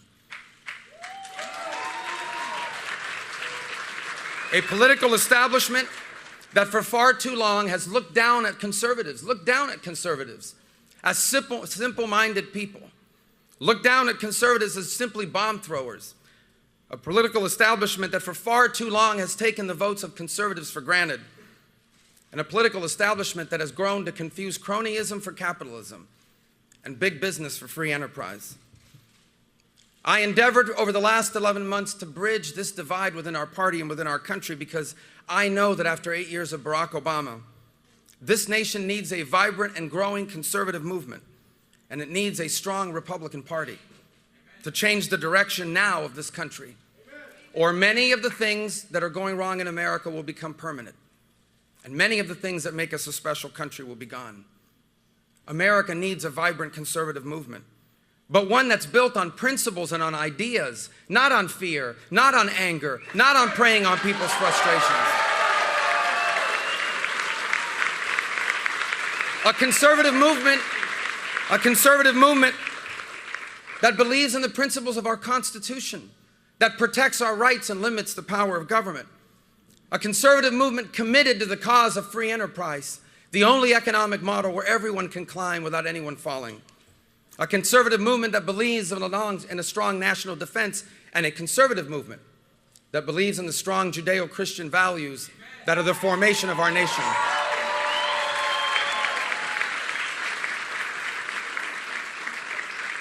But we also need a new political establishment in our party. Not one that looks down on people that live outside of the District of Columbia. Not one that tells young people that they need to wait their turn and wait in line. And not one that's more interested in winning elections than it is in solving problems or standing by principles. And this is the campaign we've run. A campaign that is realistic about the challenges we face, but optimistic about the opportunities before us. A campaign that recognizes the difficulties we face, but also one that believes that we truly are on the verge of a new American century. And a campaign to be a president that would love all of the American people, even the ones that don't love you back.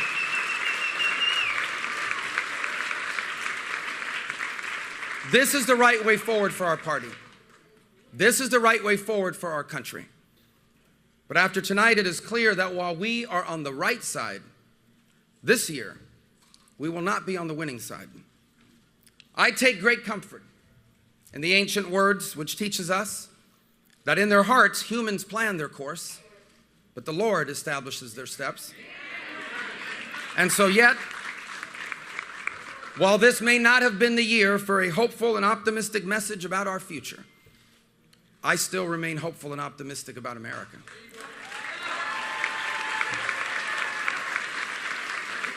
And how can I not? How can I not? My mother was one of 7 girls born to a poor family. Her father was disabled as a child. He struggled to provide for them his entire life. My mother told us a few years ago she never went to bed hungry growing up, but she knows her parents did, so they wouldn't have to. She came to this country in 1956 with little education, no money, no connections. My parents struggled their first years here. They were discouraged. They even thought about going back to Cuba at one point, but they persevered. They never became rich. I didn't inherit any money from my parents. They never became famous. You never would have heard of them if I had never run for office. And yet I consider my parents to be very successful people. Because in this country, working hard as a bartender and a maid, they owned a home. And they retired with dignity. In this country, they lived to see all 4 of their children live better off than themselves.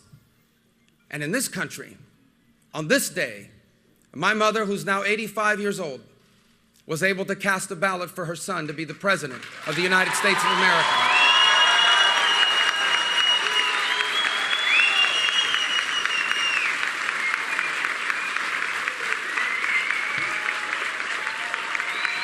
And so,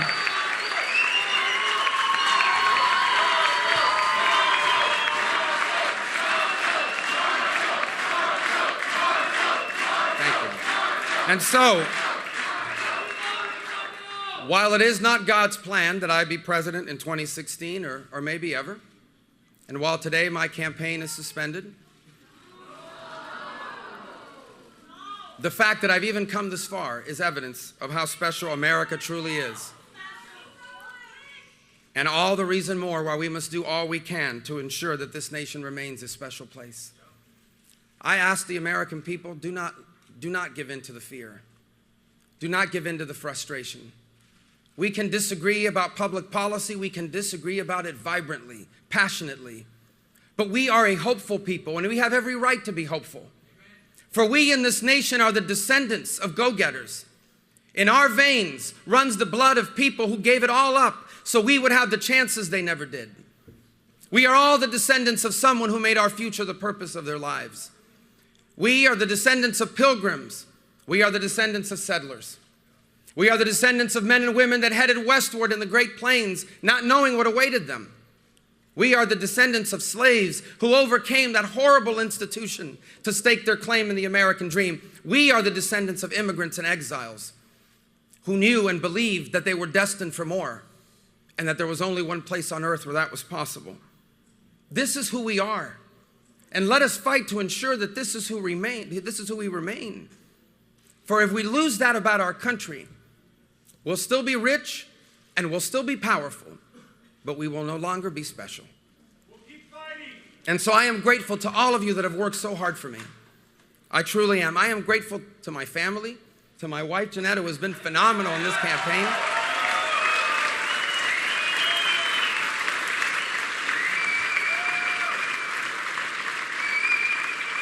To my 4 kids, who have been extraordinary in this campaign.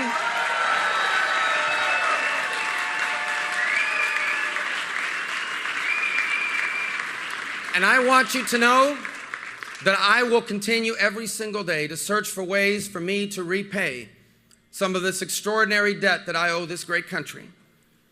And I want to leave with an expression of gratitude to God, in whose hands all things lie. He has a plan for every one of our lives. Everything that comes from God is good. God is perfect. God makes no mistakes.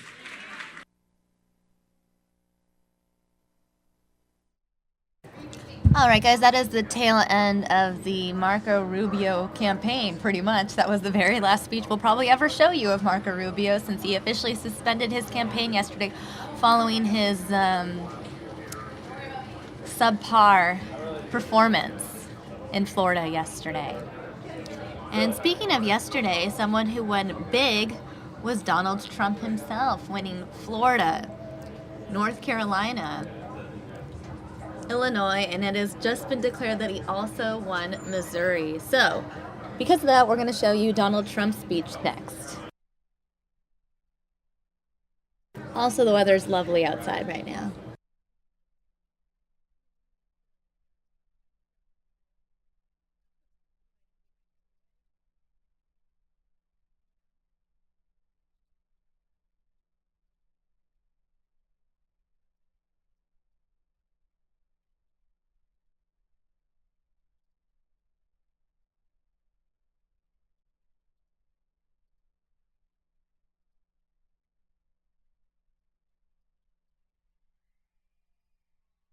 All right, guys, now to watch Donald Trump speak after his big Super Tuesday win.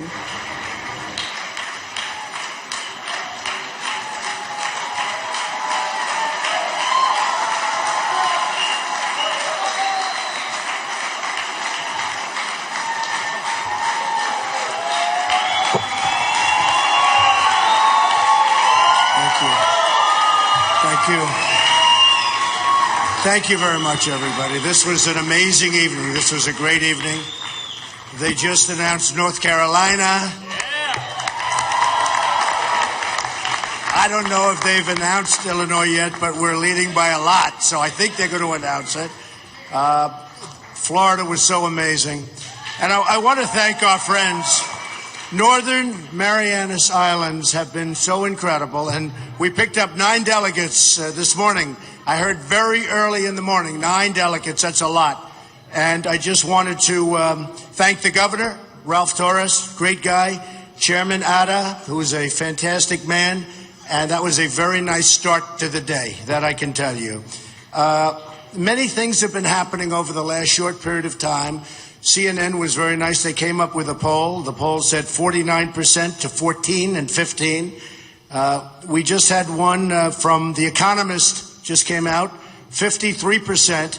And it's sort of interesting because I was watching the news a little while ago, and one of the commentators, who I'm not particularly fond of, but these are minor details, said, but Donald Trump doesn't get over 50%. Because I'm at 43, 45, actually now, according to The Economist, I'm at 53.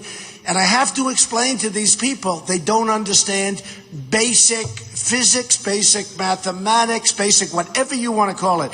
When I don't get over 50, we have 4 people, right? We have 4 people. Do you understand that? So when I get 53, and this one, as an example, I had 53, and that's with 4 people. That's an amazing achievement just mathematically when you can get over 50%. So someday they're going to understand. Someday when we take it all, they'll understand, but it is really ridiculous. I want to thank my family, my boy Eric and Don. They've been working so hard. Ivanka and Jared have been amazing. Ivanka's home right now.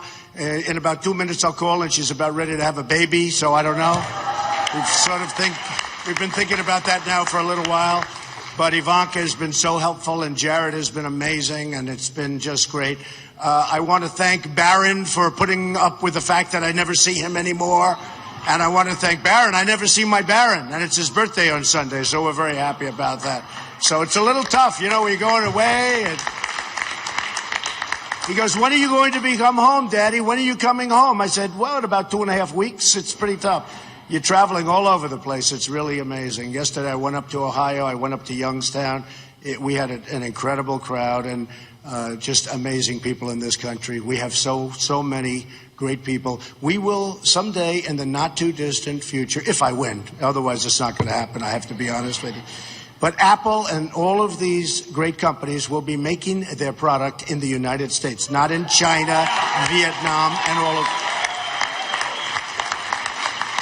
And we're not going to be losing our companies. You know, our companies are leaving our country rapidly, whether it's Carrier Air Conditioning, whether it's Ford, whether it's Eaton.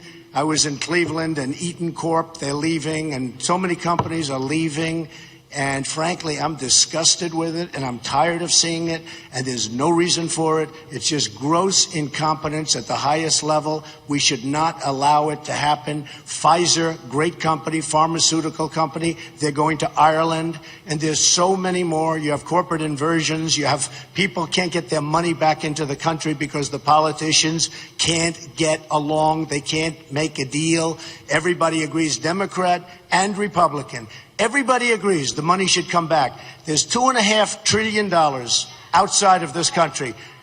Everybody agrees that the money should be here, and the politicians for 3 years haven't been able to make a deal.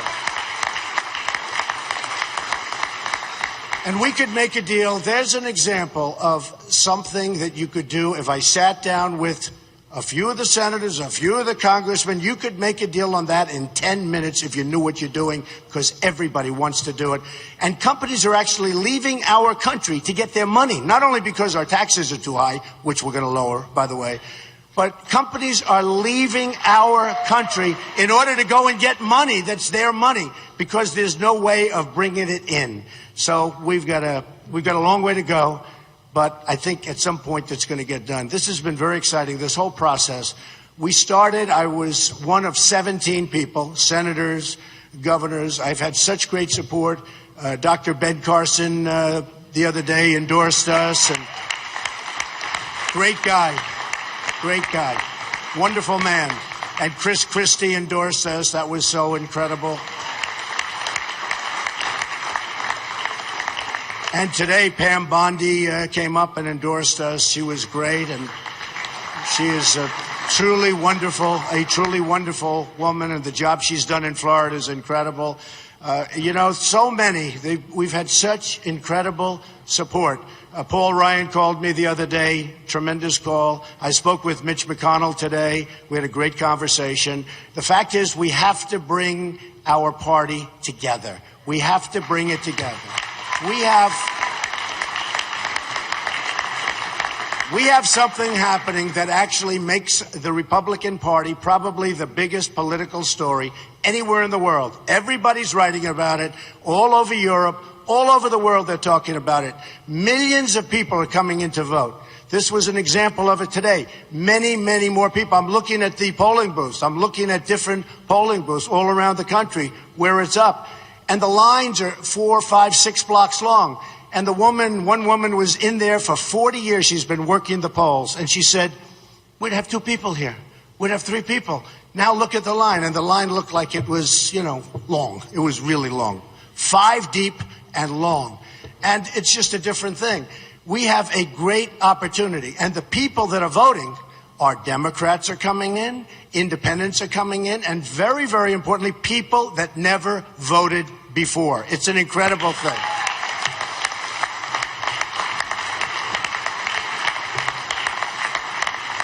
I want to pay my respects, by the way, to Todd Palin, Sarah's husband. Sarah was here. She was incredible. She was making a speech on my behalf, and fantastic. Everybody loves her. And what happened is he was in a very bad accident. He's tough as nails. He's going to be fine.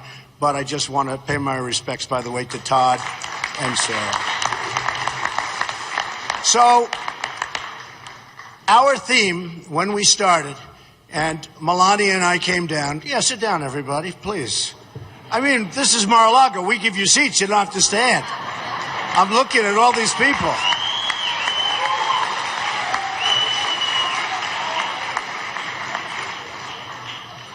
Corey, good job, Corey. Good job. And Hope and our whole squad, right? So when this began, Melania and I said, got to do it. And she was so supportive, and she's been so supportive. It's been amazing. And we have to do it. We came down the escalator, and it was about trade, and it was about borders. And what happened is pretty quickly after that, and we shot right up. I shot right to the top of the polls, and have been leading in the polls almost from the beginning, without fail. We went up in June. Most people said, I'll never run. He's just going to have fun. He's having a good time. This isn't necessarily, I mean, I'm having a good time. I'm having a very nice time. But you know what? I'm working very hard, and there is great anger. Believe me, there is great anger. One of the broadcasters was saying, is there anger? And I said to Messier, I'm supposed to say, no, there's not. We love the way things are working. We love the deal you made with Iran. It's wonderful. You give them $150 billion. We get nothing. We love all the deals. The trade deals are wonderful. You lose $500 billion a year with China. We lose $58 billion a year in terms of imbalance. It's a total imbalance. We don't make good deals anymore. We don't win anymore. As a country, we don't win anymore. And they asked, is there anger from your people? There seemed to be. And I said, there is anger. They're not angry people, but they want to see the country properly run. They want to see borders. They want to see good health care. They want to see things properly taken care of. They want our military rebuilt. Our military is in a very bad state. They want it rebuilt. Very, very importantly, and they want the Second Amendment, by the way, protected and protected strongly. And that's going to happen. And you know what they want so badly? They want our veterans taken care of. Our veterans are treated so badly. So we started, and something happened called Paris.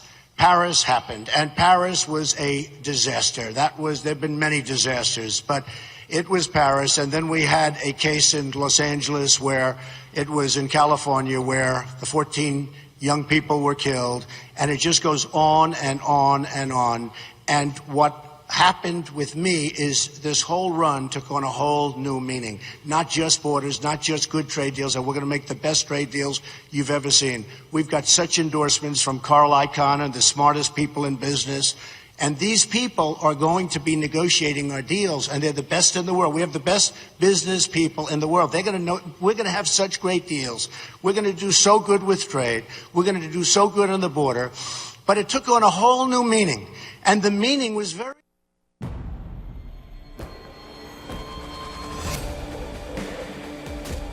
border, but it took on a whole new meaning. And the meaning was very simple. We need protection in our country, and that's going to happen. And all of a sudden, the poll numbers shot up. And I'm just very proud to be a part of this. I think we're going to go, and we're going to do a lot of trips over the next month, but I think we're going to have a great victory. And I think more importantly than anything else, we are going to start winning again. This country is going to start winning again. We don't win anymore.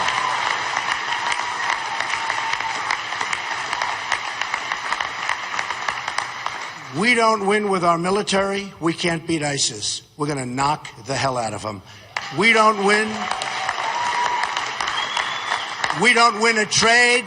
China, everybody. Japan, Mexico, Vietnam, India, name the country. Anybody we do business with beats us. We don't win a trade. We're going to win a trade. We're going to make our country rich again. We're going to make our country great again. And we need the rich in order to make the great, I'm sorry to tell you.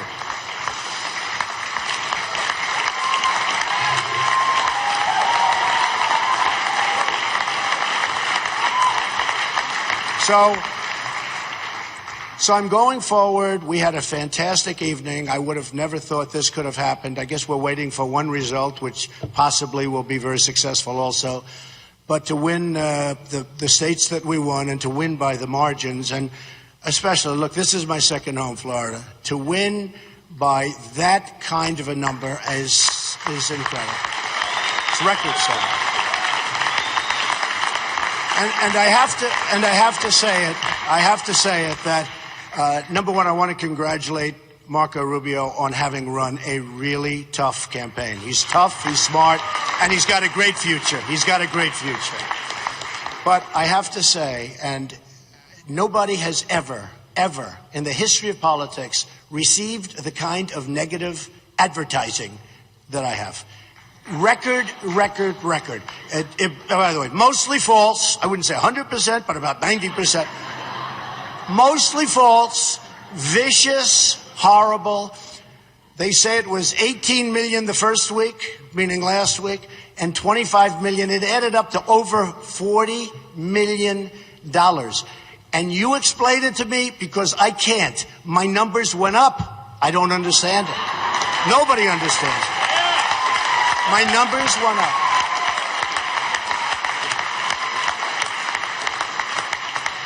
I mean, it's been an interesting experience. Last week, Adam Scott won at Trump National Doral, won the big tournament, the World Championship of Golf. And Adam, who's a great guy, I guess a lot of you folks saw that, but I'm watching, and we have television screens all over, and we're down at this gorgeous green at Doral, and everything's working beautifully, and then a commercial comes on, the worst commercial, and I'm with these wonderful people from Cadillac and all these top executives, and I'm saying, look over there, look, don't watch it, you don't want to watch it.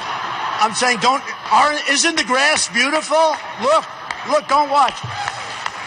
And they came in waves, one after another, and it was brutal. And then Adam comes, and this handsome kid from Australia, one of the greatest golfers in the world, made an unbelievable shot on the 18th hole to win the tournament. He's a great champion, and we're giving him the award. And just before we break for a commercial, we'll be right back with our great champion from Australia, Adam Scott. And here's the commercial. And I said, no. And it was two of them. Oh, what a day that was. What a disaster. What a disaster.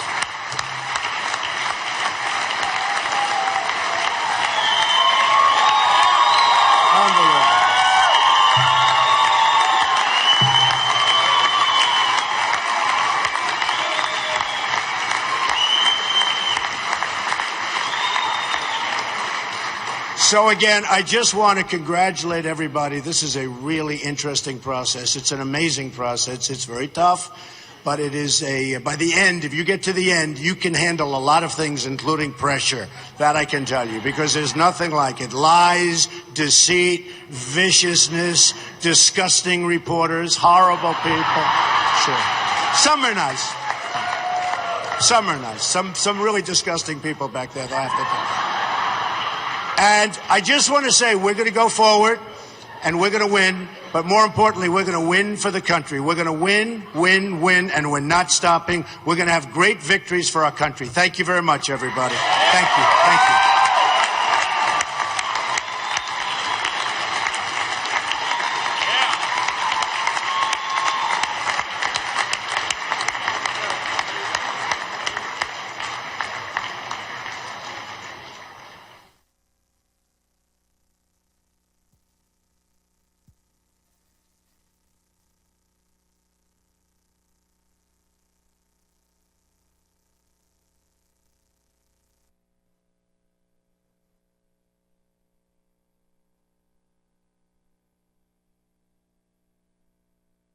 All right, guys, we're going to go ahead and show you guys the White House right now. This is exactly where everyone wants to live. And that was Donald Trump giving his victory speech yesterday. John Kasich also gave a victory speech from Ohio yesterday. John Kasich did win his home state, and we're going to watch that now on his Facebook channel.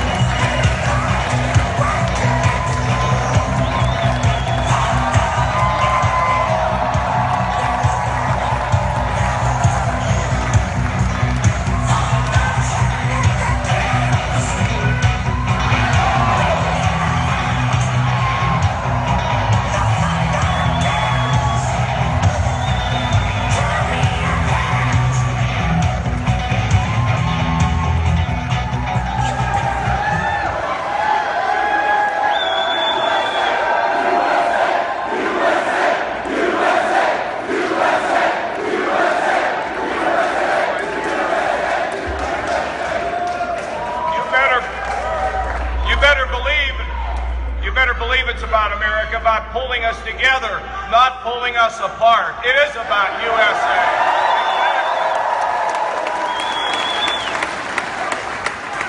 First of all, I want to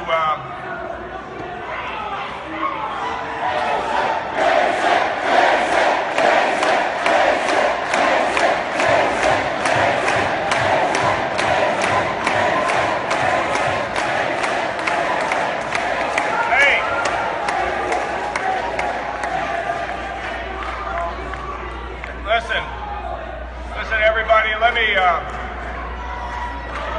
hey.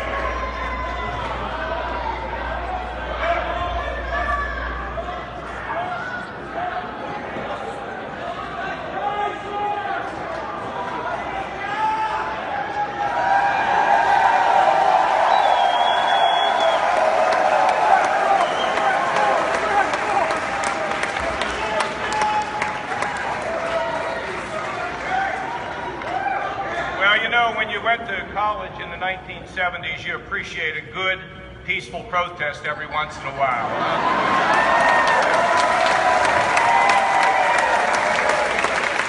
First of all,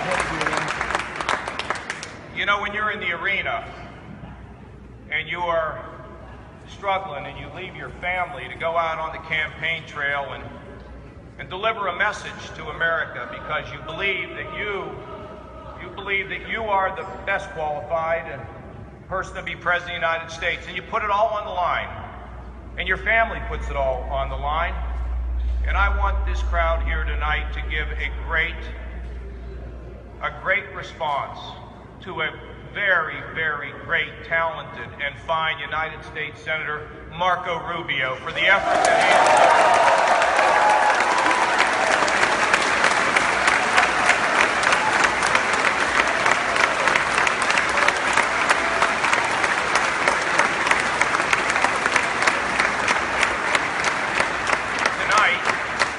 Tonight we arrived in Cleveland, and we went to a restaurant.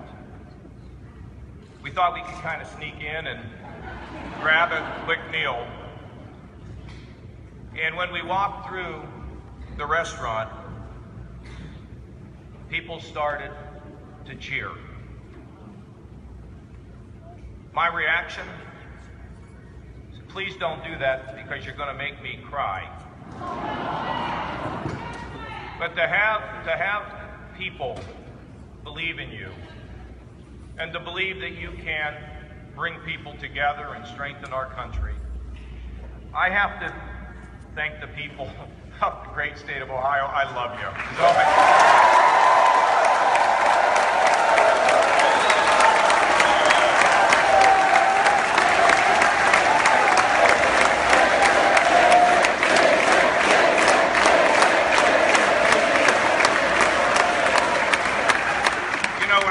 I became governor of Ohio, I went to New York, and I met with some of the rating agencies. Things were bad. We'd lost 350,000 jobs, we were $8 billion in the hole, and our credit was hanging in the balance, and they told me, we're about to cut up your credit card and give you a new one where you can't buy as much. I said, you don't understand Ohio. You don't understand Ohioans. So I can't wait to go back again. We're now up 400,000 plus jobs. We're running a $2 billion surplus. Our pensions are secure. We've cut taxes by more than any governor in this country, and we are leaving no one behind. Not the mentally ill.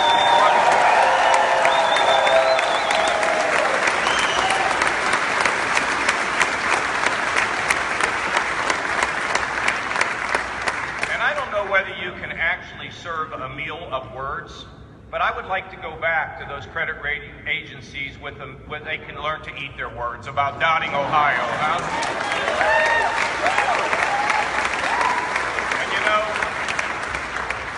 And ladies and gentlemen,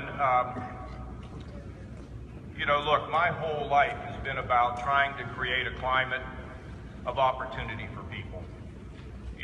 As my father carried that mail on his back, and his father was a coal miner, and, I just was told by my cousin, I didn't realize this, that my mother, one of four, was the only one to graduate from high school. The other three barely made it out of the 8th grade because they were poor. And as I've traveled the country and I look into your eyes, you want to believe again that we can have job security. You want to believe again that wages can rise. You want to believe that your children are going to have ultimately a better America than what we got from our mothers and fathers. That's the great American legacy, that our kids will be better than we are.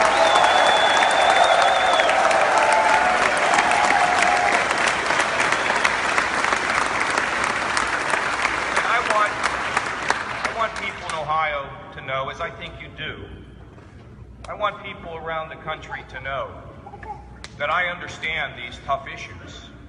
I grew up in these situations in that little blue-collar town in McKees Rocks. And in my mind's eye is the need to forget the politics, forget the pollsters, forget all the focus groups, because you see, I represent you. And it is my job to look at these situations and these problems and to listen to you. And then it's my job to go and fix them. And if that means at times I have to take some heat, well then that's just the price of leadership in America.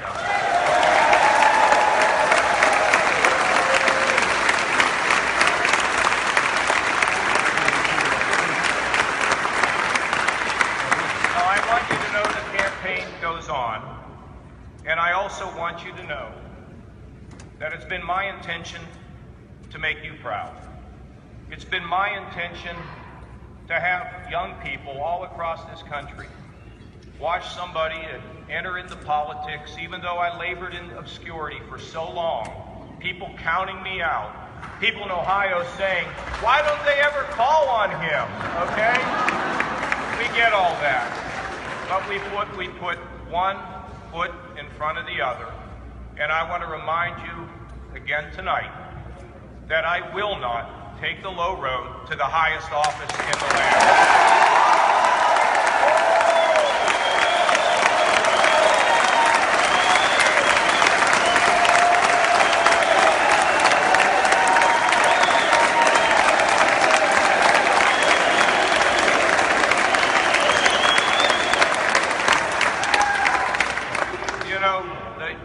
Challenges that we have, we can go to Washington in the first 100 days, fix these problems with a shock and awe agenda that can pass. I think we can rally the people in Washington, because I'm going to remind them that before we're Republicans and Democrats, we're Americans, and we have an obligation.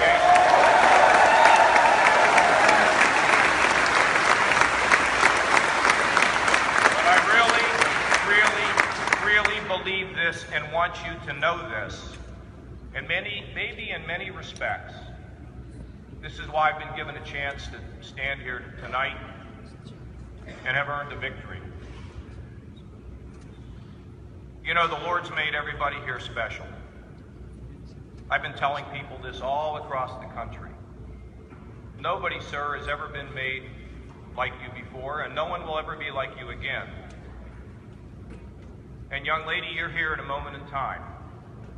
And your job is to find that purpose that you have. Your job is to live a little life a little bit bigger than yourself.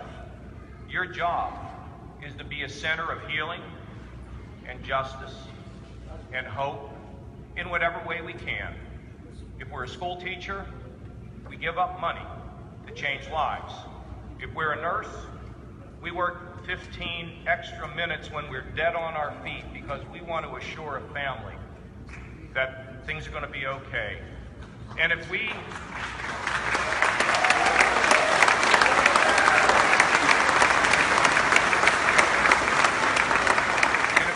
are a neighbor, that means that widow who was married for 50 years, who no one calls anymore. You want to change the world? You take her to dinner on Saturday night. She'll wear that dress she hadn't worn in 6 months. I trust you to do it. You see, what I learned as a boy, what I learned from my mother and father, is that the spirit of America rests in us. It doesn't rest in a big-time politician, the big wigs. Look, you hire us to go do the job, plain and simple, to create an environment of economic growth and opportunity. But that's not where our spirit is. Our spirit is in us, believing that through our efforts, in whichever part of the world that we live, that we can change the world, that we can carve out a better future, that we can realize that those special gifts that were given to each and every one of us in here are something that we can use to heal the world. And you know, we're all part of a giant mosaic, a snapshot in time, all of us here. And it is our job as Americans, our job as people who want to be decent and live good lives, is to dig down and understand that purpose and never underestimate our ability to change the world in which we live.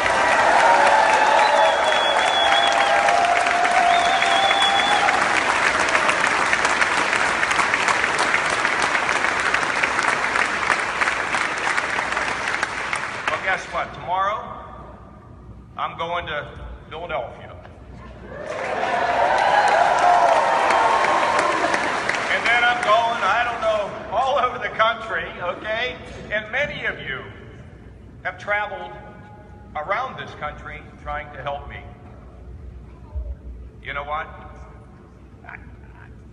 Look, this is all I got, okay? This is all I got. And all I can say is thank you from the bottom of my heart. But I want you to know something. We are going to go all the way to Cleveland and secure the Republican.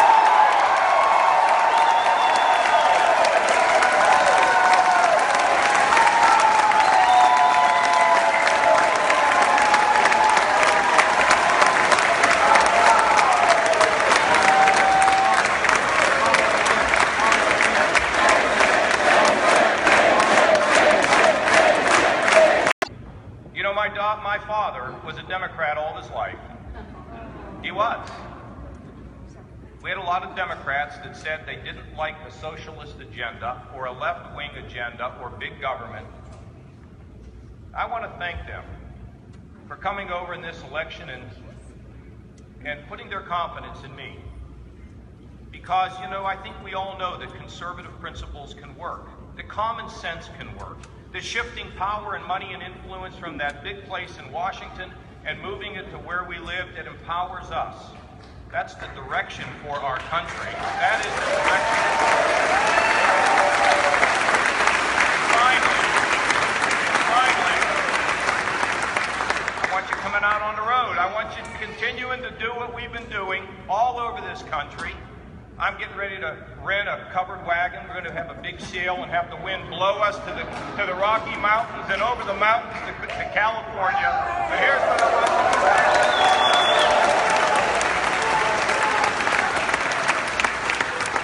do. We've got one more trip around Ohio this coming fall where we will beat Hillary Clinton and I will become the United States.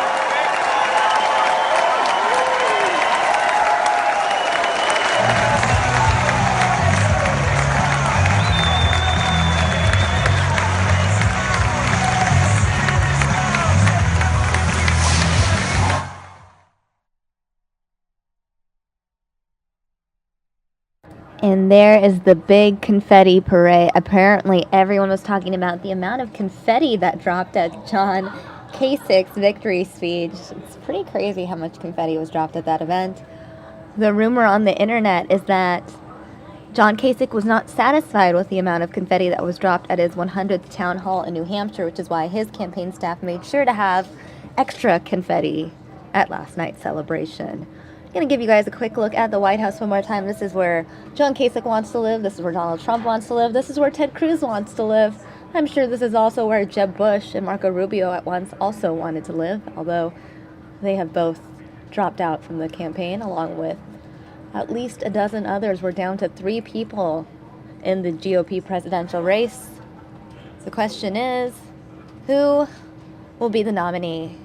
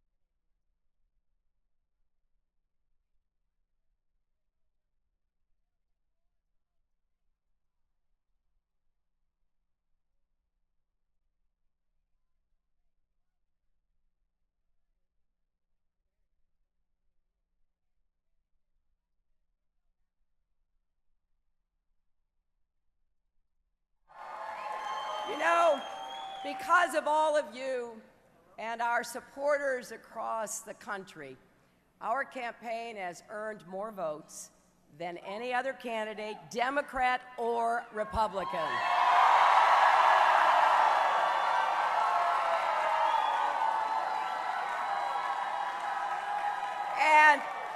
And I want to congratulate Senator Sanders for the vigorous campaign he's waging. Now today, all of you in the states where contests were held voted to break down the barriers that hold us all back so every one of us can share in the promise of America. You voted.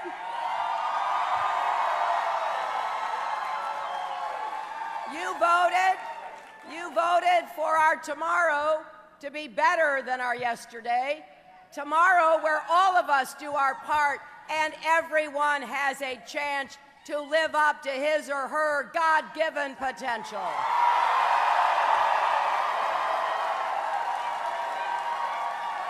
Because that's how America can live up to its potential too.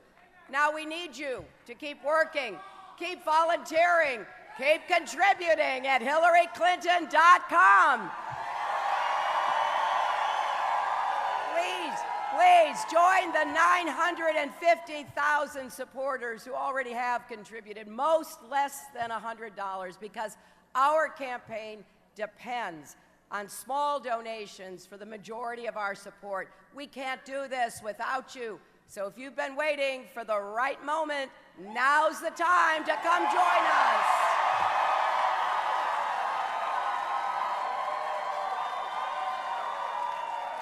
You know, tonight it's clearer than ever that this may be one of the most consequential campaigns of our lifetimes. The next president will walk into the Oval Office next January, sit down at that desk, and start making decisions that will affect the lives and the livelihoods of everyone in this country, indeed everyone on this planet.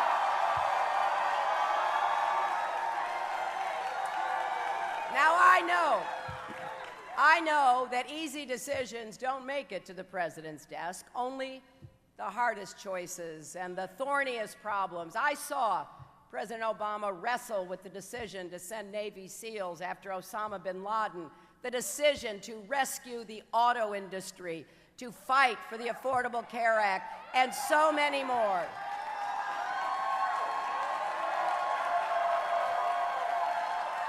And so, our next president has to be ready to face three big tests. First, can you make positive differences in people's lives? Second, can you keep us safe? Third, can you bring our country together again?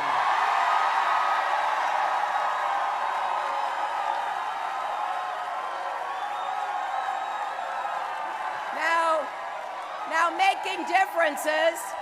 making differences in people's lives comes first because Americans everywhere are hungry for solutions.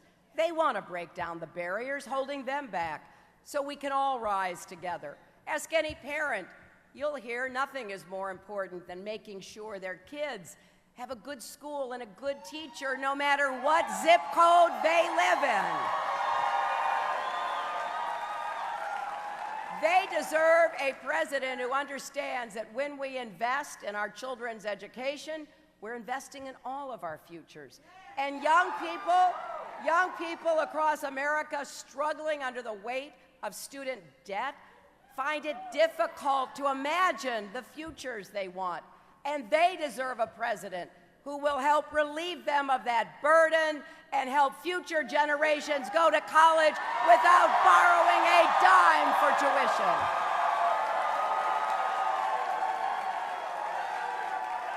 And you know, grandparents who worry about retirement deserves a president who will protect and then expand Social Security for those who need it most, not cut or privatize it.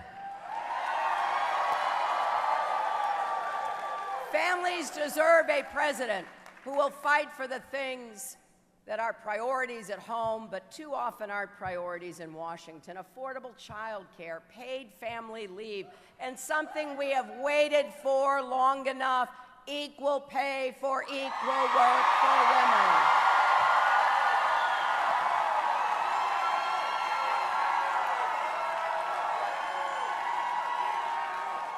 And above all, hardworking Americans across our country deserve a president with both the ideas and the know-how to create good jobs with rising incomes right here in our country.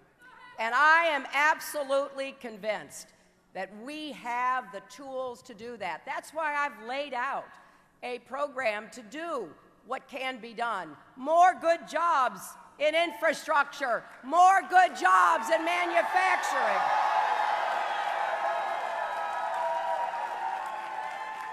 More good jobs in small businesses. More good jobs in clean, renewable energy.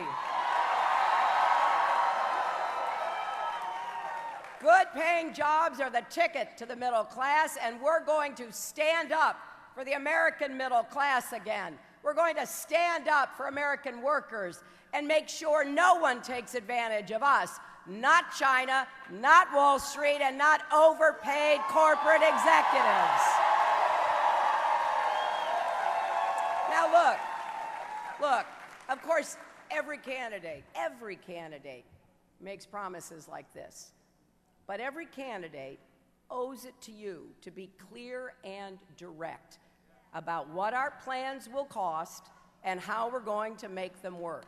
That's the difference between running for president and being president.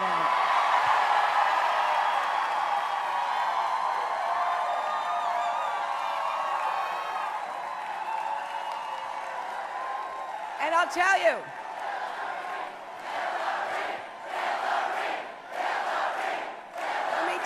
that the second big test for our next president is keeping us safe.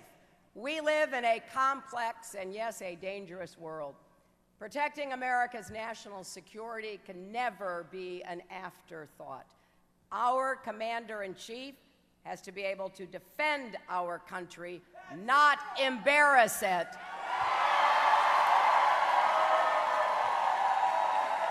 Engage our allies, not alienate them. Defeat our adversaries, not embolden them. When we hear a candidate for president call for rounding up 12 million immigrants, banning all Muslims from entering the United States,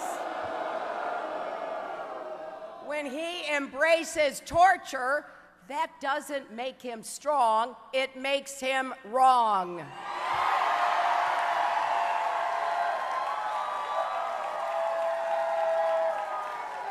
And yes, our next president has to bring our country together so we can all share in the promise of America. We should be breaking down barriers, not building walls. We're not going to succeed by dividing this country between us and them. You know, to be great, we can't be small. We can't lose what made America great in the first place. And this isn't just about Donald Trump. All of us have to do our part. We can't just talk about economic inequality. We have to take on all forms of inequality and discrimination.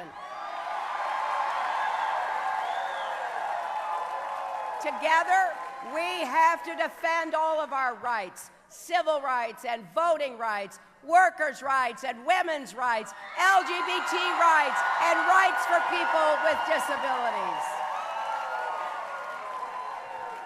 And that starts by standing with President Obama when he nominates a justice to the Supreme Court.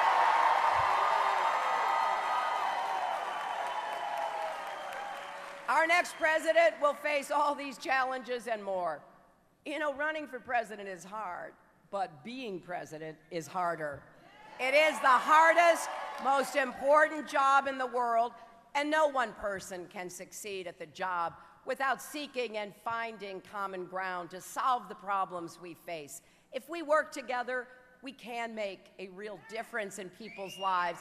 If we reach out to treat each other with respect, kindness, and even love instead of bluster and bigotry, if we lift each other up instead of tearing each other down, there's nothing we can't accomplish together.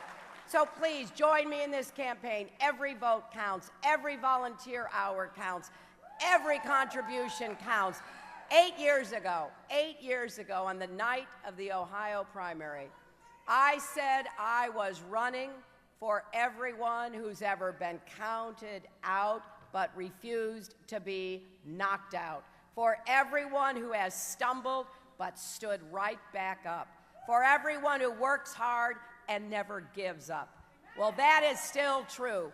Our campaign is for the steel worker I met in Ohio on Sunday night, who's laid off but hoping to get back to work.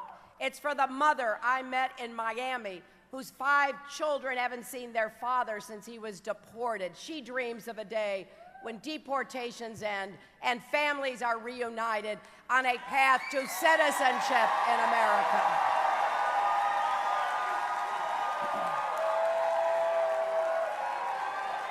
And it is for the mothers I stood with in Chicago yesterday who have lost children to gun violence. They're turning their sorrow into a strategy and their mourning into a movement. Let's stand with people who have courage, who have resilience. Let's stand with everyone who believes America's best days are ahead of us. For all of our challenges, I've never had more faith in our future. And if we work together, if we go forward in this campaign, if we win in November, I know our future will be brighter tomorrow than yesterday. Thank you all so very much.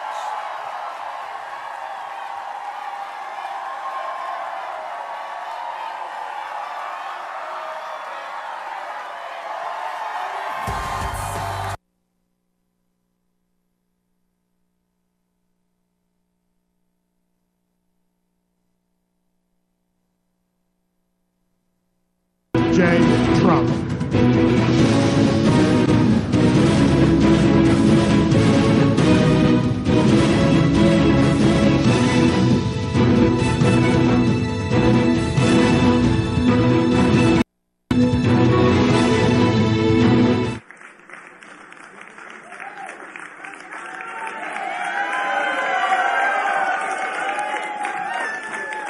Thank you very much, everybody. I greatly appreciate it. All right, guys, that was it on Hillary Clinton's speech from last night. We're now looking at a live look at the White House. I believe this is an event for Women's History Month at the White House that's about to start.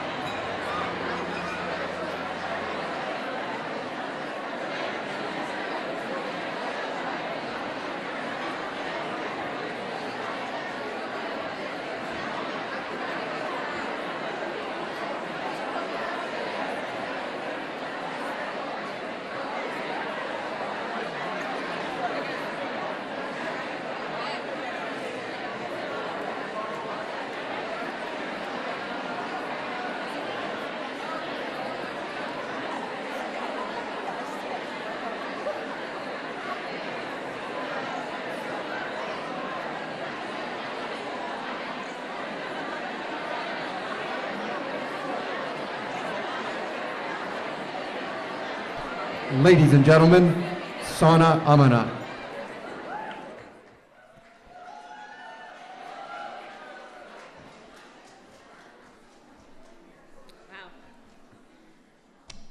Amazing. Good afternoon, Mr. President, the White House Council on Women and Girls. It is truly an honor to be here. Thank you so much for having me and to be among these incredible trailblazers in front of me and all of these amazing women and, of course, the men who support these women. Thank you so much. My name is Sana Amanat. I'm an editor and director of content development at Marvel Entertainment, a part of the Walt Disney family. 2 years ago, writer G. Willow Wilson, artist Adrian Althona, and I created a story about a young woman with dreams of being normal. Her name is Kamala Khan, and she's a Muslim American girl from Jersey City. We comic folks call her Ms. Marvel. Once she began her hero's journey, though, Kamala discovered that she wasn't on the path to being like everyone else. Her journey, her challenge was to seek and create her own identity on her own terms, owning her differences as strengths. Her story has challenged misperceptions about minorities, about women, about anyone who has been marginalized for their differences, and it has connected with fans the world over. Being normal isn't one race, one gender, one point of view. Being normal is being different, and being different is being American. At Marvel, we work to make the aspirational relatable with heroes like Spider-Man, Iron Man, Ms. Marvel. We seek to share stories of heroes that showcase what the world actually looks like, because diversity is not a trend, it is simply life. The images we share and the stories we tell impact the perception of ourselves and the perceptions of others. It is our responsibility to tell stories that remind our readers that anyone, regardless of gender, race, religion, or even a Muslim American girl from Jersey City, can be a hero. Yeah. Speaking of barrier-breaking heroes, I'd like to introduce you to one of mine. Under his leadership, he has made women's issue a part of the national dialogue. He has championed equal pay and paid leave, and of course created the White House Council on Women and Girls. And more importantly, he has shown us that in order for true gender equality to flourish, men have to be a part of the conversation. Men must be feminists too. Of course, if you don't have the opportunity to be the leader of the free world, that doesn't happen often, you can still follow the example he sets as a dedicated father, raising two smart, capable young women, and being the supportive husband of a real-life superhero, Ms. Michelle, in the form of course, Ms. Michelle, as I like to call her. Without further ado, please welcome the man you know as the President of the United States, but we at Marvel call Spider-Man's sidekick.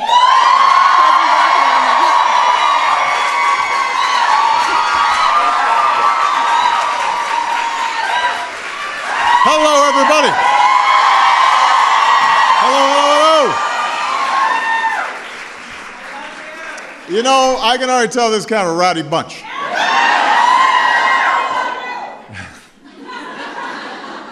It is good to see all of you. Welcome to the White House. Thank you, Sana, for your incredible work. Ms. Marvel may be your comic book creation, but I think for a lot of young boys and girls, Sana's a real-life superhero. And there are a lot of them in this room, so I want to acknowledge a couple of them. First of all, we've got Cecile Richards in the house, making sure that women's health care is on the front burner. We've got America's first female NFL coach, Dr. Jennifer Welter.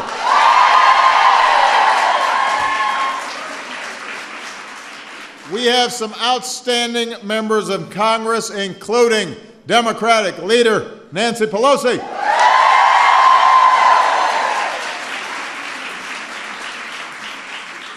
Now, I know I was the second choice for this gathering. You don't have to confirm it, I know it. But Michelle has been at South by Southwest talking about her Let Girls Learn initiative, to help 62 million girls around the world who are out of school and getting them into the classroom. So I could not be more proud of her work, and I will do my best to fill in. Because this is a pretty special event. We have people here who've been working together to advance women's equality for decades, as well as members of a rising generation of activists and advocates and leaders who are picking up the mantle, taking the baton, and they are moving things forward. And it's because of all of you that we've accomplished so much these past 7 years. Thanks to your efforts, the first law I signed when I came into office was the Lilly Ledbetter Fair Pay Act. We have expanded paid sick days and equal pay for more families, created more opportunities for women small business owners. We passed the Affordable Care Act, which covers women's preventive care, including contraception, that says women can't be charged more for health insurance just because they're women. We are fighting hard against campus sexual assault. Around the world, we lifted the global gag rule, developed a strategy to combat gender-based violence, and I am incredibly proud that I've appointed more female appointees and judges than any other president. In fact, the majority of my senior advisors are women, and including on my national security team. They are a tough bunch. And what's happening here at home is a reflection of the fact that the world has made enormous progress. You know, a century ago, most women in the world were denied suffrage. Today, women in almost every country have the right to vote. Since 1990, maternal mortality rates have fallen by 44%. Women are living longer lives. We've cut extreme poverty in half. More women are going to school, earning their degrees, entering the workforce, contributing to their economies, and shaping the course of their nation. And what we've seen, even in our own lifetimes, is that change is possible. That's why we have to keep fighting, because there are battles that still need to be won. We still need to fight for economic equality, for equal opportunities for entrepreneurs, for equal pay for equal work. We still need to make sure that paid family leave is not the exception around the country, but is the rule. And so that women, especially low-income women, don't lose their jobs for minor things like giving birth. We have to end violence against women. We have to end practices like child marriage. We've got to make sure that girls around the world have the same opportunities as boys to go to school. And that is why we celebrate Women's History Month. Not to get complacent, but to take a moment each year and celebrate the achievements that women have fought so hard to achieve, and to rededicate ourselves to tackling the challenges that remain. Now, our policies are aimed at bringing about equality. But a lot of what we have to do is not just up to government or corporate policy, it's up to each of us. And one thing I've been thinking about this past week is the unique challenges women face in the virtual world. You know, last Friday I was at South by Southwest, where the epidemic of online harassment was a topic of discussion. We know that women gamers face harassment and stalking and threats of violence from other players. When they speak out about their experiences, they're attacked on Twitter and other social media outlets, even threatened in their homes. One study shows that on Twitter, female journalists receive 3 times the abuse as their male colleagues. Too many young people face cyberbullying, especially in the LGBT community. And what's brought these issues to light is that there are a lot of women out there, especially young women, who are speaking out bravely about their experiences, even when they know they'll be attacked for it. From feminist bloggers who refuse to be silenced, to women's sports reporters who are opening up about the extreme safety precautions they need to take when traveling for work. Every day, women of all ages and all backgrounds and walks of life are speaking up. And by telling their stories, by you telling your stories, women are lifting others out of the shadows and raising our collective consciousness about a problem that affects all of us. After all, the internet is not something separate from our lives. It is completely interwoven in our lives. It's how we connect with one another and where we get our information, and how we create and break new ground, and where people work and earn their livelihoods. If you're a teenager, I promise you, you are basically online all the time. I know. I've got a couple of them. The point is, the internet is a public space where women have every right to exist freely and safely and without fear. And obviously, this is not unique to the internet. Women have been up against this kind of nonsense since the beginning of time. As long as women have dared to enter the public space, whether they're fighting for their rights or simply walking the streets, there have been times where they've been harassed by those who apparently see the mere presence of women as a threat. But what's also true is that women have been speaking up and fighting back for just as long. And we can't let up now. And by the way, this is not just the role for women. It's about men speaking up and demanding better of themselves and their peers, their sons, their friends, their co-workers, because we're all in this together. Now, whenever I point out that women, or whenever I point out that any group of Americans face challenges that some of us don't, I am apparently being divisive. There he goes again, being divisive, by pointing out that women earn less than men, or that women are frequent targets of sexual harassment, online or offline, or that women face greater threats of sexual violence. Essentially, they're arguing that by pointing out these challenges, I'm dividing us. I want to say to those critics, this shouldn't divide us because you should care about it too. This is not about one group versus another. This is about how all of us can improve the situation for all of our daughters and all of our sons, for future generations. This should matter to all Americans, because we know that countries where women enjoy equality and can fulfill their potential do better than countries where women are oppressed.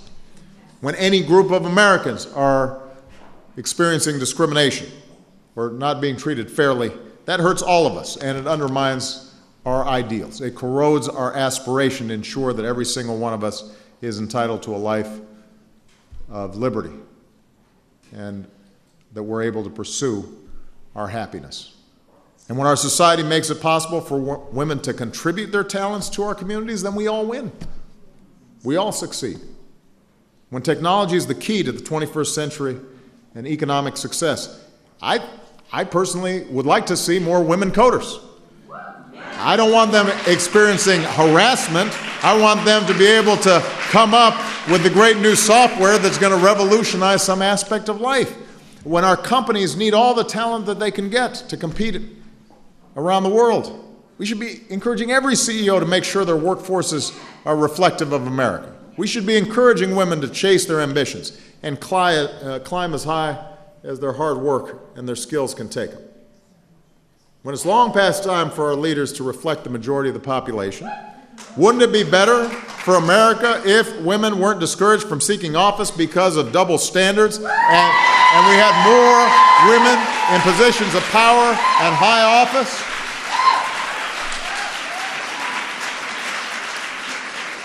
Now, I want to be clear. I'm not stereotyping here. But I'm pretty sure that if we had more women in charge, things would work better.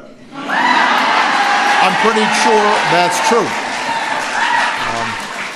I'm not saying y'all are always right. I just want to be clear about that.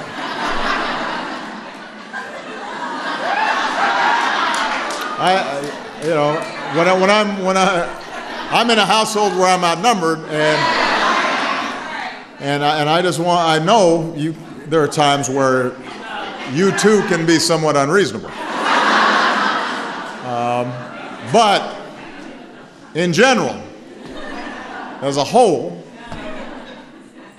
I think it's fair to say that things would be a whole lot better if it was more reflective of our populations and the people who are doing a lot of the work that gets unpaid and who are holding communities together and making community organizations work and making places of worship work and making child rearing work. The good news is that we've got a real opportunity to build a freer and fairer and more just society, online and offline. And that's why this spring we'll be hosting the first ever White House Summit on the United States of Women. There's going to be a chance to build on the progress that we've made to advance women's equality and to address the challenges that still remain. And I'm incredibly optimistic about what we can achieve at this summit and beyond. And I draw my optimism from the fact that we've already achieved so much. Yeah, I've told this story before, but my grandmother who helped raise me, she worked in a bank. So she worked her way up from being a secretary with a high school education all the way up to being the vice president of a regional bank. And she was smart and she was hardworking and she was really good at her job. And at some point she hit the glass ceiling though. And then she trained men to do the job of supervising her, quote unquote, even though she knew the job better than they did. Today, my daughters believe that every door is open to them. They can't imagine, they would not put up with that. It wouldn't even occur to them that they couldn't climb to the top of whatever field that they chose. In the space of one generation, women like those in this room have moved mountains. They know you can be the Speaker of the House because they've seen Nancy Pelosi.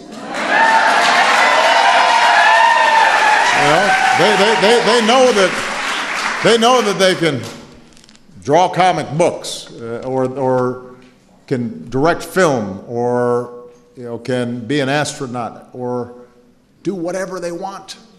They take that for and I got to be careful. This is not a political event.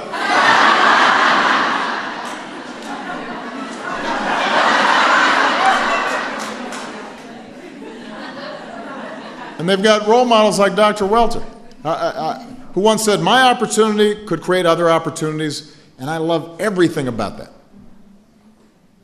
That's what all of you represent here, and that's the work that you've done together and with us these past 7 years, fighting for a better future for my daughters, but also for our sons. Because when I believe, as much as I believe in anything, that we liberate ourselves when we liberate others. We give ourselves opportunity when we give other people opportunity. We benefit when we see other people prosper. And together I know that we can fulfill the basic promise of our nation, that every child, no matter what her background or income or race or gender, that she can succeed.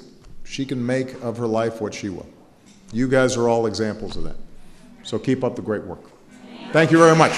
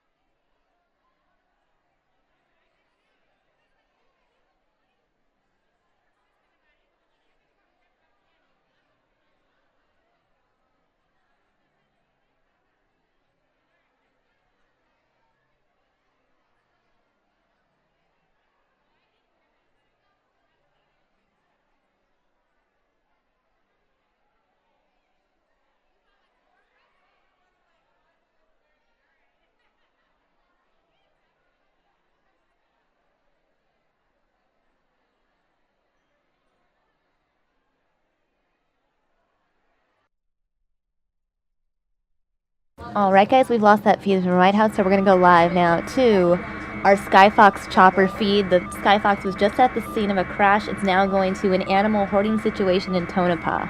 Animal hoarding situation in Tonopah.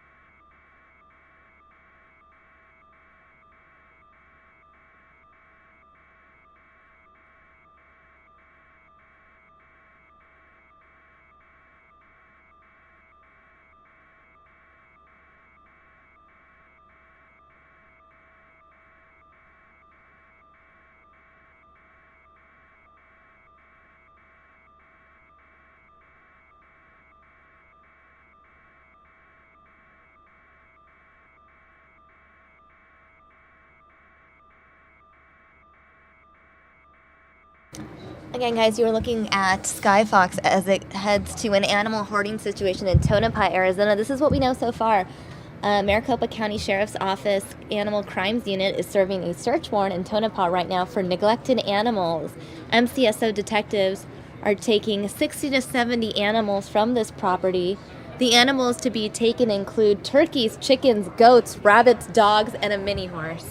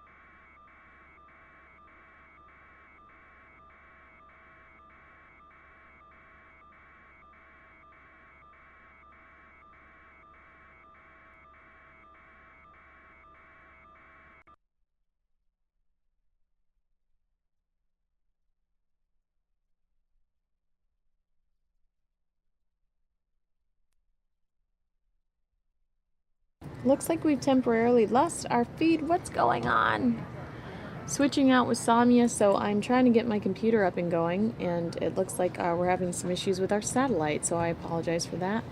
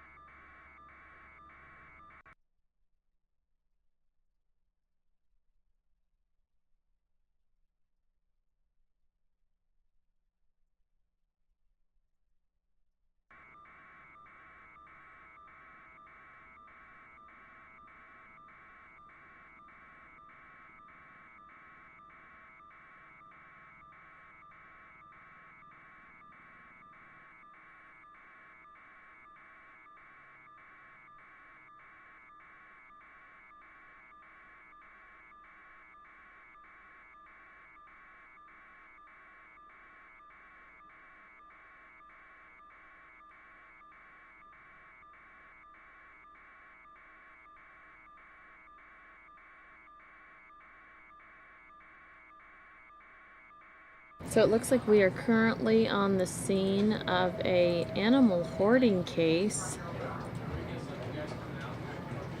Detectives are taking 60 to 70 animals from this property.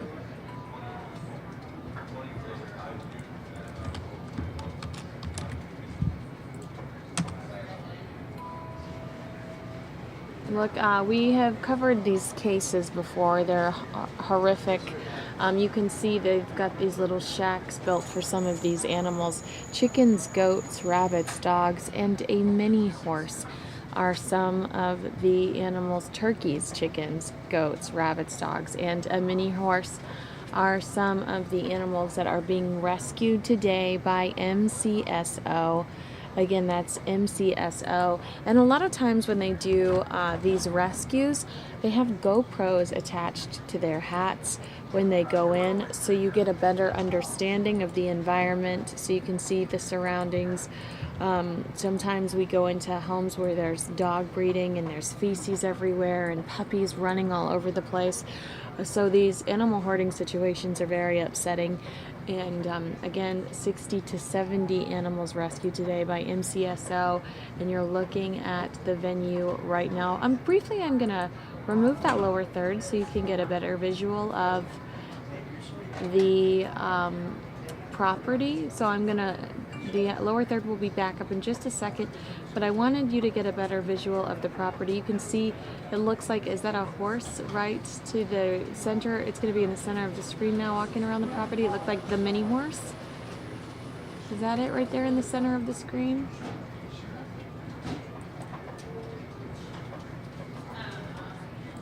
These stories are unfortunately far too common here in Arizona. We cover them on Fox 10 News now whenever we have them. And we also, in a lot of cases, follow it through to the adoption of some of these animals. Always the better end of the story, but typically in these cases, MCSO rescues these animals. They're nursed back to health, because a lot of times they are not healthy. So they'll nurse them back to health. And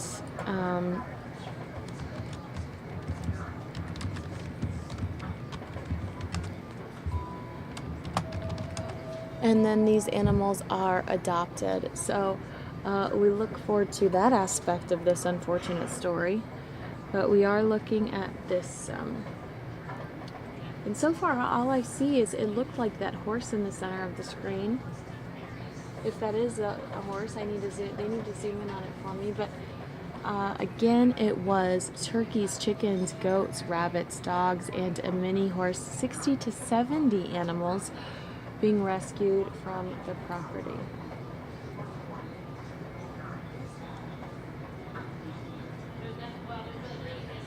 Oh, there we go. Look, that's a much better visual. You can see the chickens or the turkeys in there.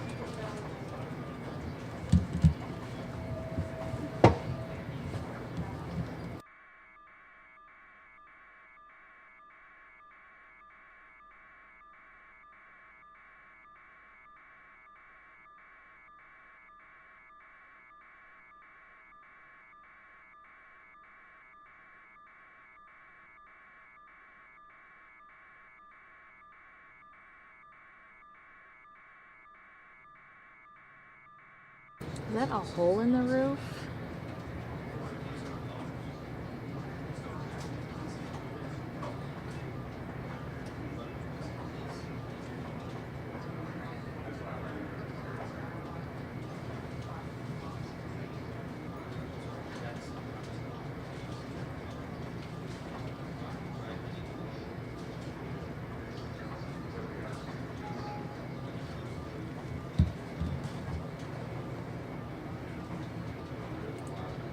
I'm gonna check Twitter to see if there are any additional updates on this story. Let's check out MCSO's Twitter.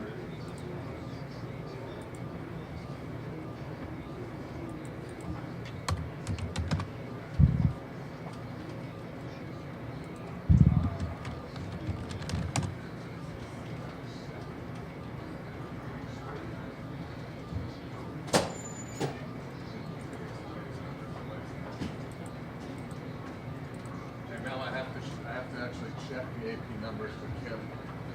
So I'm gonna run it. Okay, there we go. Let's see. Sheriff Joe is not tweeting about this. Sheriff Joe is tweeting about illegal immigration. Oh, look. What do they have? It looks like something little.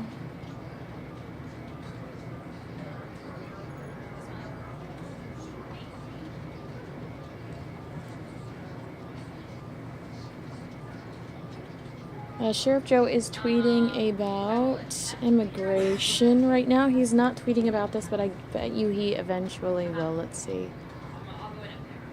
Okay. Sure.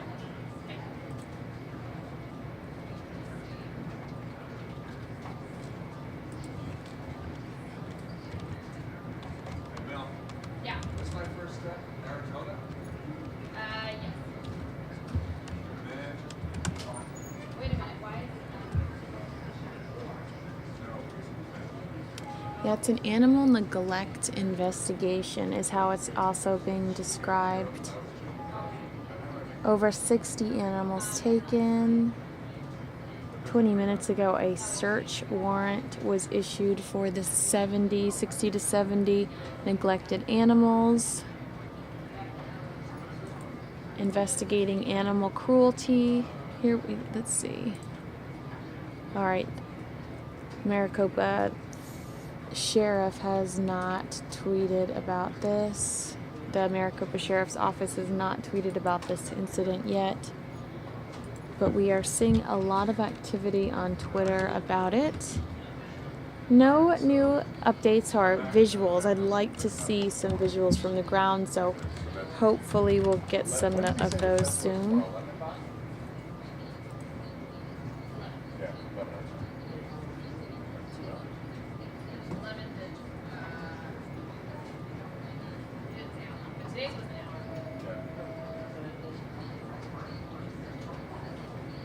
And then in terms of those graphics, how would we get a hold of?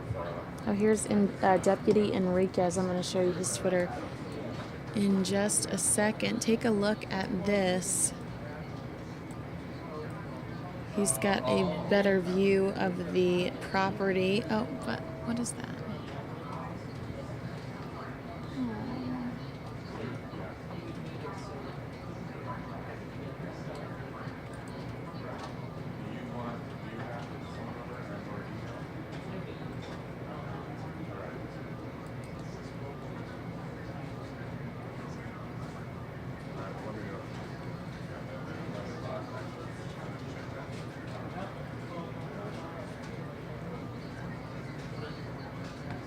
Alright, so just quickly I'm going to transition over here so you can take a look at Deputy Enriquez's Twitter feed. MCSO Animal Crimes Unit is serving a search warrant right now for neglected animals.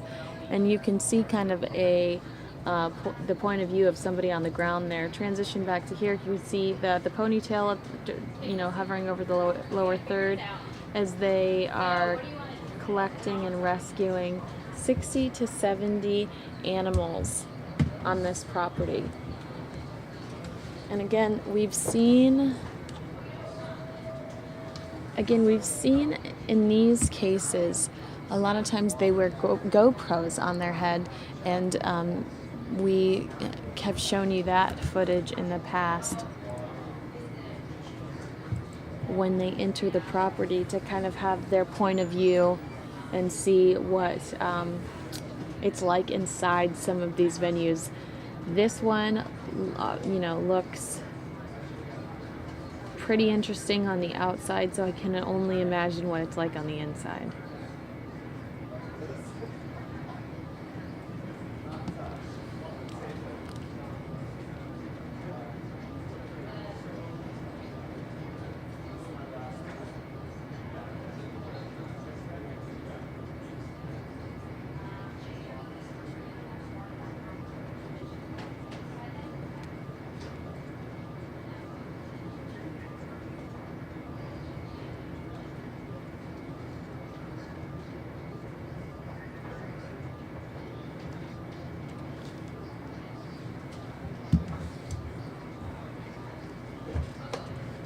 Let me see if I can find some of that past video of, let's see.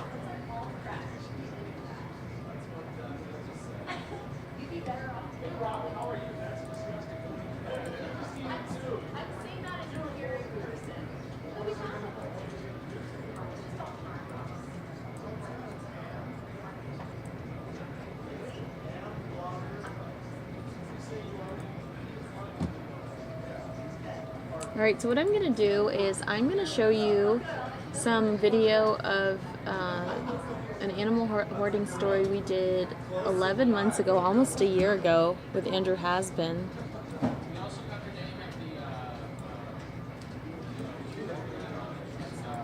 And it looks like I'm going to show you that in the larger picture, and then in the smaller picture we'll continue to have a live look at Sky Fox.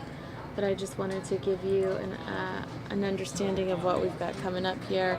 I am going to have video here for you of a animal hoarding scene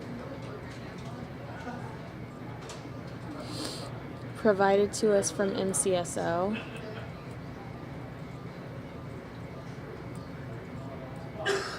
They do this typically at the end of some of these investigations.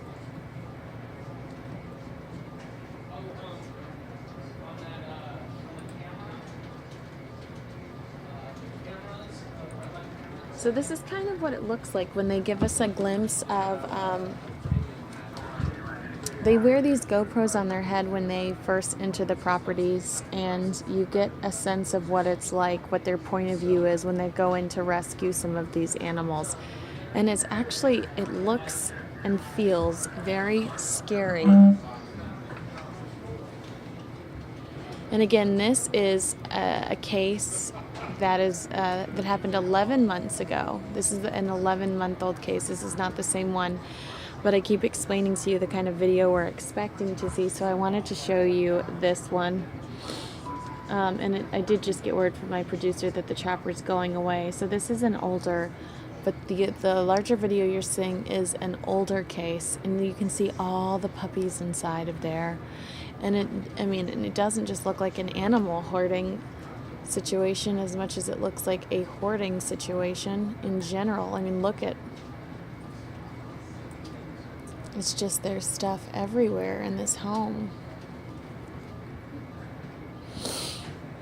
And this is something that MCSO deals with on a pretty regular basis.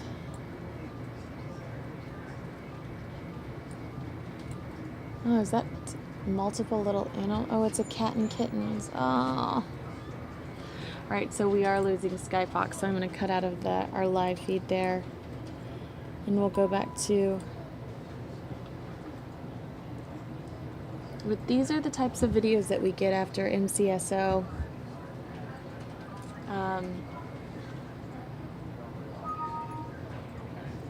after MCSO goes in and does one of these investigations, they typically will release a video that looks like this and give us an idea of what was going on inside. I don't think that is that cat okay? Is that cat blind?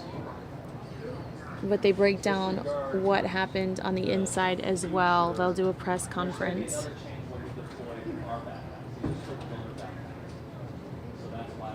No, but so upsetting to see animals living like this.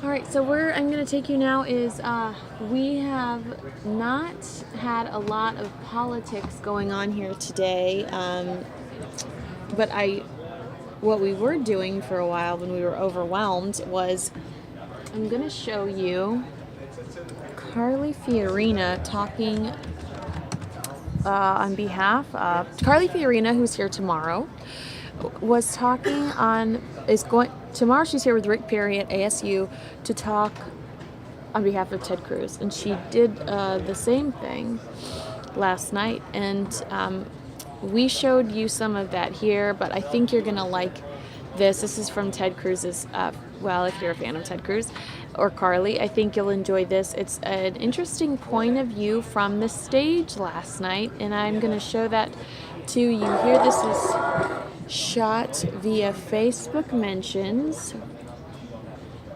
Lower the volume a little bit. But this is Carly speaking for Ted Cruz. This is Facebook mentions last night.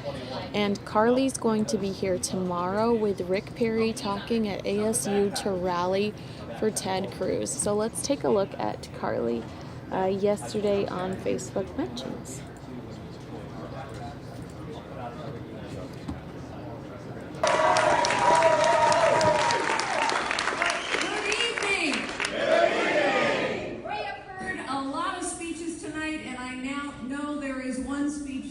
Particularly here waiting for, and we will get to him in just a moment, but we heard, of course, an uplifting and very gracious speech from Marco Rubio. John Kasich won his home state. Hillary Clinton now is clearly the nominee of her party, and I have to tell you, about halfway through Hillary Clinton's speech, my husband texted me and said, I just can't take it, I'm turning on the Big Bang Theory.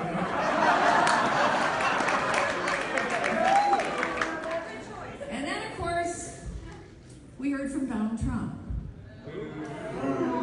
Now, I have to say, the pundits have been assuming that Hillary Clinton would be her party's nominee for some time now.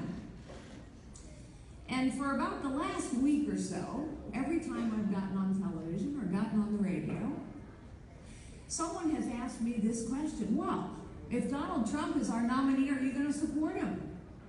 And here's the answer I have been given since the week he got into the race. Donald Trump does not represent me, and he does not represent my party.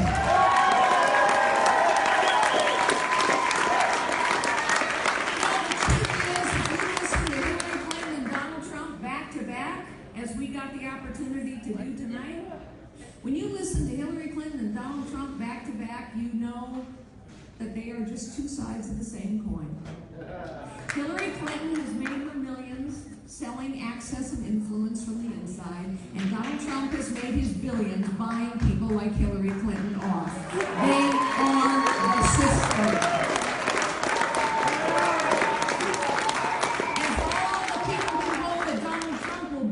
Champion to fight the system that no longer works for them, he will not.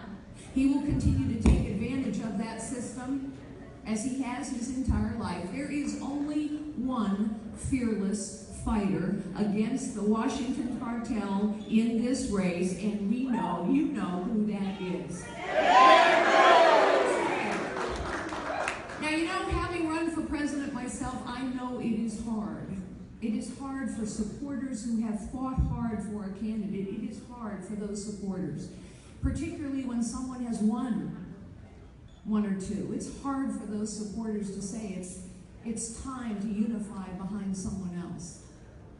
But it is time to unify now, behind the one candidate who can beat Donald Trump, save the soul of this party, and go on and challenge the establishment in Washington, D.C.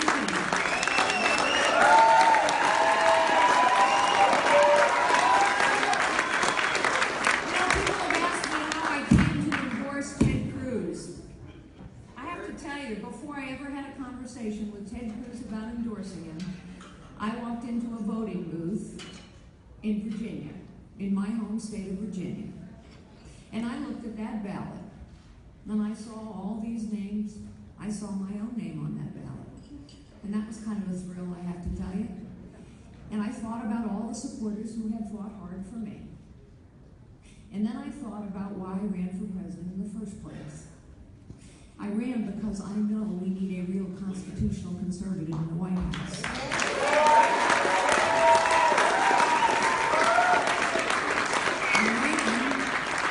I ran because I know we need a fearless fighter who will challenge the status quo in Washington, D.C. I ran because I know we need someone who has the courage of their convictions. And so you know what, folks? It was easy for me to check the box for Ted Cruz. And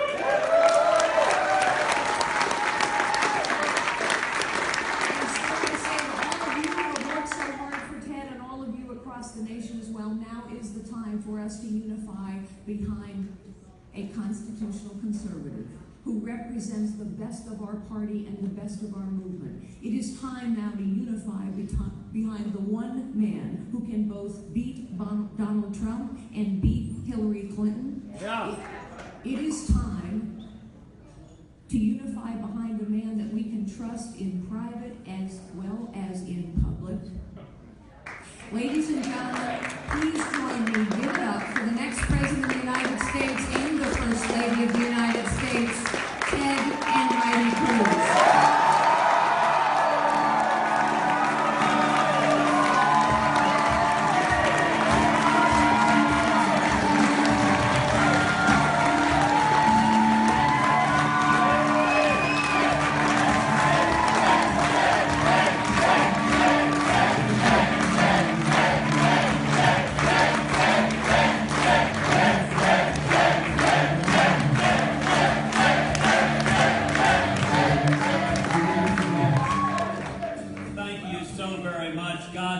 Each and every one of you. Thank you, Dan Patrick, for leading our team here in the state of Texas. And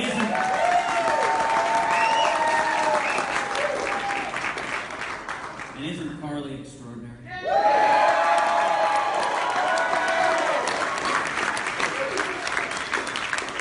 Such a tremendous leader. I gotta tell you, she terrifies Hillary Clinton. Hillary tosses and turns in her jail cell. Thank you, Hillary. Tonight was a good night.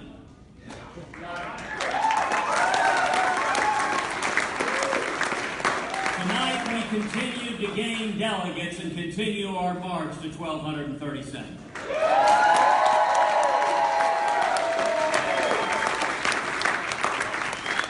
And after tonight, America now has a clear choice going forward.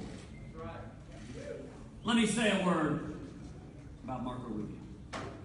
Marco is a friend. He's a colleague. He ran a strong, optimistic, positive campaign. His story: the son of a bartender, the son of a maid who fled Cuba seeking freedom, is powerful, it's inspirational. Marco's story is passionate, inspires me. Marco can paint a picture, can weave a tapestry of the promise of America like nobody else. And his presidential campaign inspired millions across the nation. I congratulate Marco and Jeanette on the tremendous campaign they ran.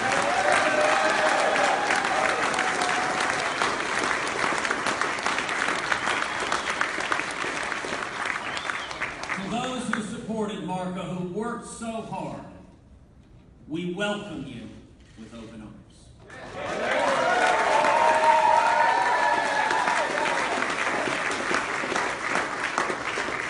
With gratitude and with hope and with a positive vision together for our great nation.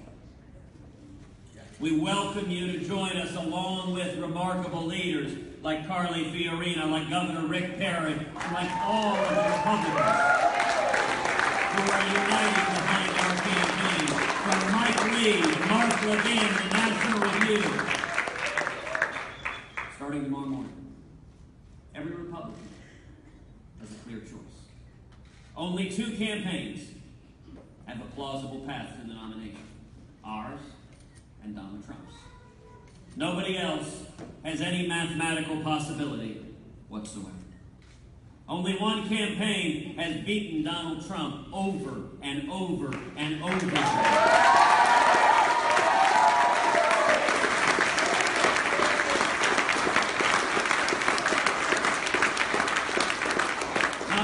Not twice, not 3 times, but 9 times all across the country.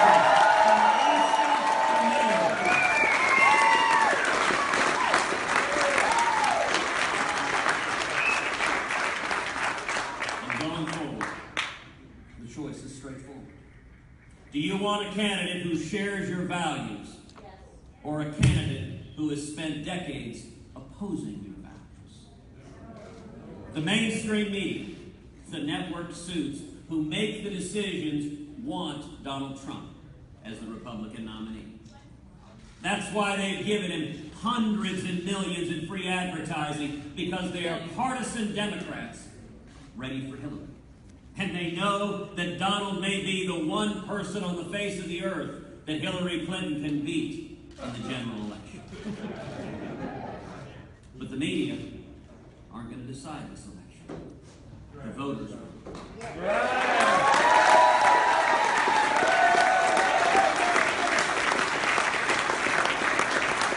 And here's our vision for America. It's an America with a brighter future. It's an America with greater opportunity for our kids and grandkids. It's an America with more liberty and more safety and more security. It is America that is greater tomorrow than it is today and than it was yesterday.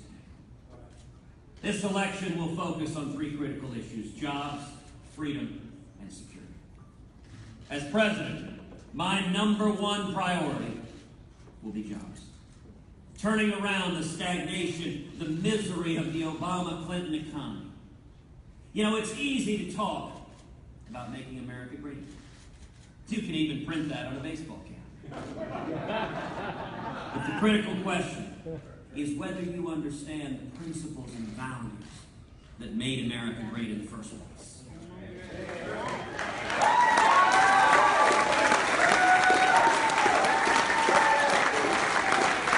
The heart of our economy isn't in Washington, D.C. The heart of our economy is small businesses all across the United States of America.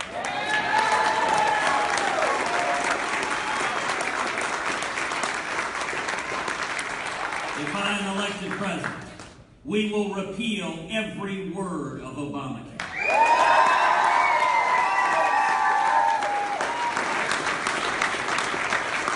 We will pass a simple flat tax and abolish the IRS.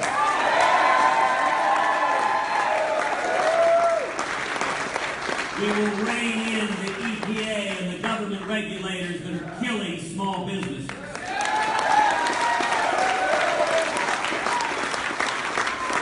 And we'll stop amnesty, secure the borders, end sanctuary cities, and end welfare benefits for those here illegally.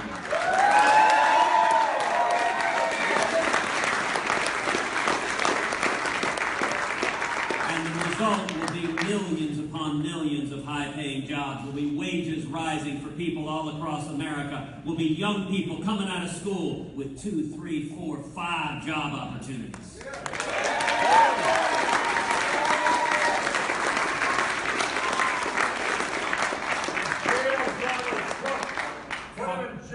Far too many politicians focus on Washington, D.C. To the lobbyists, to those like Donald Trump who buy influence, and to those like Hillary Clinton who sell influence, Washington is the center of the universe. But we understand that isn't right. Together, we will make Washington less relevant in all of our lives.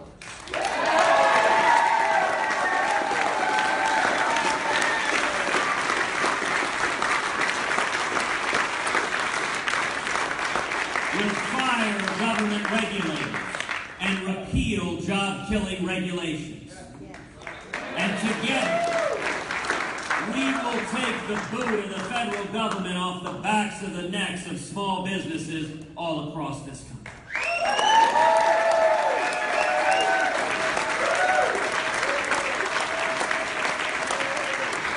It's not about the cronyism and the bailouts that far too many Republicans and Democrats have done over and over again to benefit the rich and powerful. Instead, less government is more freedom.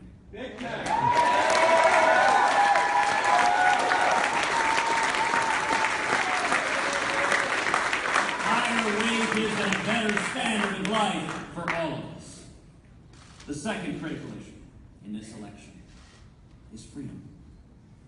2 debates ago, Donald Trump promised all of us that he would compromise with Harry Reid and Chuck Schumer on replacing Antonin Scalia to the United States Supreme Court. Our rights hang in the balance, and let me be very, very clear to the people of America. I will not compromise away your religious liberty.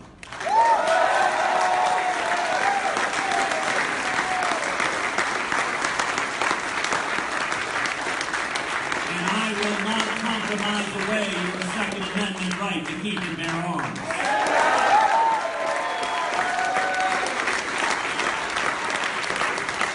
And every justice I appoint to the court will be faithful to the law and will ferociously protect the Bill of Rights for your children and for mine.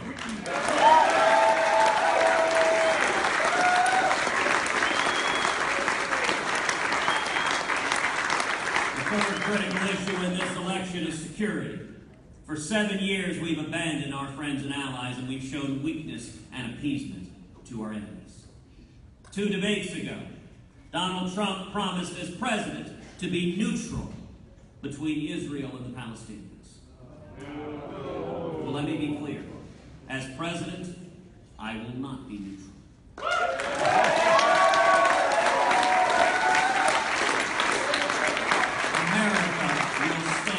Unapologetically with the nation of Israel.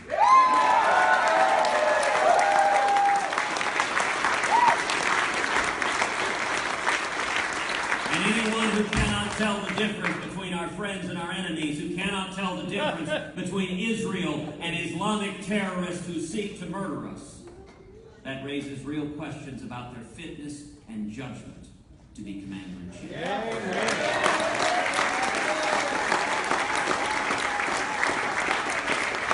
Donald Trump says he will keep in place this Iranian nuclear deal and try to renegotiate it.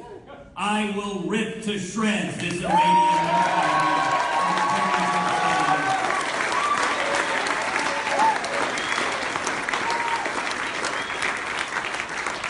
Over 7 years, President Obama has weakened and undermined the military. We've seen this before with another weak Democratic president, Jimmy Carter, who did the same thing.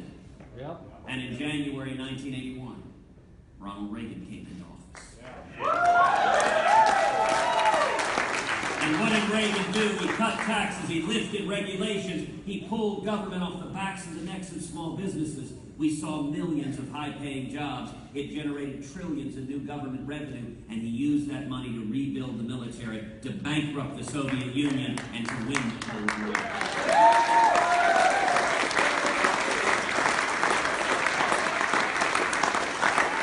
I intend to do the exact same thing with radical Islamic terrorism.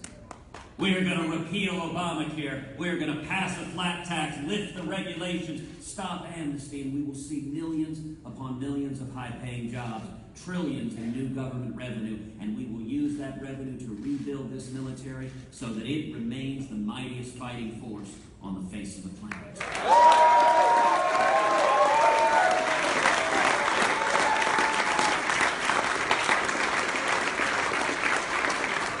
Tomorrow we have a choice, a clear and simple choice. Enough with the Washington corruption. Enough with the deception, with using government to benefit the rich and powerful at the expense of hardworking taxpayers. Together, we can turn things around. If we stand together, if we remember the common sense, free market principles that built America, the constitutional liberties that built America, once again standing together, we can have morning in America.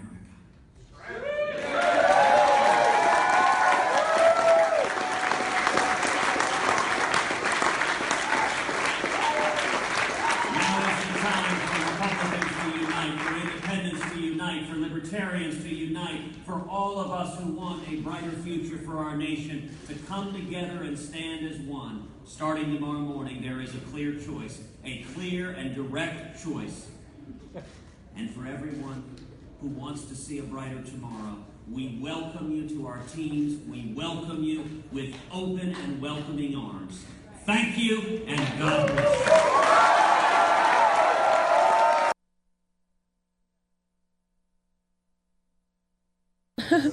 All right, so that was Ted Cruz. I am changing my lower third here.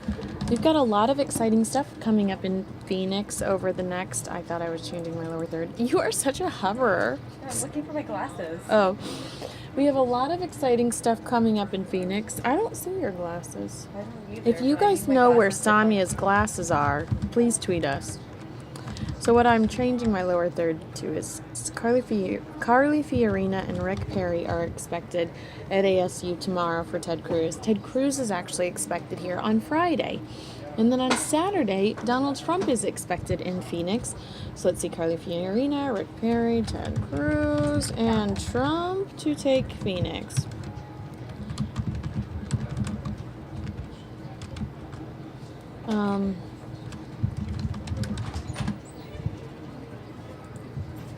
So that is something to look forward to because we will have all that coverage for you right here on Fox 10 News Now. Again, Carly Fiorina, Rick Perry tomorrow at ASU, Ted Cruz. I don't know the venue, but he's supposed to be here on Friday. And then Donald Trump is going to be here on Saturday, a venue undetermined, but the last time he did it in a very cool airplane hangar.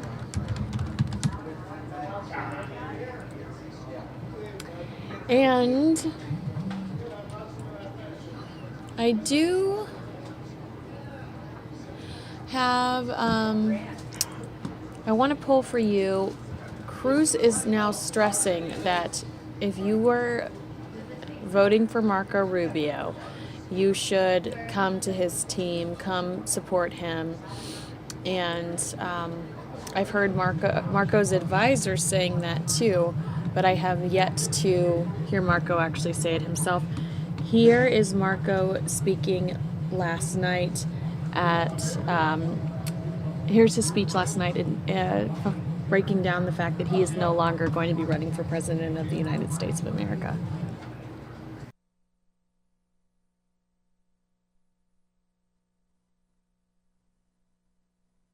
No.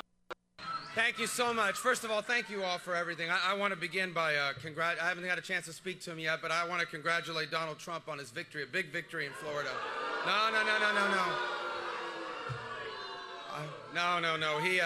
No, guys, we live in a republic, and our voters make these decisions, and we respect that very much, and it was a big win. And I want to begin by thanking all of you here today. And I want you to know I am the beneficiary of the best group of supporters, the hardest working people I've ever been associated with. And I'm so grateful to you guys. Thank you. And not just here in Florida. Not just here in Florida, but around the country. I love you too.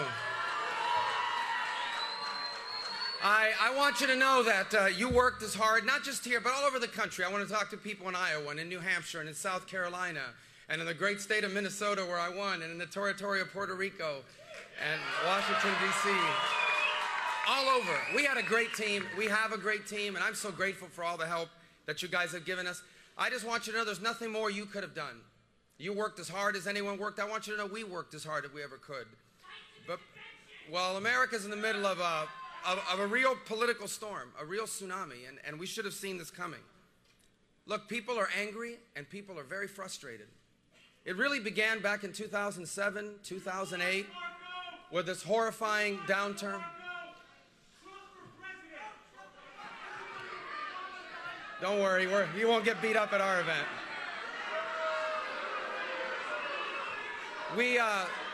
People are very frustrated about the direction of our country.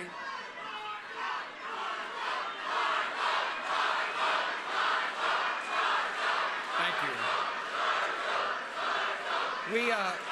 Thank you. People are frustrated. In 2007 and 2008, there was a horrible downturn in our economy. And these changes to our economy that are happening are disrupting people's lives. And people are very upset about it. And they're told that, people are angry, they're frustrated, they're being left behind by this economy. And then they're told, look, if you're against illegal immigration, that makes you a bigot. And if you see jobs and businesses leaving to other countries, you have no right to be frustrated.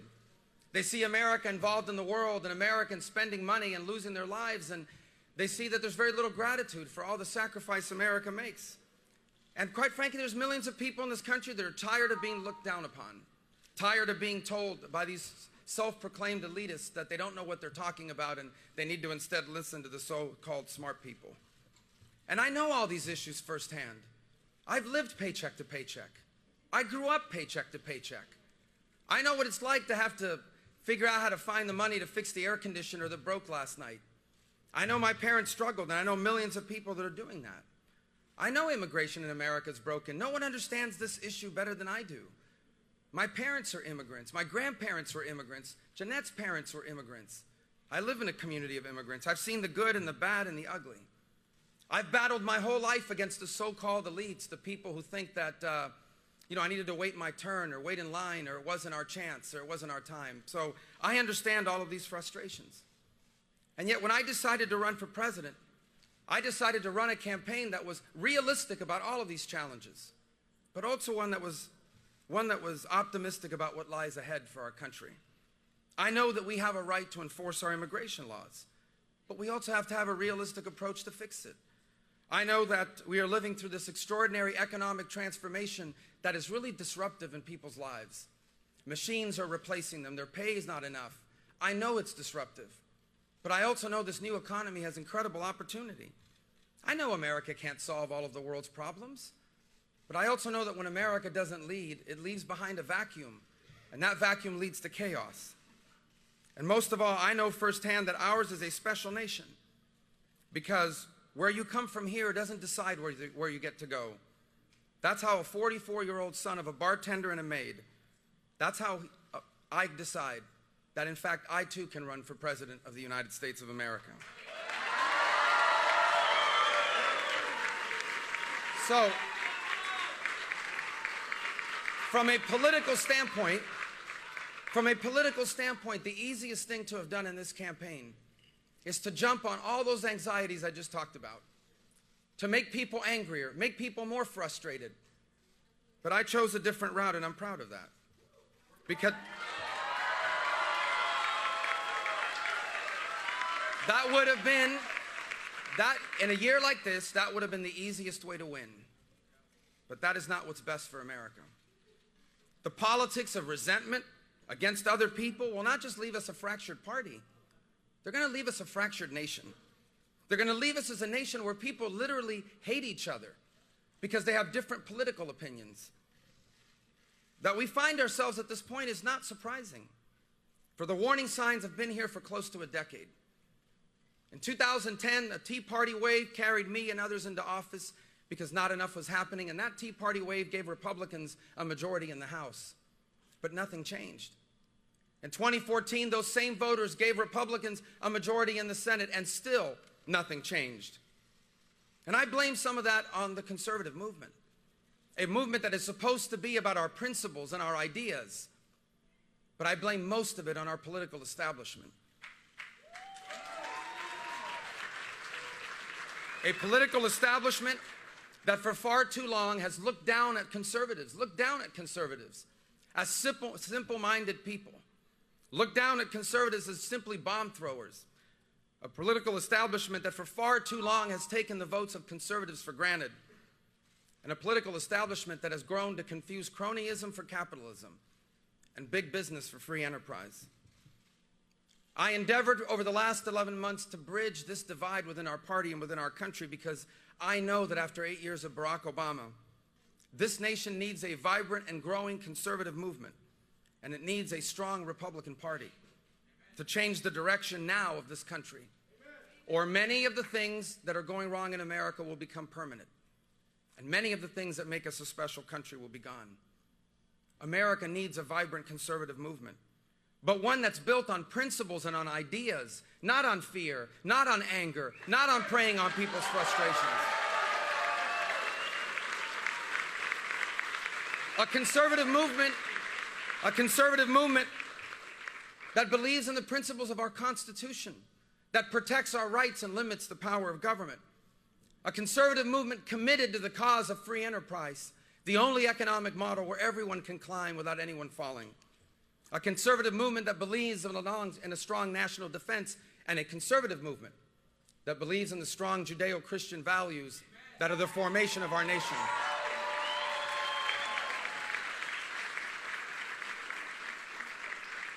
But we also need a new political establishment in our party. Not one that looks down on people that live outside of the District of Columbia. Not one that tells young people that they need to wait their turn and wait in line.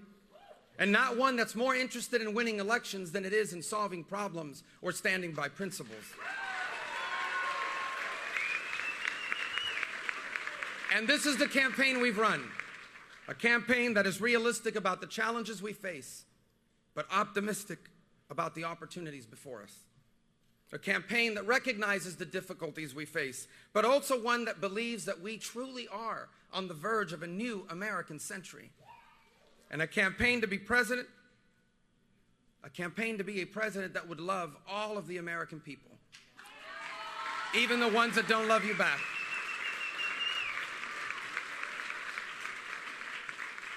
This is the right way forward for our party. This is the right way forward for our country. But after tonight, it is clear that while we are on the right side, this year, we will not be on the winning side. I take great comfort in the ancient words which teaches us that in their hearts humans plan their course, but the Lord establishes their steps. And so yet, while this may not have been the year for a hopeful and optimistic message about our future, I still remain hopeful and optimistic about America.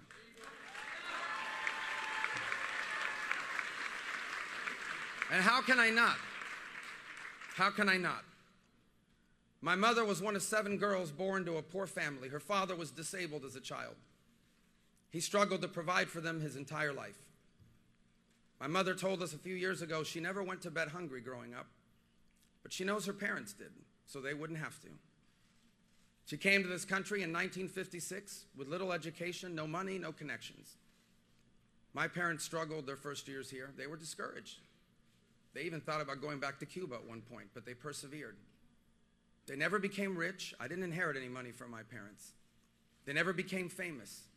You never would have heard of them if I had never run for office. And yet I consider my parents to be very successful people. Because in this country, working hard as a bartender and a maid, they owned a home. And they retired with dignity. In this country, they lived to see all 4 of their children live better off than themselves. And in this country, on this day, my mother, who's now 85 years old, was able to cast a ballot for her son to be the President of the United States of America.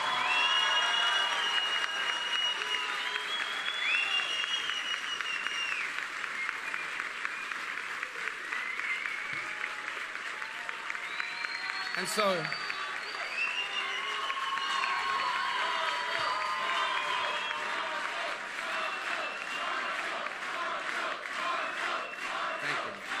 And so,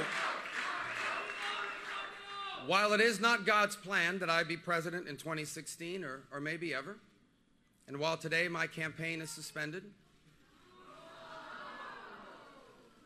the fact that I've even come this far is evidence of how special America truly is. And all the reason more why we must do all we can to ensure that this nation remains a special place. I ask the American people, do not give in to the fear. Do not give in to the frustration. We can disagree about public policy. We can disagree about it vibrantly, passionately. But we are a hopeful people, and we have every right to be hopeful. For we in this nation are the descendants of go-getters. In our veins runs the blood of people who gave it all up so we would have the chances they never did. We are all the descendants of someone who made our future the purpose of their lives. We are the descendants of pilgrims. We are the descendants of settlers. We are the descendants of men and women that headed westward in the Great Plains, not knowing what awaited them. We are the descendants of slaves who overcame that horrible institution to stake their claim in the American dream. We are the descendants of immigrants and exiles who knew and believed that they were destined for more and that there was only one place on earth where that was possible. This is who we are. And let us fight to ensure that this is who we remain. For if we lose that about our country, we'll still be rich and we'll still be powerful, but we will no longer be special. And so I am grateful to all of you that have worked so hard for me. I truly am. I am grateful to my family, to my wife, Jeanette, who has been phenomenal in this campaign.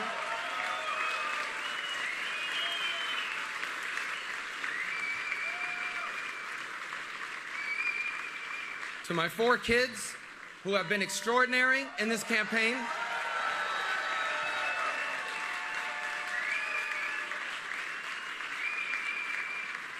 And I want you to know that I will continue every single day to search for ways for me to repay some of this extraordinary debt that I owe this great country.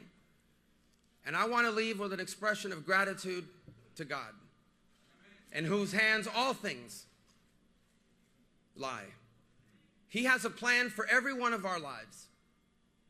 Everything that comes from God is good. God is perfect.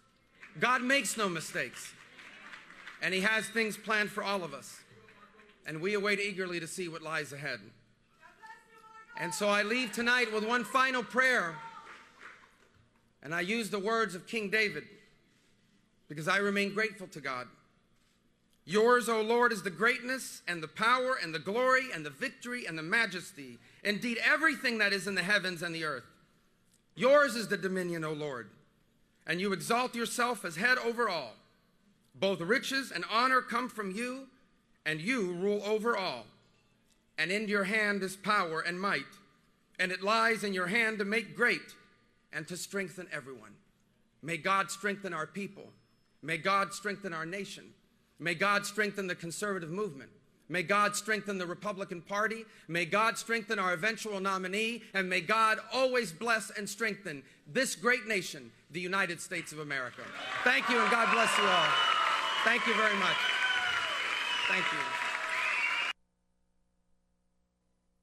All right, that was Marco Rubio from last night. Hey, I found this really fun video. This was from our morning show this morning. It's on Rick D'Amico's Facebook page. I absolutely adore it. It's in regards to social media power for presidential candidates. So let's take a look at Rick D'Amico and Andrea this morning talking social media influence in the 2016 campaign.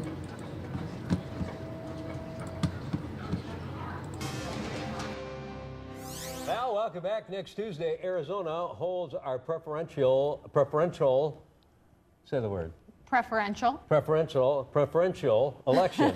And that doesn't sound right, does it? No, it But does it's not right. sound right. Now, some people have already voted early voting. You get the ballots early. Definitely. Bernie Sanders, as you all know, was Yeah. here yesterday.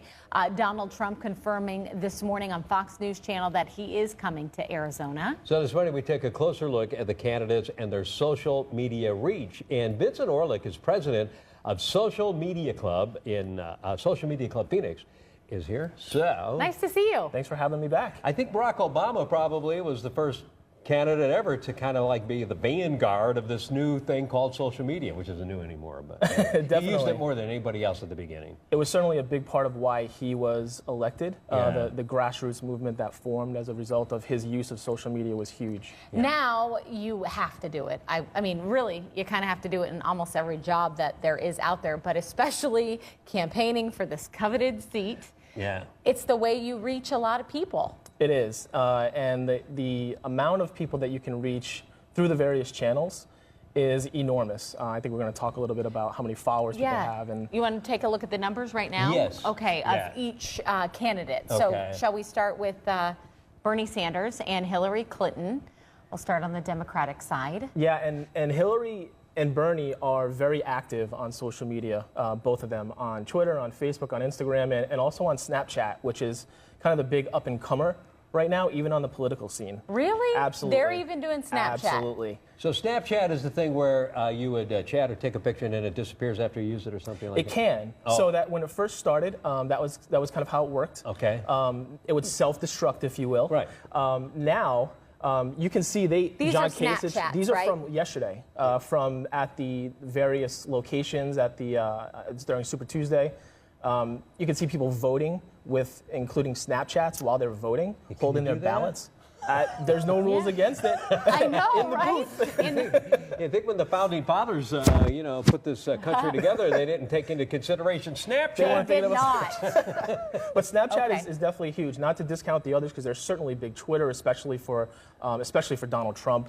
He's been huge with Twitter, with really? expressing himself on Twitter. Oh, if you yeah. will. He's like all day long. Very on Twitter. vocal on Twitter, if you will. And he's got the most total followers over all the platforms Oh, wow. easily. Now, a lot of that you can attribute, I think, in my opinion, to his previous celebrity. With The Apprentice, with various things that he's known for. I mean, he had followers before that. And not that the politicians didn't. Yeah. But not to this degree. Yeah, I mean, he was going to have a bigger Facebook page following, let's say, because of a show that he did on TV. Right. Rather than maybe a politician that doesn't, they have partisan followings. Right. Okay. So let's look at a post from each candidate and talk about the theme of each candidate's messages. You want to start with Donald Trump, and let's see. Well, there you go, right off the Says it bat. right there. And so the thing with Donald Trump is we all know he's very abrasive, speaks his mind for better or for worse. The one thing that he did there on Twitter that you'll notice is he put a period in front of the @ sign.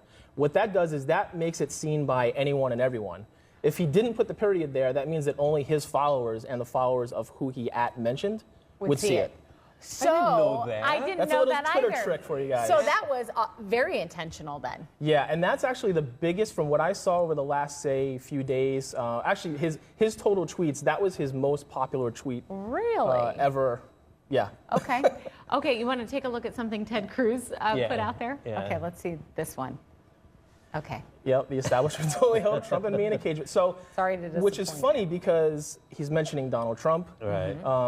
which is one of the things that you find common on social media when they talk about Trump. That post or tweet is huge. Favorited, Yeah. it's Yeah. liked, it's all It's of that. seen, it's all of okay. that. Okay. John Kasich. Yep. Okay. In Grand Rapids today. So this he's was, at a location. just kind of a I thought it was interesting the picture you Basic. showed earlier with John Kasich and Mitt Romney doing Snapchat together. I think Yeah. of all two I know. people in politics, that'd be the least of And you know what's funny is John Kasich, I followed him recently, and he just followed me back on Snapchat. No kidding. So, I mean, not trying to toot my own horn, Yeah. but what that shows to me is that he's engaged. that he's maybe a little bit more prevalent himself Yes. at Or his doing this team, or either- team. yep, He's yep. more involved than just having somebody do it for Absolutely. You said he's following Okay. you on Snapchat. Yes. Oh, no. him. Yeah. We gotta get What on about Snapchat. Hillary? So go follow him. We'll follow you back. Yeah. Hillary and Bernie, I know we have to kind of wrap it up. So this is That was a Instagram. big Instagram post for her. Her biggest, obviously a great picture That's her campaign slogan, essentially, her hashtag that she's been using. Okay. And let's do one with Bernie Sanders real quick. So this was a video that featured Danny DeVito at one of the locations that they were at, and his quote, "We need you, Obi-Wan," was DeVito to Sanders. But he mentioned a celebrity. It was a big, popular event, so it makes sense that it was popular on social media. How many of these people do you think are really doing it themselves or have people doing it for them? It's funny. I think now that several of them are doing it themselves. Some of them do John know. Kasich did it himself because he answered you immediately. Otherwise, the people would have to have that checked out. Yeah. Yeah. And some of them will note, say on Twitter, they'll even have multiple accounts. Ted Cruz has like 3 accounts. One of them, it says managed by his staff. One of them says managed by staff, but if it indicates with an initial, it's him. So, and several of them will do that. Now, Donald Trump, it could be him. It could also be his social media director who, if you look at his tweets, they're kind of similar. So you well, wonder Andrea has 3 or 4 accounts. And Does she? It's me. Just me. Previous life. No, yeah, right. Nice seeing you. Always good to hear Thank from you for you. having me. That was interesting. And Very you put the period before at, and On it goes Twitter. to everybody. Everybody. That's a good little trick there. Thank you. Thank you. Okay. Well, want to check in with Beth Yeah. for a tip of the day? I think she's joining us right now. Hi, Beth. Hi. So did you know that? All right, so that was Rick and Andrea going over presidential social media strategy and strength. Let's see here. The next video I want to show you is something I saw some of our anchors watching repeatedly in the office today. Let's go watch Donald Trump's new campaign ad via Facebook. This looks like I guess it can only be described as an anti-Hillary piece. So we're going to watch that right now, and then we'll take a look at what some of the Democratic candidates are up to on social media as well.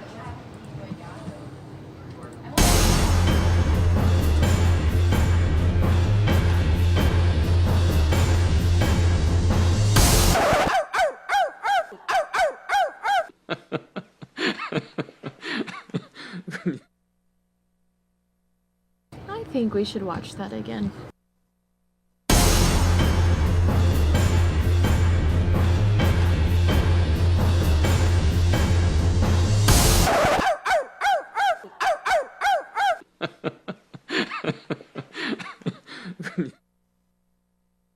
Some of the comments underneath this post let's see, this was posted 6 hours ago. It has 1.2 million views on Facebook alone. Some of the top comments: Hillary is just another example of how the system is corrupt. Trump will beat her soundly in the election this fall. Johnny says, Trump, I hope you stick it to Clinton, the mass media, the establishment, Hollywood, Anonymous, move on, and the rest of the far left. You are this country's Rocky. Oh, interesting. Next, we're going to head over and check out Bernie Sanders. We might actually talk to him tomorrow. He was here last night, but he is going to be in Flagstaff tomorrow. Is there a video I wanted to show you?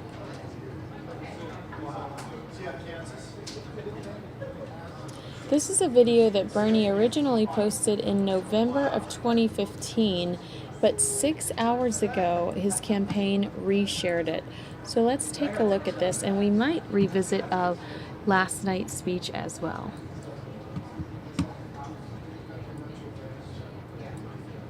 We're doing everything right, but find it harder and harder to get by.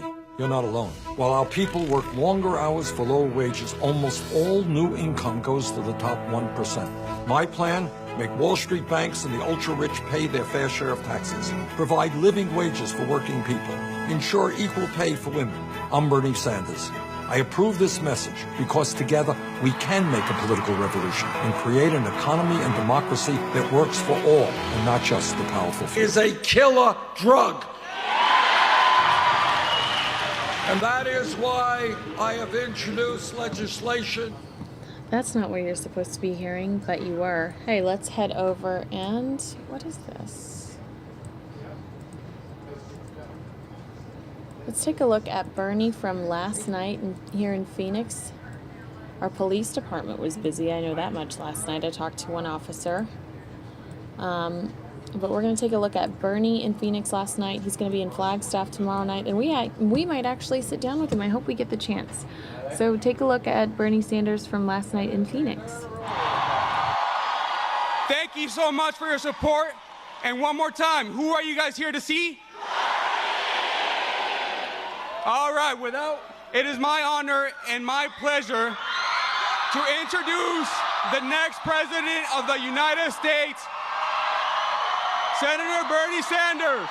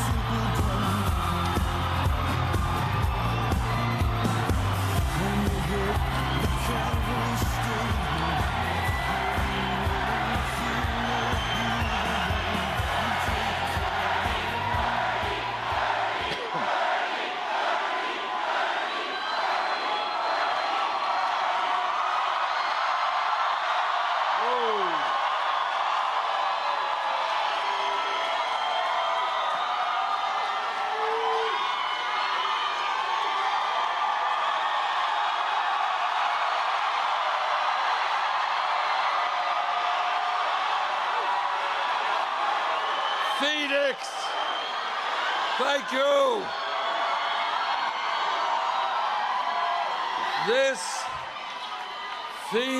Phoenix, thank you.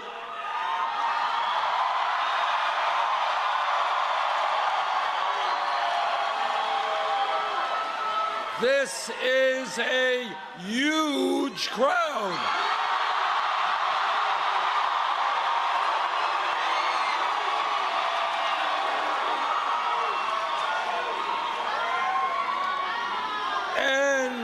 And this is a loud crowd.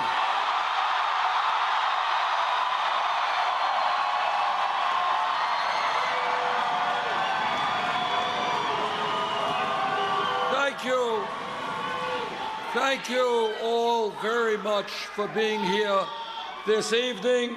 Let me thank Gilbert Romero.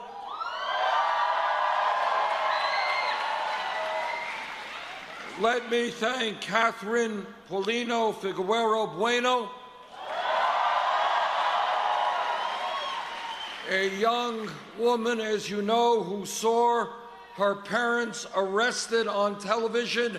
And what this campaign is about is to making sure those types of things never, ever happen again.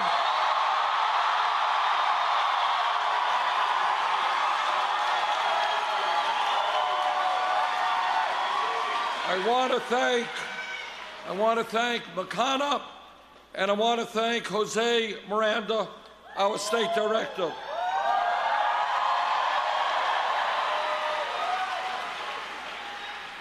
Phoenix, are you ready for a political revolution?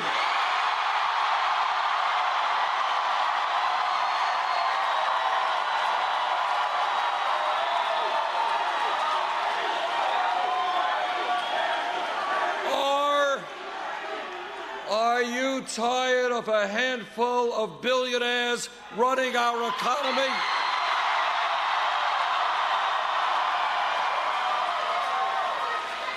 Well, if you are, you have come to the right place.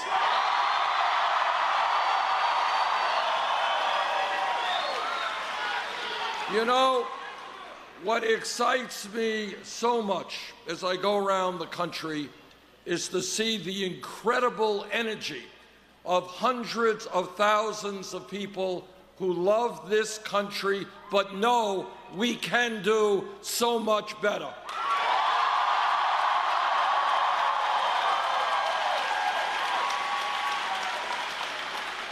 We started this campaign at 3% in the national polls.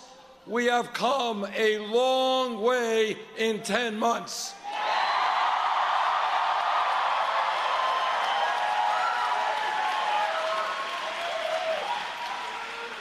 And the reason that we have done as well as we have, the reason that we have defied all expectations, is that we are doing something very radical in American politics. We're telling the truth.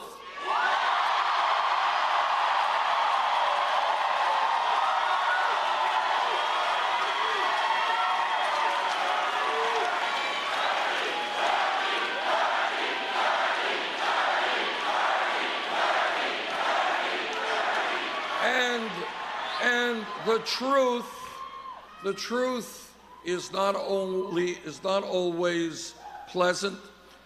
It's not always what we want to hear. But we cannot go forward unless we deal with the realities of American society today, and that is what we are going to do.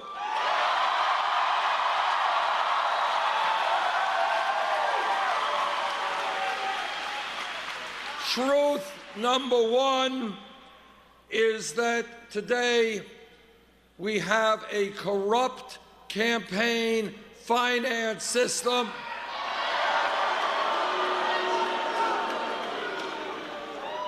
with Wall Street and billionaires spending unlimited sums of money, which is undermining American democracy.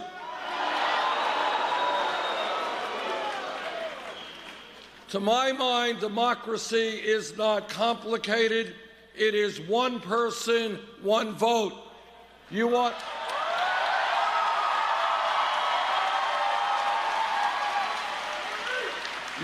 to vote for me? Great. You don't? That's okay. But what I do not want to see are billionaires spending unlimited sums of money buying elections and undermining the democracy which has made our country so great.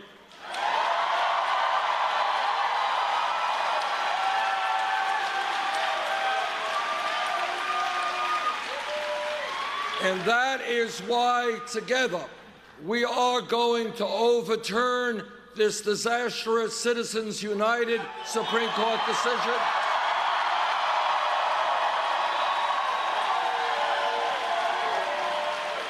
And that is why we are going to move to public funding of elections.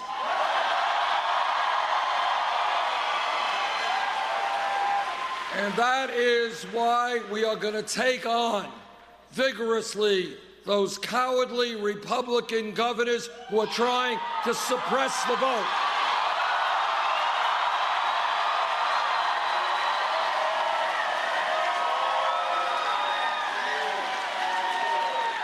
And I say to those cowardly Republican governors, if you are afraid of a free and fair election, get out of politics, get another job.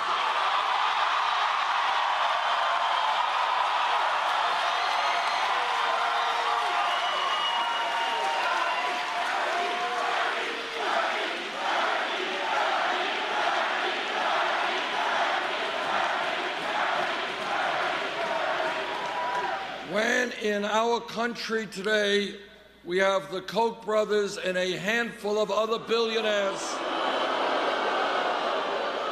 spending hundreds of millions of dollars to elect candidates who represent the wealthy and the powerful. That's not democracy, that is oligarchy.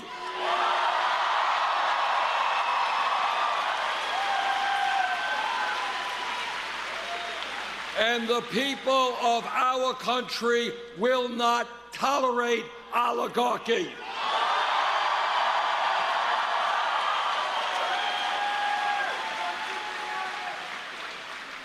But it is not just a corrupt campaign finance system.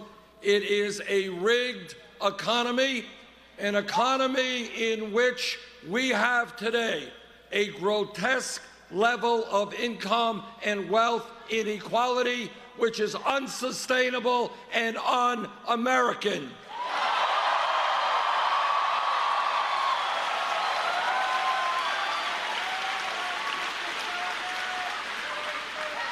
Now, the Congress may not talk about it much, the media may not talk about it much, but it is unacceptable to me and the American people when the top 0.1% now owns almost as much wealth as the bottom 90%.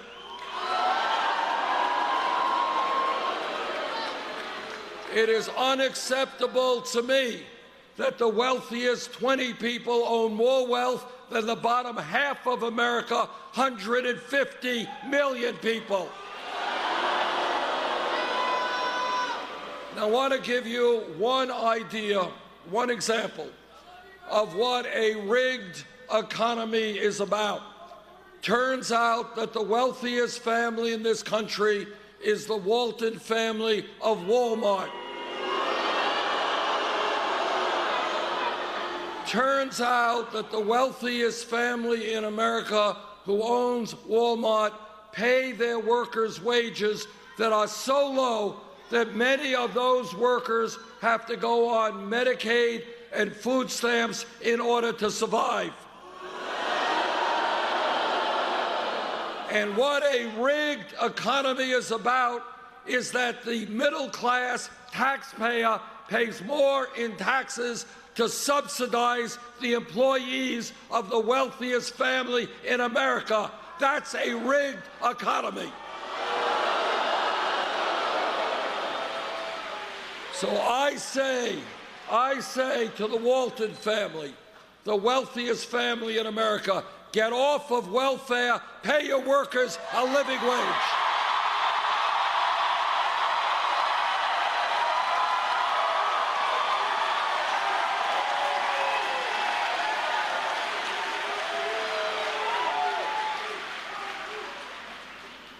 The United States of America today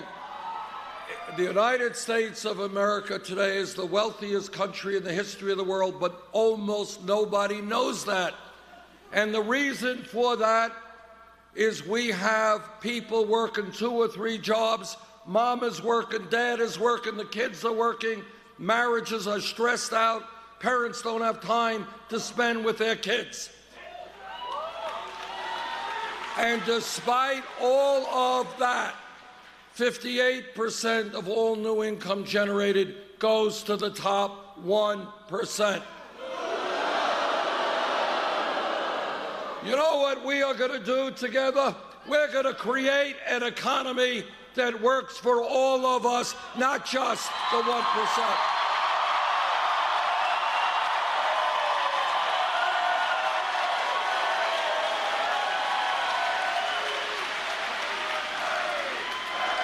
And we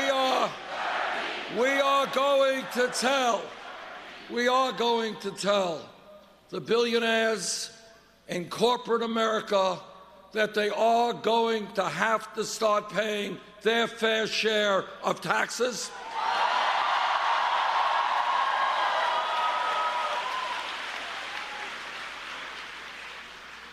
And when we talk about a rigged economy, we are going to end the absurdity of millions of our people working for $8, $9 an hour because you can't make it on $8 or $9 an hour.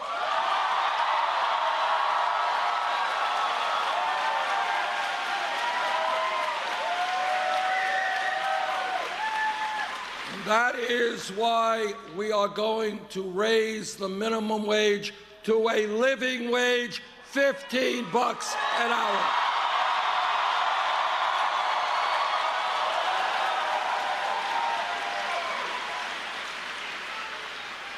And when we talk about a rigged economy, we're going to end the absurdity of women making 79 cents on the dollar compared to men.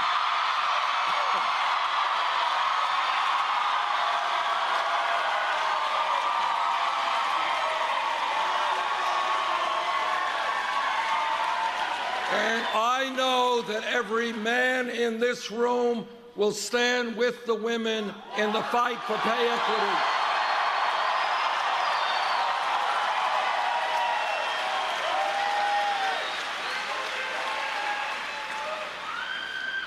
A few weeks ago, I was in Flint, Michigan. And what I observed there and what I heard there was literally beyond my comprehension, and it shook me and upset me enormously. And what I observed there is that children in that city were being poisoned by a water system that had very heavy amounts of lead in it. It is incomprehensible that this is happening in the United States in the year 2016. But it's not just Flint. All across this country, our infrastructure, our water systems, our wastewater plants, our bridges, our roads, our rail system is falling apart.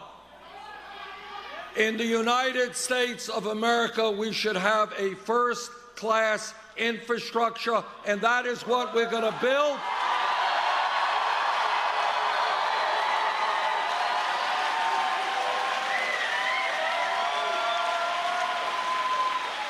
We're going to put $1 trillion into building our infrastructure, and when we do that, we create 13 million decent-paying jobs.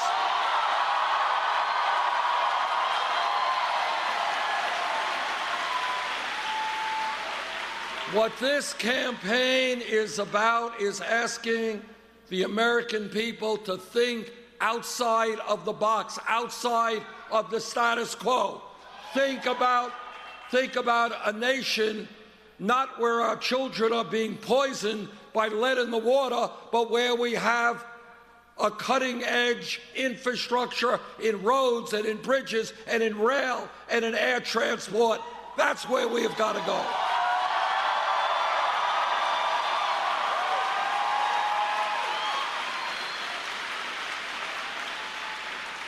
And this campaign, in terms of the rigged economy, is telling corporate America that we are going to end these disastrous trade policies which are destroying the middle class of this country.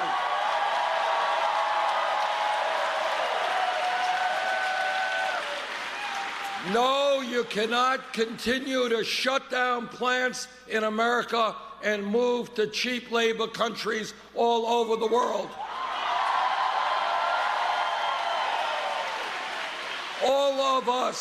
All of us want to help poor people throughout the world. We can do it without destroying the American middle class through disastrous trade policies.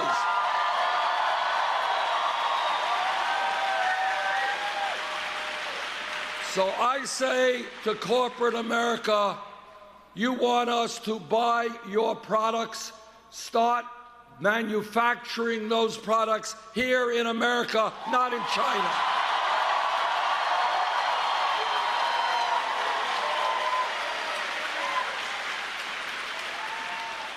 This campaign is about fixing a broken criminal justice system.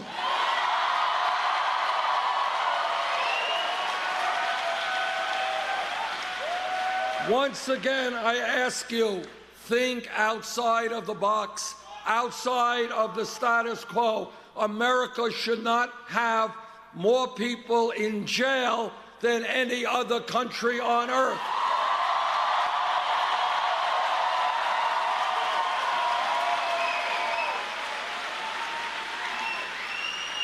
We should not be spending $80 billion a year locking up 2.2 million Americans, disproportionately African American, Latino, and Native Americans.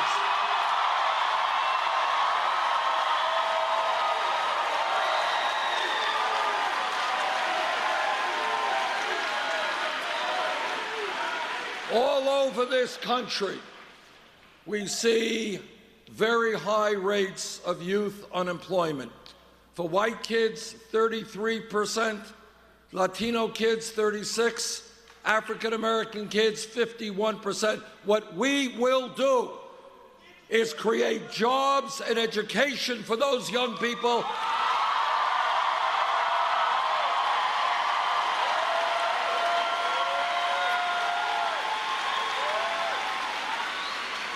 And not more jails and incarceration.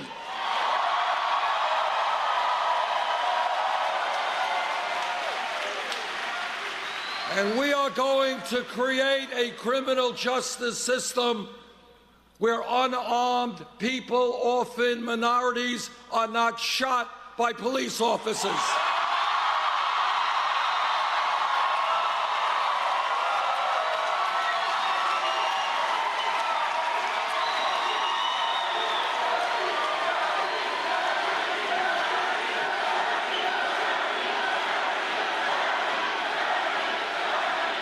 Now, I have worked with police departments all over my state of Vermont and all over this country. The vast majority of police officers are honest, hardworking, and they have a very difficult job.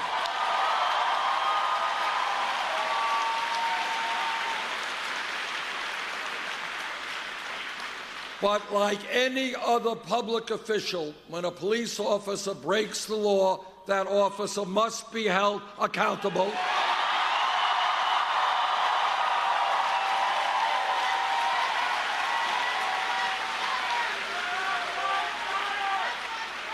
We need to end the militarization of police departments.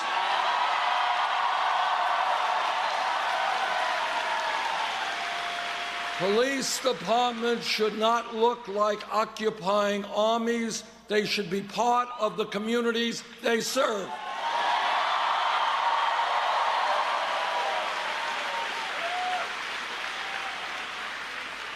And we need to make police departments look like the diversity of the communities they serve.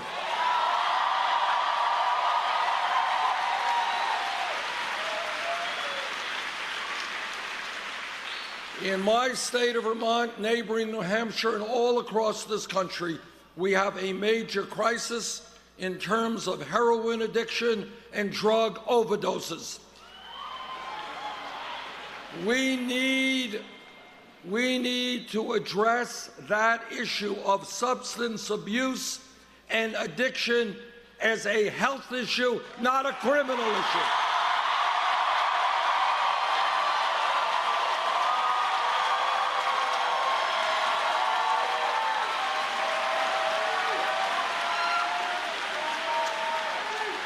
We need to rethink the so-called war on drugs.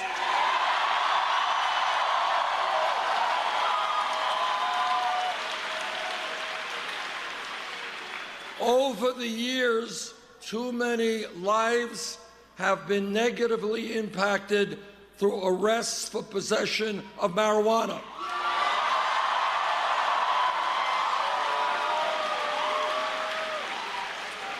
Right now, at the federal level, marijuana is considered a Schedule I drug under the Federal Controlled Substance Act, right alongside of heroin. Now, scientists disagree about the pluses and minuses of marijuana, but all of you know heroin is a killer drug. And that is why I have introduced legislation to take marijuana out of the Federal Controlled Substance Act.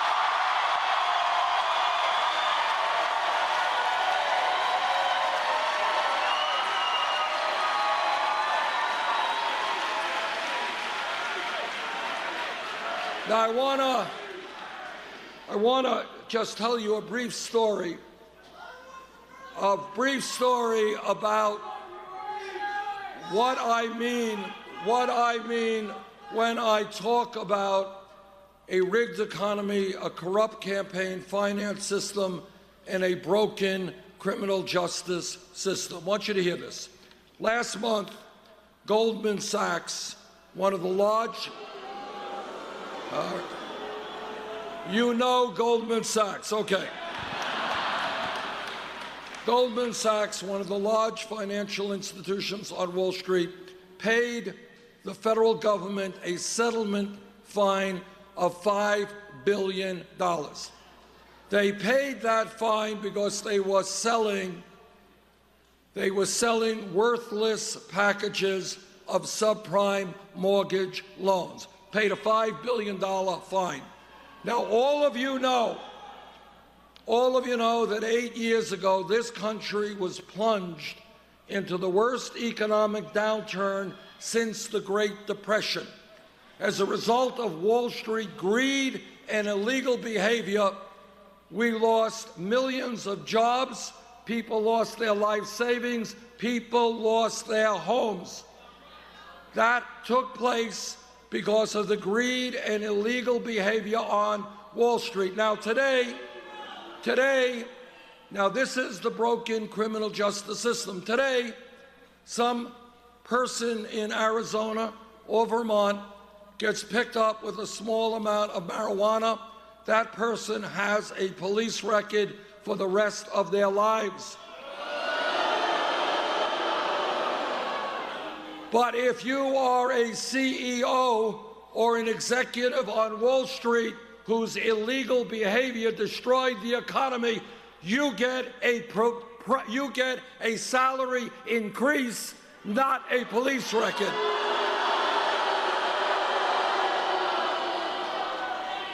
Now, what we have got to do, not going to be easy, but we will do it, is we are going to restore justice to a broken criminal justice system.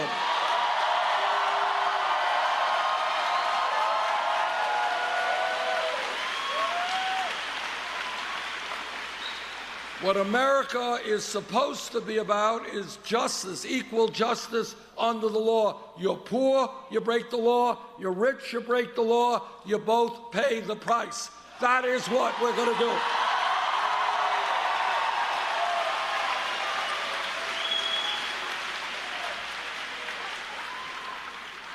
This campaign is doing well because we are listening to the American people and not just wealthy campaign contributors.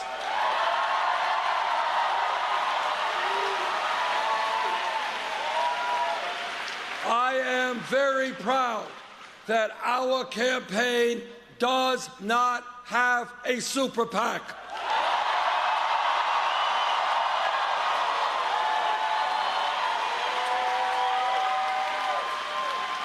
We have received over 5 million individual campaign contributions.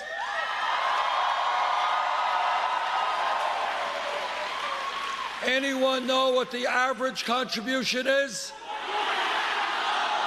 That's right, $27.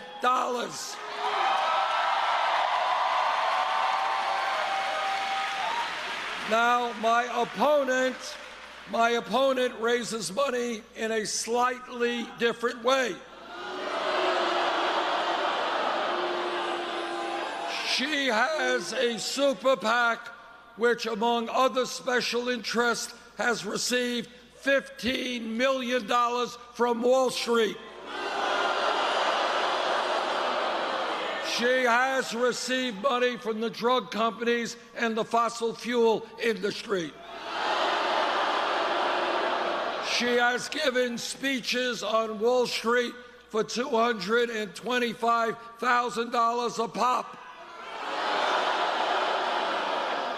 Now, to my mind, if you're going to give a speech for $225,000, it must be a really great speech.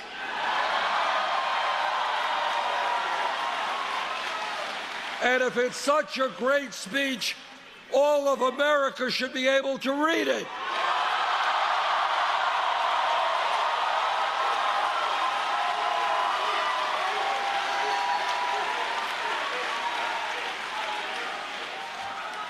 Our campaign is listening to senior citizens and disabled veterans.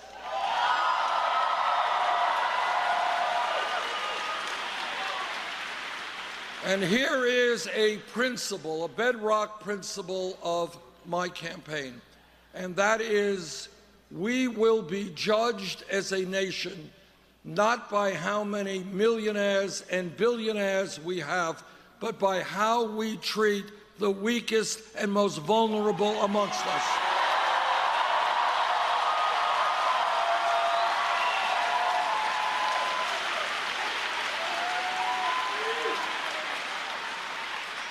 Now, while we have seen in recent years a proliferation of millionaires and billionaires, we have millions of seniors and disabled vets trying to make it on $11,000, $12,000 a year Social Security. And you know what? Nobody can make it on $11,000, $12,000 a year Social Security.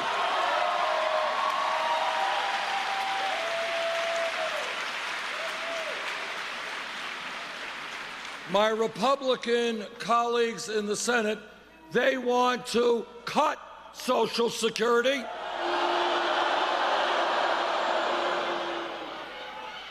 And they want to give huge tax breaks to billionaires. Well, I have some bad news for them. No, we are not going to cut Social Security. We're going to increase Social Security.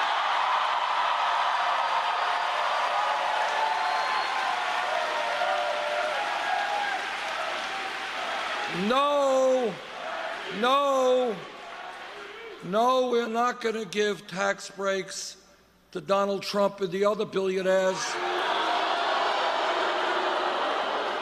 In fact, they're going to start paying their fair share of taxes.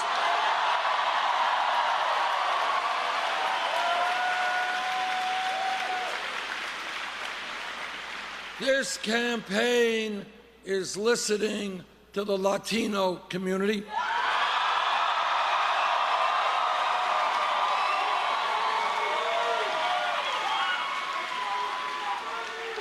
And what the Latino community is telling me is they are tired of living in the shadows.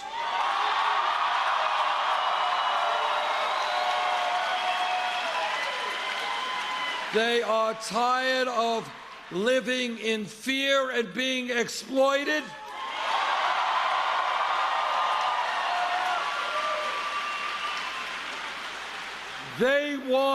I want comprehensive immigration reform.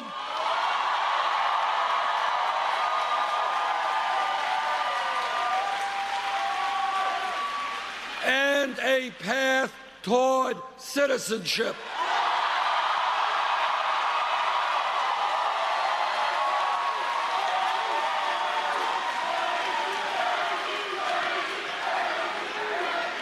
You know, my father came to this country at the age of 17 from Poland, so I know a little bit.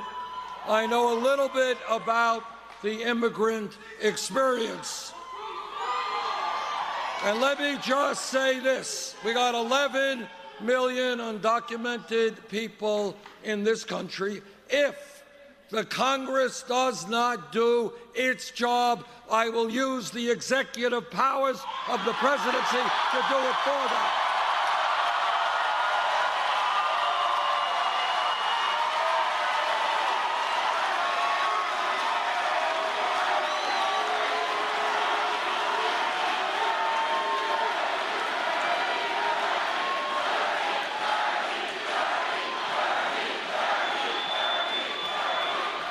I do not want to see young people like Catherine look at the television and watch their parents arrested.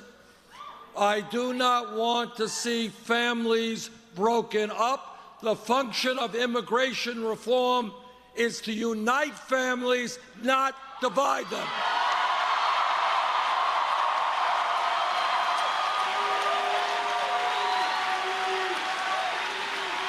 And let me say this. I know that in our country not everybody agrees with my views on immigration reform, and that's fine. We're a democracy. People have different points of view. But what is not acceptable, no matter what your point of view is to throw racist attacks against Mexicans,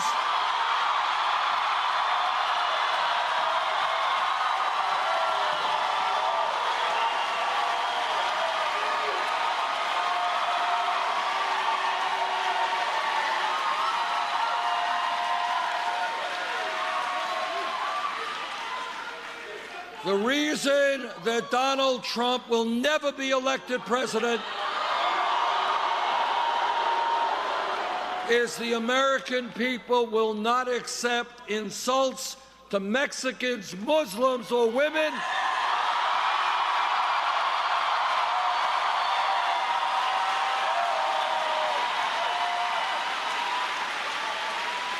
The American people will not accept a president who insults our veterans,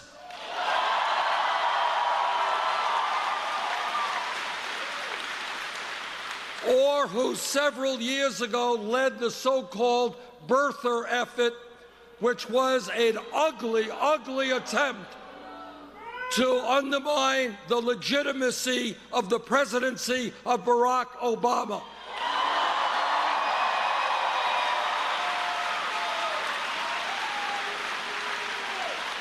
Now, you can agree with the president, you can disagree, that's democracy, but don't tell me he is not the legitimate president of this country.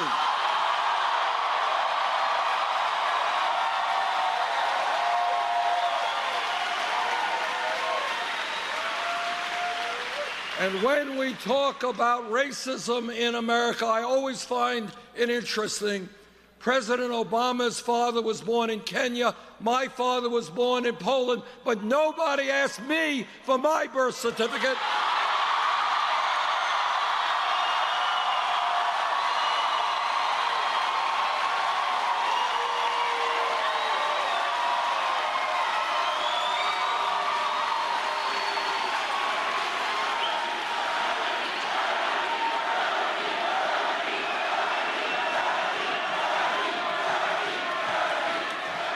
And I kind of think maybe it has something to do with the fact that my skin color is a little bit different than the president's.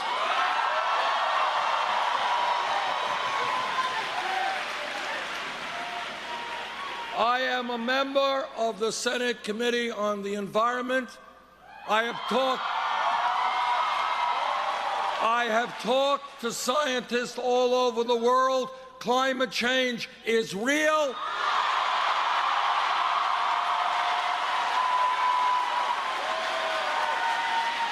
It is caused by human activity.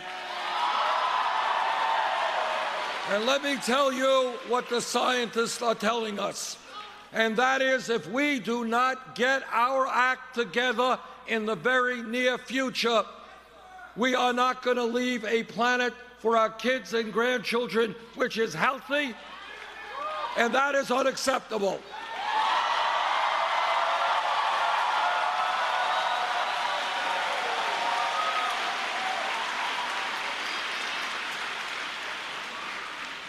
It is literally beyond belief that we have a major political party, the Republican Party, which rejects science, refuses to acknowledge even the reality of climate change.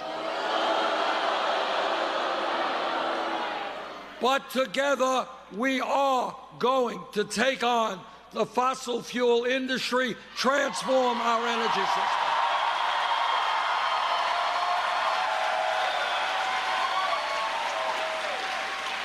We can create millions of good-paying jobs by moving to energy efficiency and sustainable energy.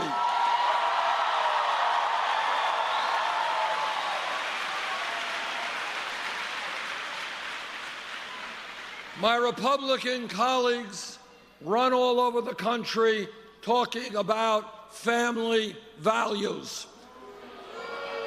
I want you to know what they mean by family values. What they mean is no woman in this room has the right to control her own body. I disagree. What they mean by family values is that our gay brothers and sisters do not have the right to marry. I disagree. Jane and I have been married for 27 years.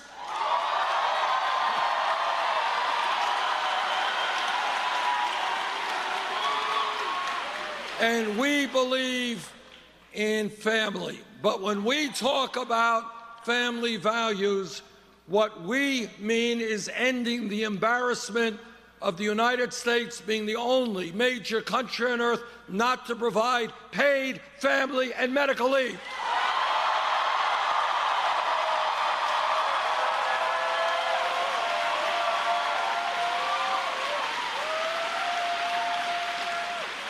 Today in America, a woman here in Arizona or in my state of Vermont is giving birth.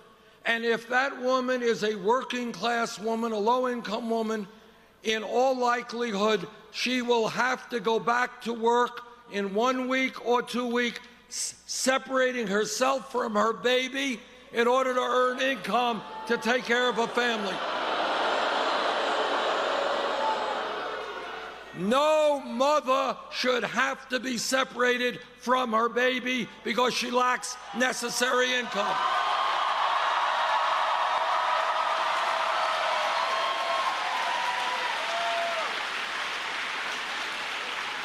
And that is why together we are going to pass 3 months paid family and medical leave.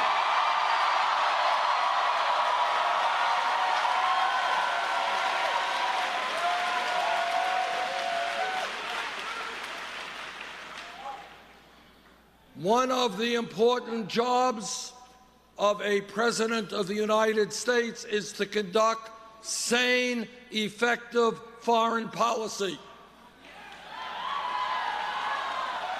On the most important foreign policy of our time, the war in Iraq, I listened very closely to what President Bush and Cheney had to say. And I did not believe them and voted against that war.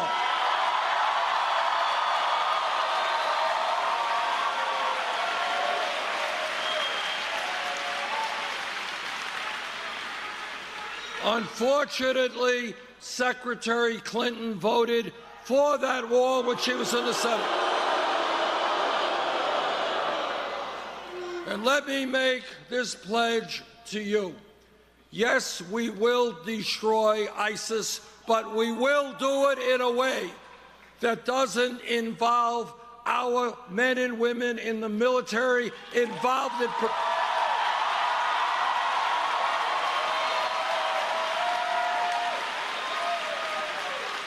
our men and women in the military will not be involved in perpetual warfare in the Middle East.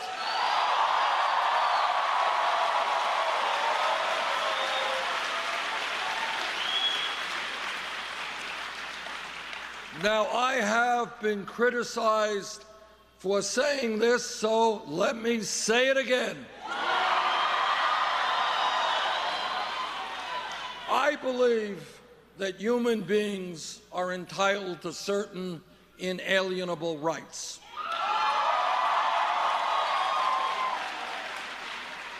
And we have a Constitution that grants us, and it's a great document, a lot of political rights.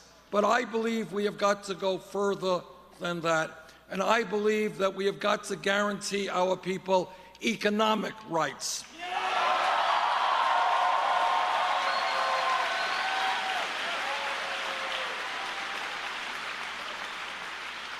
Because I remember the great leader, Dr. Martin Luther King Jr.,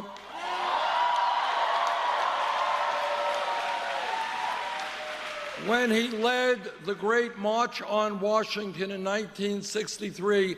It was called the March for Jobs and Freedom. Jobs and freedom. And when he died, you all remember when he died, when he was assassinated, it wasn't on a quote-unquote civil rights demonstration. He was standing up with exploited sanitation workers in Memphis, Tennessee.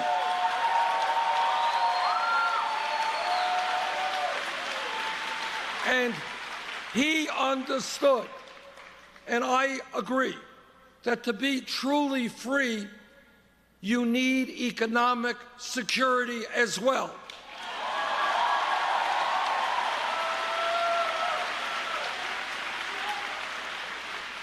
Now, it turns out that every major country on earth, Germany, United Kingdom, France, Holland, Scandinavia, Canada, every major country guarantees health care to all of its people.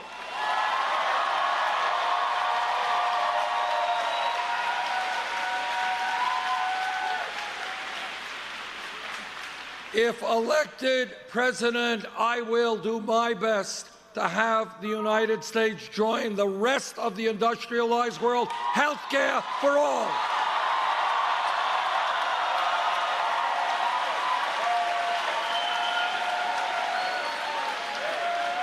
Now, what this campaign is about, again, is thinking outside of the status quo. You do not have to accept the status quo. We can do better.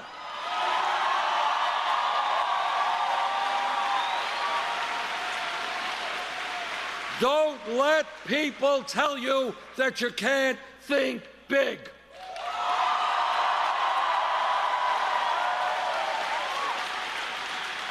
Now, I'm a member of the committee that helped write the Affordable Care Act. It has done a lot of good things. We should be proud of that and proud of President Obama's leadership on that. But we still have 29 million Americans uninsured. Many of you are underinsured with large co-payments and deductibles. And all of us are getting ripped off without mercy by the greed of the pharmaceutical industry.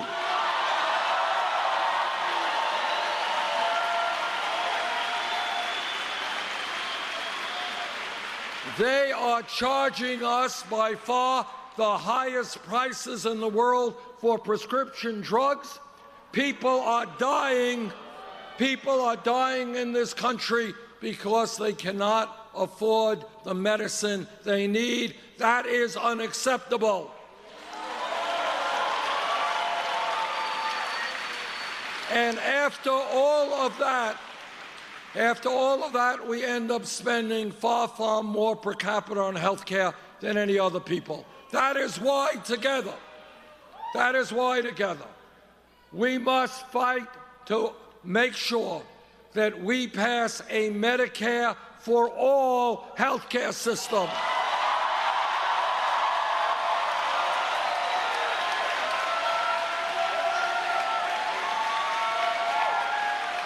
Now, I do not understand why, if Canada could do it, the UK could do it, France could do it, all of these other countries could do it, we can do it.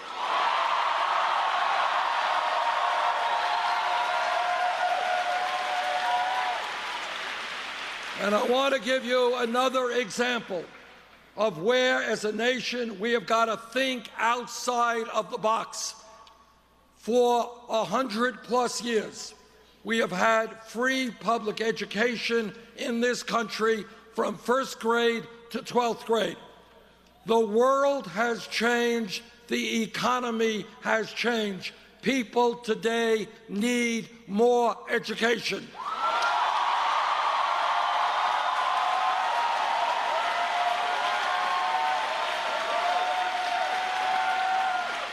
The simple truth is that today, in many respects, a college degree is the equivalent of what a high school degree was 50 years ago.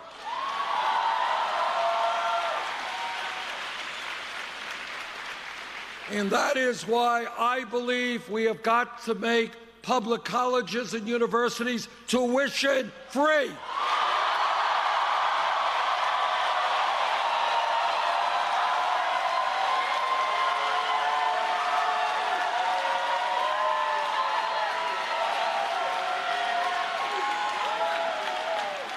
This is not a radical idea. It exists in Germany, Scandinavia, other countries. If they can do it, we can do it.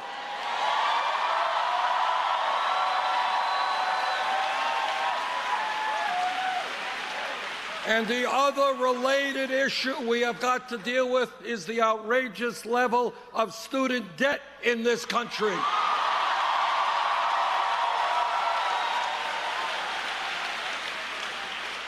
When you think about crazy, listen to this. We tell young people, you got to go out and get the best education you can for yourselves, for the country.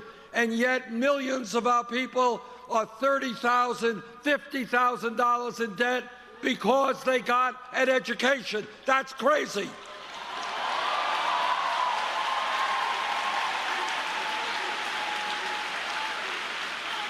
Now, I find it interesting that when Wall Street, with their greed and illegal behavior, crashed, Congress bailed them out.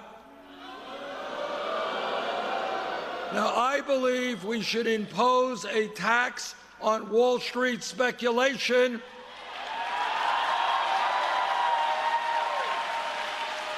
and use that revenue to make public colleges and universities tuition free.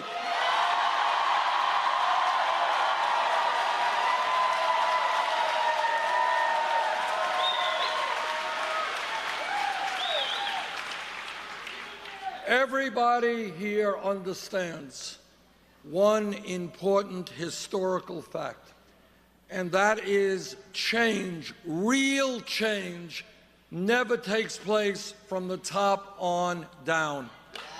It always takes place from the grassroots on up.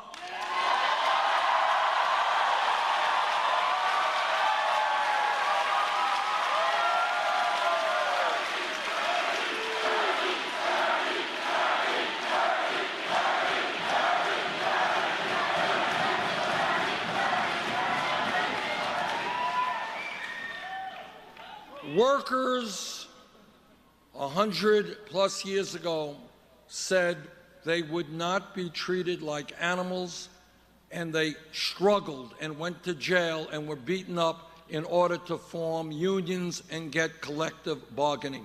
That's how we fight for workers' rights.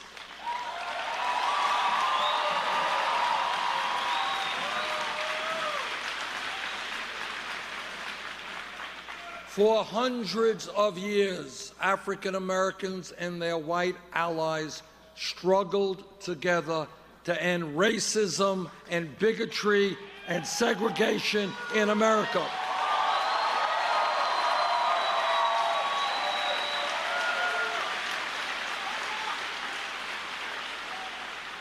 Those changes did not take place from the top on down. It was blacks and whites standing together and saying, we will not accept racism in the United States of America.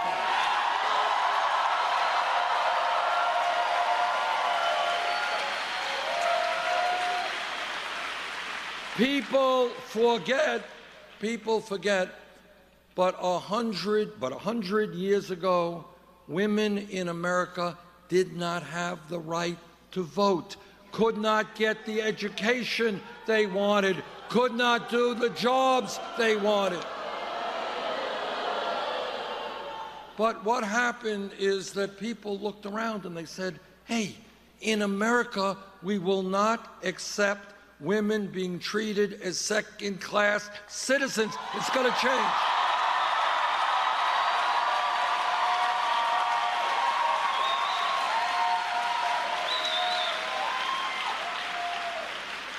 If we were here 7 years ago, 10 years ago, and somebody said, you know what, I think gay marriage will be legal in every state in this country by 2015.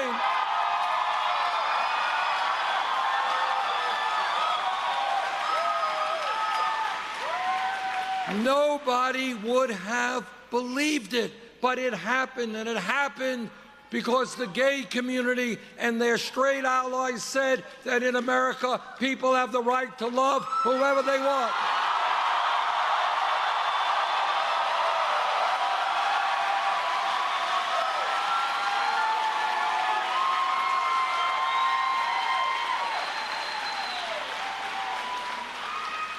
If we were in this room 5 years ago, and somebody jumped up and said, you know, Bernie, I think this $7.25 minimum wage is a starvation wage. We got to raise it to $15 an hour. The person next to him would have said, you're nuts. You're wanting to double the minimum wage? That's crazy. Can't happen. Well, you know what happened? Fast food workers at McDonald's and Burger King went out on strike.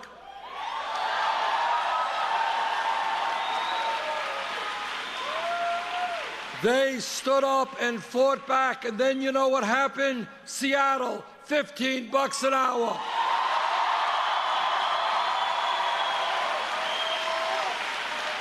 San Francisco, Los Angeles, $15 an hour.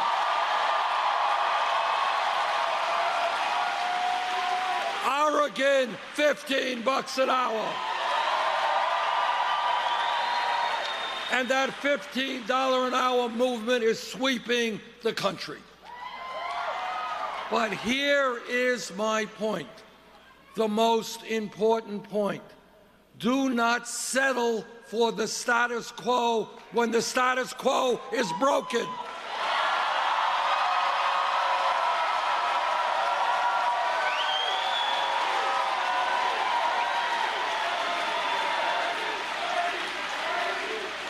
Don't tell me that we cannot have a political system in which we have one of the highest voter turnout rates in the world rather than one of the lowest.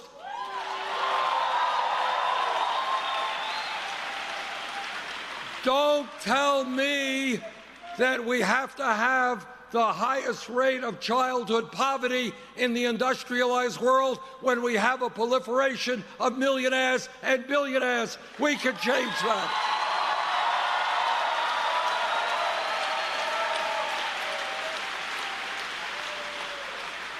Don't tell me that veterans in this country have to sleep out on the street. We can change that.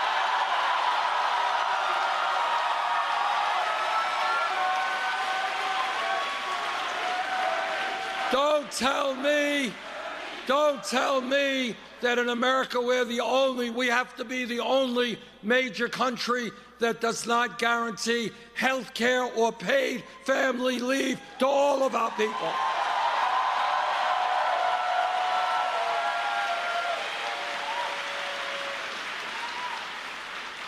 We can make real change.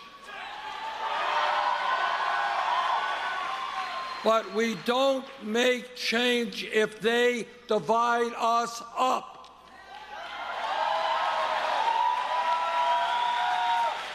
What Trump is about and other demagogues have always been about is scapegoating minorities, turning one group against another group. But we are too smart to fall for that.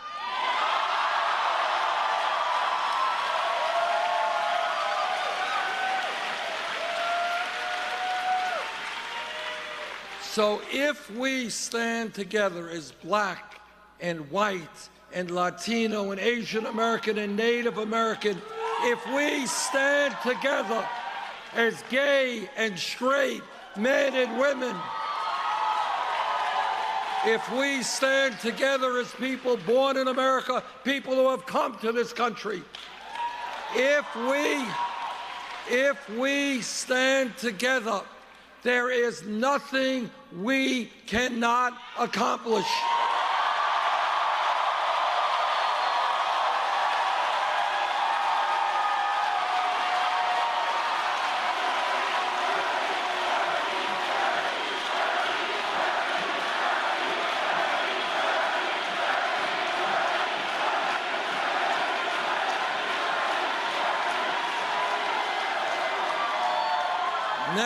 Next week, Arizona has a very important election.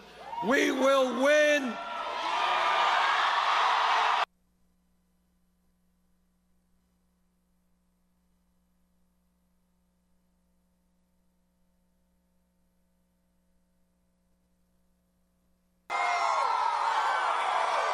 Thank you.